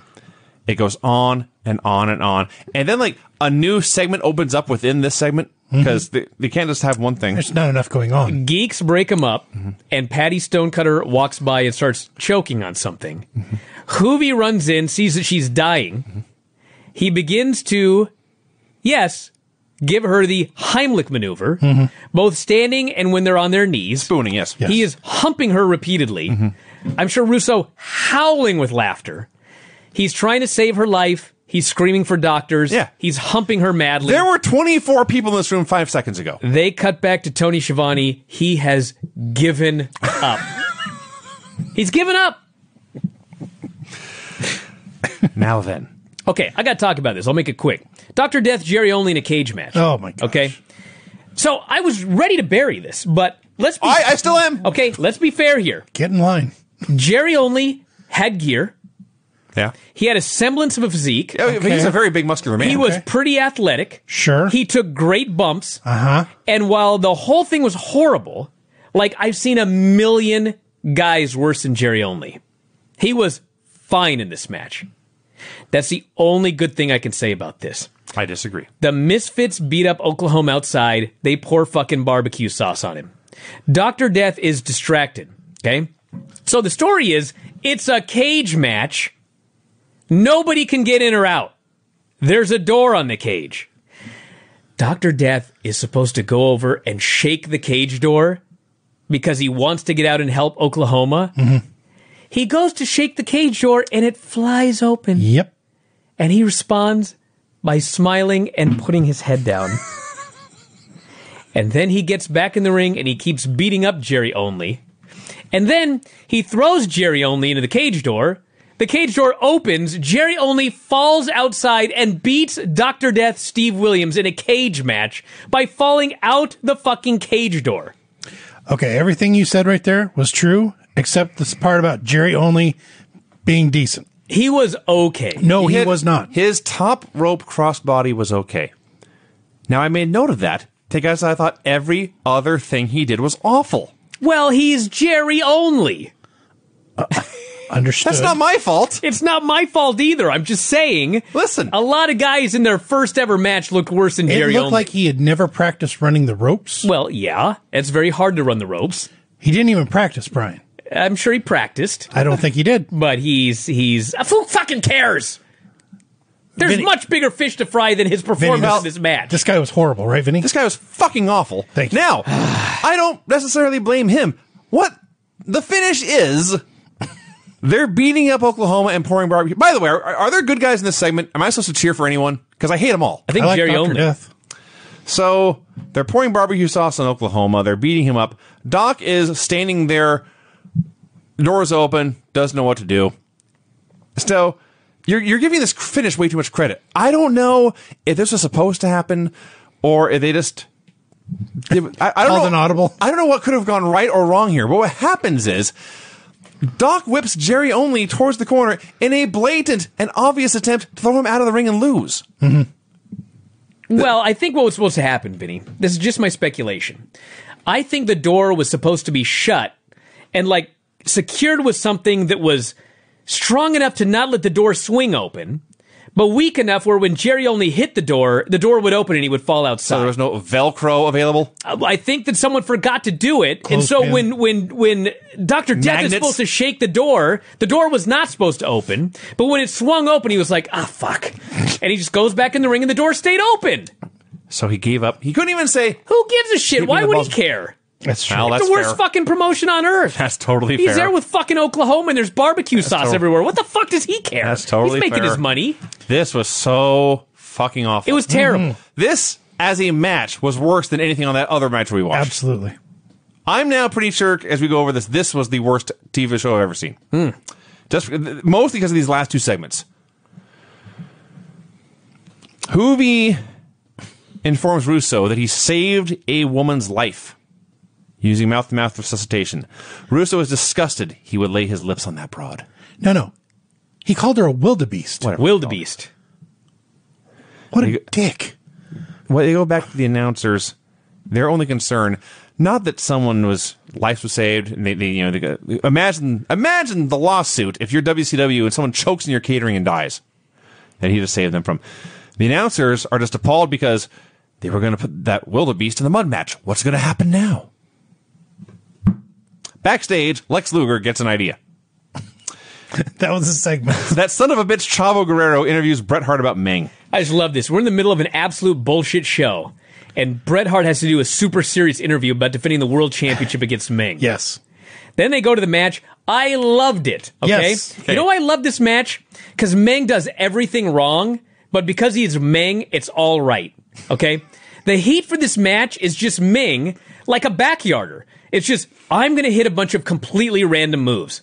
I'm going to pile drive you and make a cover. You're going to kick out. That's true. Then I'm going to give you a shoulder breaker. That's true. And make a cover, and you're going to kick out. Has Meng in his life ever done the running somersault senton before? No. He goes for it and misses. Bret makes a big comeback, and then Scott Hall hits the ring. Meng puts on the death grip. Nash hits the ring. Hits Meng with a stick. By the way, if you listen to the Filthy show, Filthy Tom rants on Wednesday's show about how much he hates getting hit with a kendo stick because of how much it fucking hurts. Meng's a monster, so they had to beat this motherfucker like 15, 20 times with this goddamn stick before he sold it. And then he finally goes down. They go after Bret. Benoit runs down, beats the hell out of them with a stick. The ref took a bump somewhere. Bret puts on the sharpshooter. Ref wakes up. Meng's dead. Bret wins. And when they announced that Bret Hart has successfully defended the world title against Ming in a match with nothing but bullshit, the fans go crazy. It's a different time. Fuck. It was a different time. You know what it proves? It proves they still could have turned this company around. These people still cared. I hope you got Bless that. you. Excuse me. So, the other thing I want to say about this match, Bobby has a line here talking about Ming and Polynesian wrestlers, and he says these people were spend their entire lives fighting from tree to tree. And Tony asked him, do you ever go back and listen to yourself? And Heenan immediately, never. I never watched this stuff. I'm sure he meant it. Symphony gets a teddy bear. Lex meets with Vince Russo. He meets with Creative Control and pitches an idea and says it's about ratings. Jesus Christ, Chavo Guerrero's back. He's interviewing Tigress. He's trying to sell her makeup kits because they put makeup on Spice last week. She says she wants 10 makeup kits. Spice shows up, says, you ripped my costume, you bitch. There's a terrible brawl, and one of them puts the other in the shower. I'm just going to read my notes here.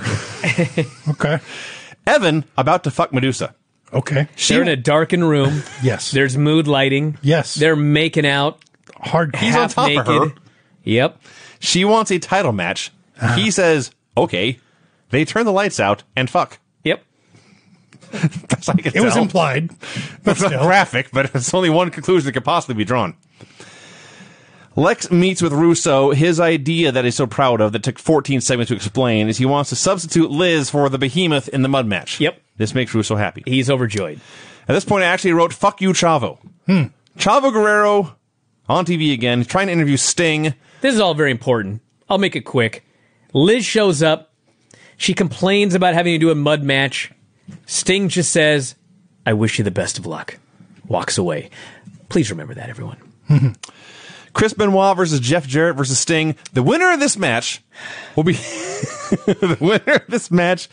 the top contender after Starrcade.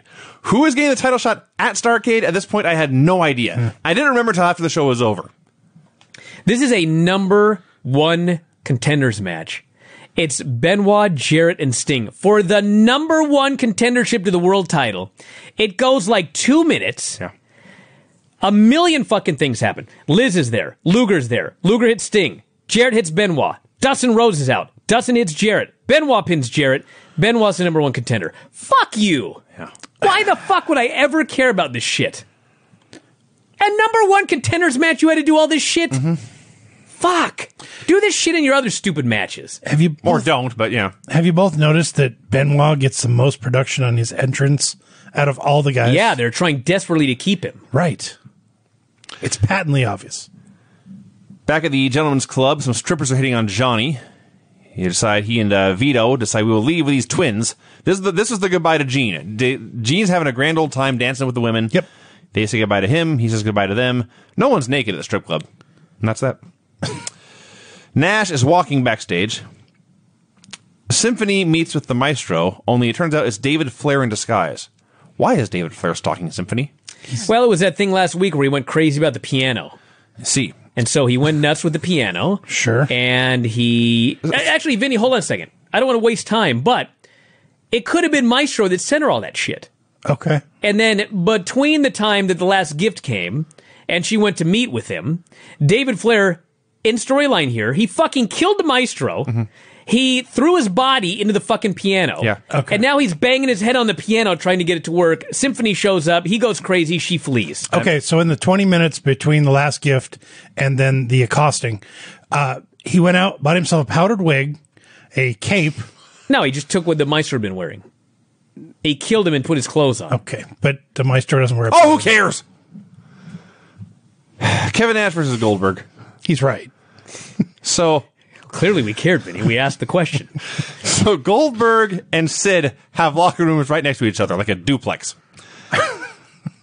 Hall, Great idea. that's a great idea. Sure. His great idea is to lock Sid's door, and then he's going to jump Goldberg. So he throws open the door. Goldberg's not there. Goldberg has outsmarted Hall, jumps him from behind. They're beating him up. The Outsiders, Nash shows up. They're both beating up Goldberg. Hey, I gotta say, Vinny, I mean, I don't know if it's Russo or if it's Goldberg, but like whoever's booking Goldberg is not a fucking moron. No. You can watch Raw and see any babyface that's not a fucking moron. Yes. Every single one of them is a moron. Goldberg is never outsmarted. No. Goldberg never looks like an idiot. No. Goldberg is Superman on every fucking show. That is true. So good for whoever's responsible for that. The only morons are the ones that Vince Russo thinks we are because the door locks from the outside. It's like the Big Lebowski. So the Outsiders are double teaming Goldberg. They cut back to Sid's door. Sid boots the fucking door down. So much for the lock. He immediately knows exactly where to go. Goes running down the hallway to join the brawl. This eventually goes to the ring and a match starts. I've already forgotten who's technically in this. Hall hits it. It's Nash versus Goldberg. There's a bunch of chair shots involved. Brett's there. He attacks Nash, and Goldberg gets a spear and a jackhammer and gets a win. Show's a mess. No DQ, no count out again. Nash promo backstage wants a tag match in the cage with Goldberg and Sid at the end of the show. You skipped Roddy Piper talking about mud. That's right, he was talking about mud. Now we have Rana Singh and Elizabeth. Piper is the guest referee. Liz refuses. She walks out. Rhonda Singh jumps in the mud, yanks Piper into the mud. They brawl. Roddy Piper and Rhonda Singh in the fucking mud.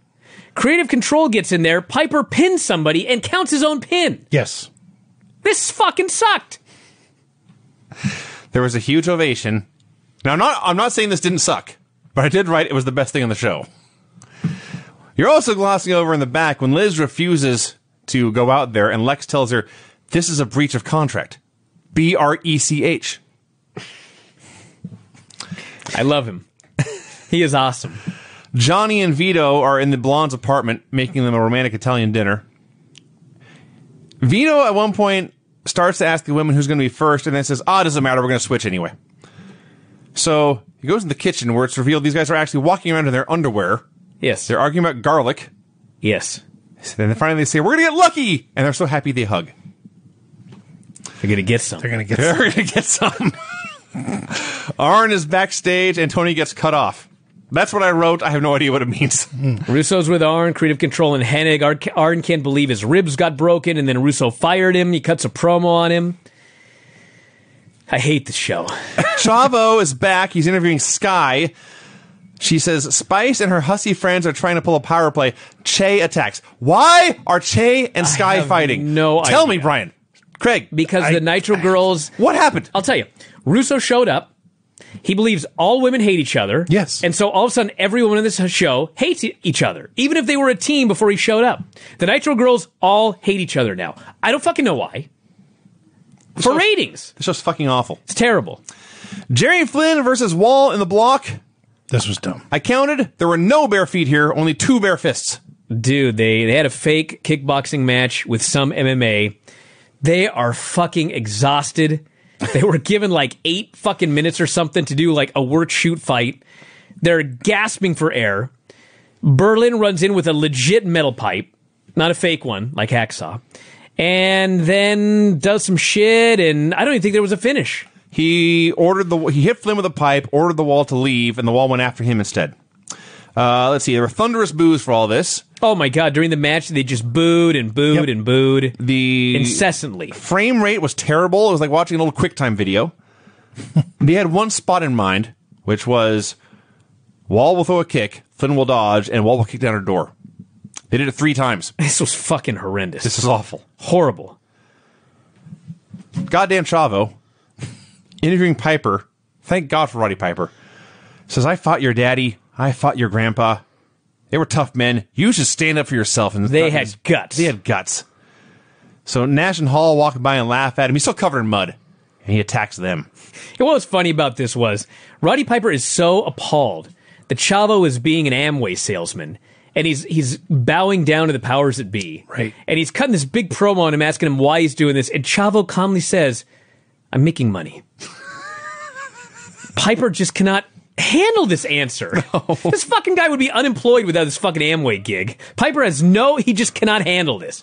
And then Hall and Nash show up and Roddy, like a madman, just attacks him. Yes. They didn't even do anything. They walked into the frame and he attacked They him. laughed. He was covered in mud. Dude. Hennig and Vincent walking. Russo is mad at Lex for letting him down. Lex guarantees that before the night is through, Liz will be covered in mud. So they agree it's going to be Lex Luger versus Miss Elizabeth in a mud match. By the way, you glossed over I'm sure I did.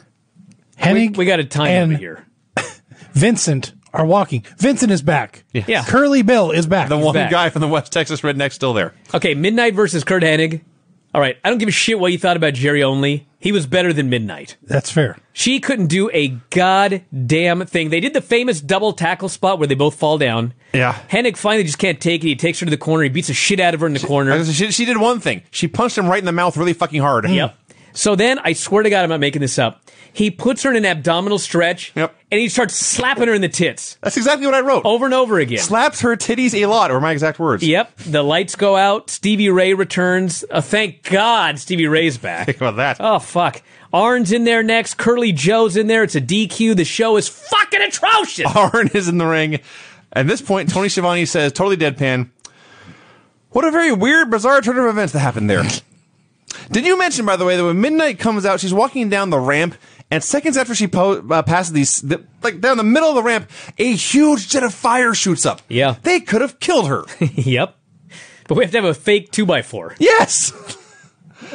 Lex is carrying Miss Elizabeth around backstage. The blondes from the strip club take the Italians into the bedroom. They tie them to a bed. Everyone's into different things. But when they pull out straps and restraints, and these guys say, yeah, okay. Like, they knew it was coming. And they jump right in. They didn't know this was coming. They knew the straps were coming. Sure. They're So okay with that. they're bound and restrained and almost gagged, and then the women leave, and in walk Disco and Lash, and their big revenge is to pour hot sauce and noodles on them. Pasta and pasta sauce. Mm-hmm. Yeah. That was the payoff. Stupid. Your ideas with the Gene were better. So they go from that, right? This whole show. By the way, their payoff, my payoff would have been they're tied up, covered in pasta and pasta sauce. Gene stumbles in, drunk, but he remembers he's Gene Okerlund, and he tries to do a Gene Okerlund interview while they're tied to the bed. That would be better. Their idea is they're tied to the bed. Johnny the Bull says, hey, Vito. Vito says, don't talk to me. Johnny says, hey, Vito, do you think the boss will be mad? That's the fucking punchline. Yeah, that happens later, but yes. That's the punchline? Yeah, do you think the boss will be mad? Fuck. So they go from this bullshit with the spaghetti sauce and the pasta, and they cut to the crowd.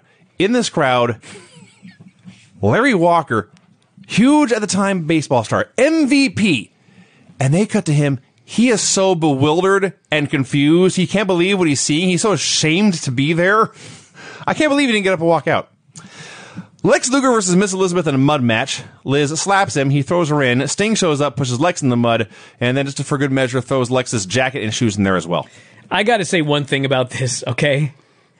Earlier, Liz begged Sting, please, Sting, he's trying to throw me in the mud. Help me. Sting says, good luck, okay? Luger ends up abducting fucking Liz, carries her ass out on the stage, throws her in the mud, gets a bucket of mud, he's throwing mud all over her. Then Sting shows up. He throws Luger into the mud. Luger, by the way, can we put him in the Hall of Awesome? Awesome.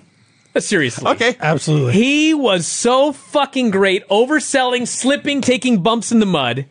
Like, this is the worst fucking thing of his career, but he's doing everything he can. He is the one guy on the show not half-assing this. That's true. That's exactly He is true. giving this his all. Okay, it's official. Luger's in the Hall of Awesome. Amen. After all of that, this is what got him in, by the way. So he's overselling in this stuff, and Sting gets his jack and shit and throws it in the mud. And then Sting walks over and helps Liz out of the mud. I'm like, you're the biggest asshole gentleman there's ever been. You didn't save her from going in the mud. No. You let her get thrown in the mud. You let her have a bucket of mud thrown all over. You let her be completely humiliated. Yeah. But then you helped her out. How about her? Because you were thinking about her. How about her slipping and falling really hard? Fuck. I wish we had more time to really induct Lex. Maybe on the next show. But I got to get it out here before this show's over. This man deserves. He is awesome. There's 48 segments to go. If we don't do it now, we'll forget about it. Brett and Benoit walk. Benoit Hall and and Nash Brett- walk. yeah. Sid and Goldberg walk. Johnny and Vito do their stupid thing. And hey, we're at the main event. So the main event is, until they came out, I thought it was going to be a 6-man. I was baffled. It's Brett and Benoit versus... I'll make it quick. Did or did not Nash challenge Sid and Goldberg to a tag match in a cage? It's a 3-way. Where? Well, who? What? It's a when? 3-way. I know it was, but Okay. when? Like, I don't know. They I don't challenged know. for a tag match. I don't know. And then right before the match, Brett and Benoit are walking, and I'm like, where the fuck are they going? What are they doing?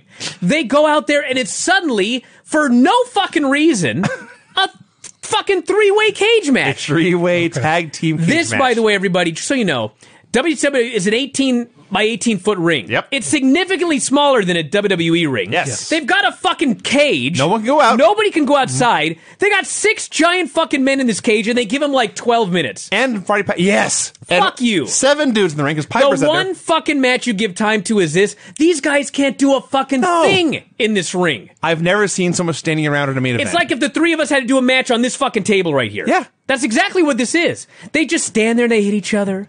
There's no heat. They're just doing shit for like 10 minutes. It fucking sucks. And all of a sudden, Jarrett's in the cage. How does Jarrett get in the cage? I'll tell you, because you're getting ahead. I know we're out of time. But as this fucking standing around is going on, Tony says, there are scenes and there are memories tonight with the pasta and the sauce and the tequila and the mud that we're never going to forget. The only good thing in this entire match, Sid throws Hall into the cage and Hall pretends to gig. Mm-hmm. At this point, they cut to the aisle. I'm not making this up. Jeff Jarrett is walking down the aisle, pushing a bin full of guitars. It's true. Yeah. Blatant self-parody. So he comes down. How does he get in the cage, Brian? I'll tell you how. He grabs the door and he opens it. Oh. Have you ever opened a refrigerator? Yeah. It looks just like that. He starts passing guitars. Piper gets guitared. Goldberg gets guitared. Brett gets handcuffed to the cage. A fridge has that suction. A fridge is more difficult to open in this fucking door. That's true. That's true. So in the middle of all this bullshit, Chris Benoit says, I shall now go to the top of this cage, do a headbutt on a Scott Hall and pin him. So he does.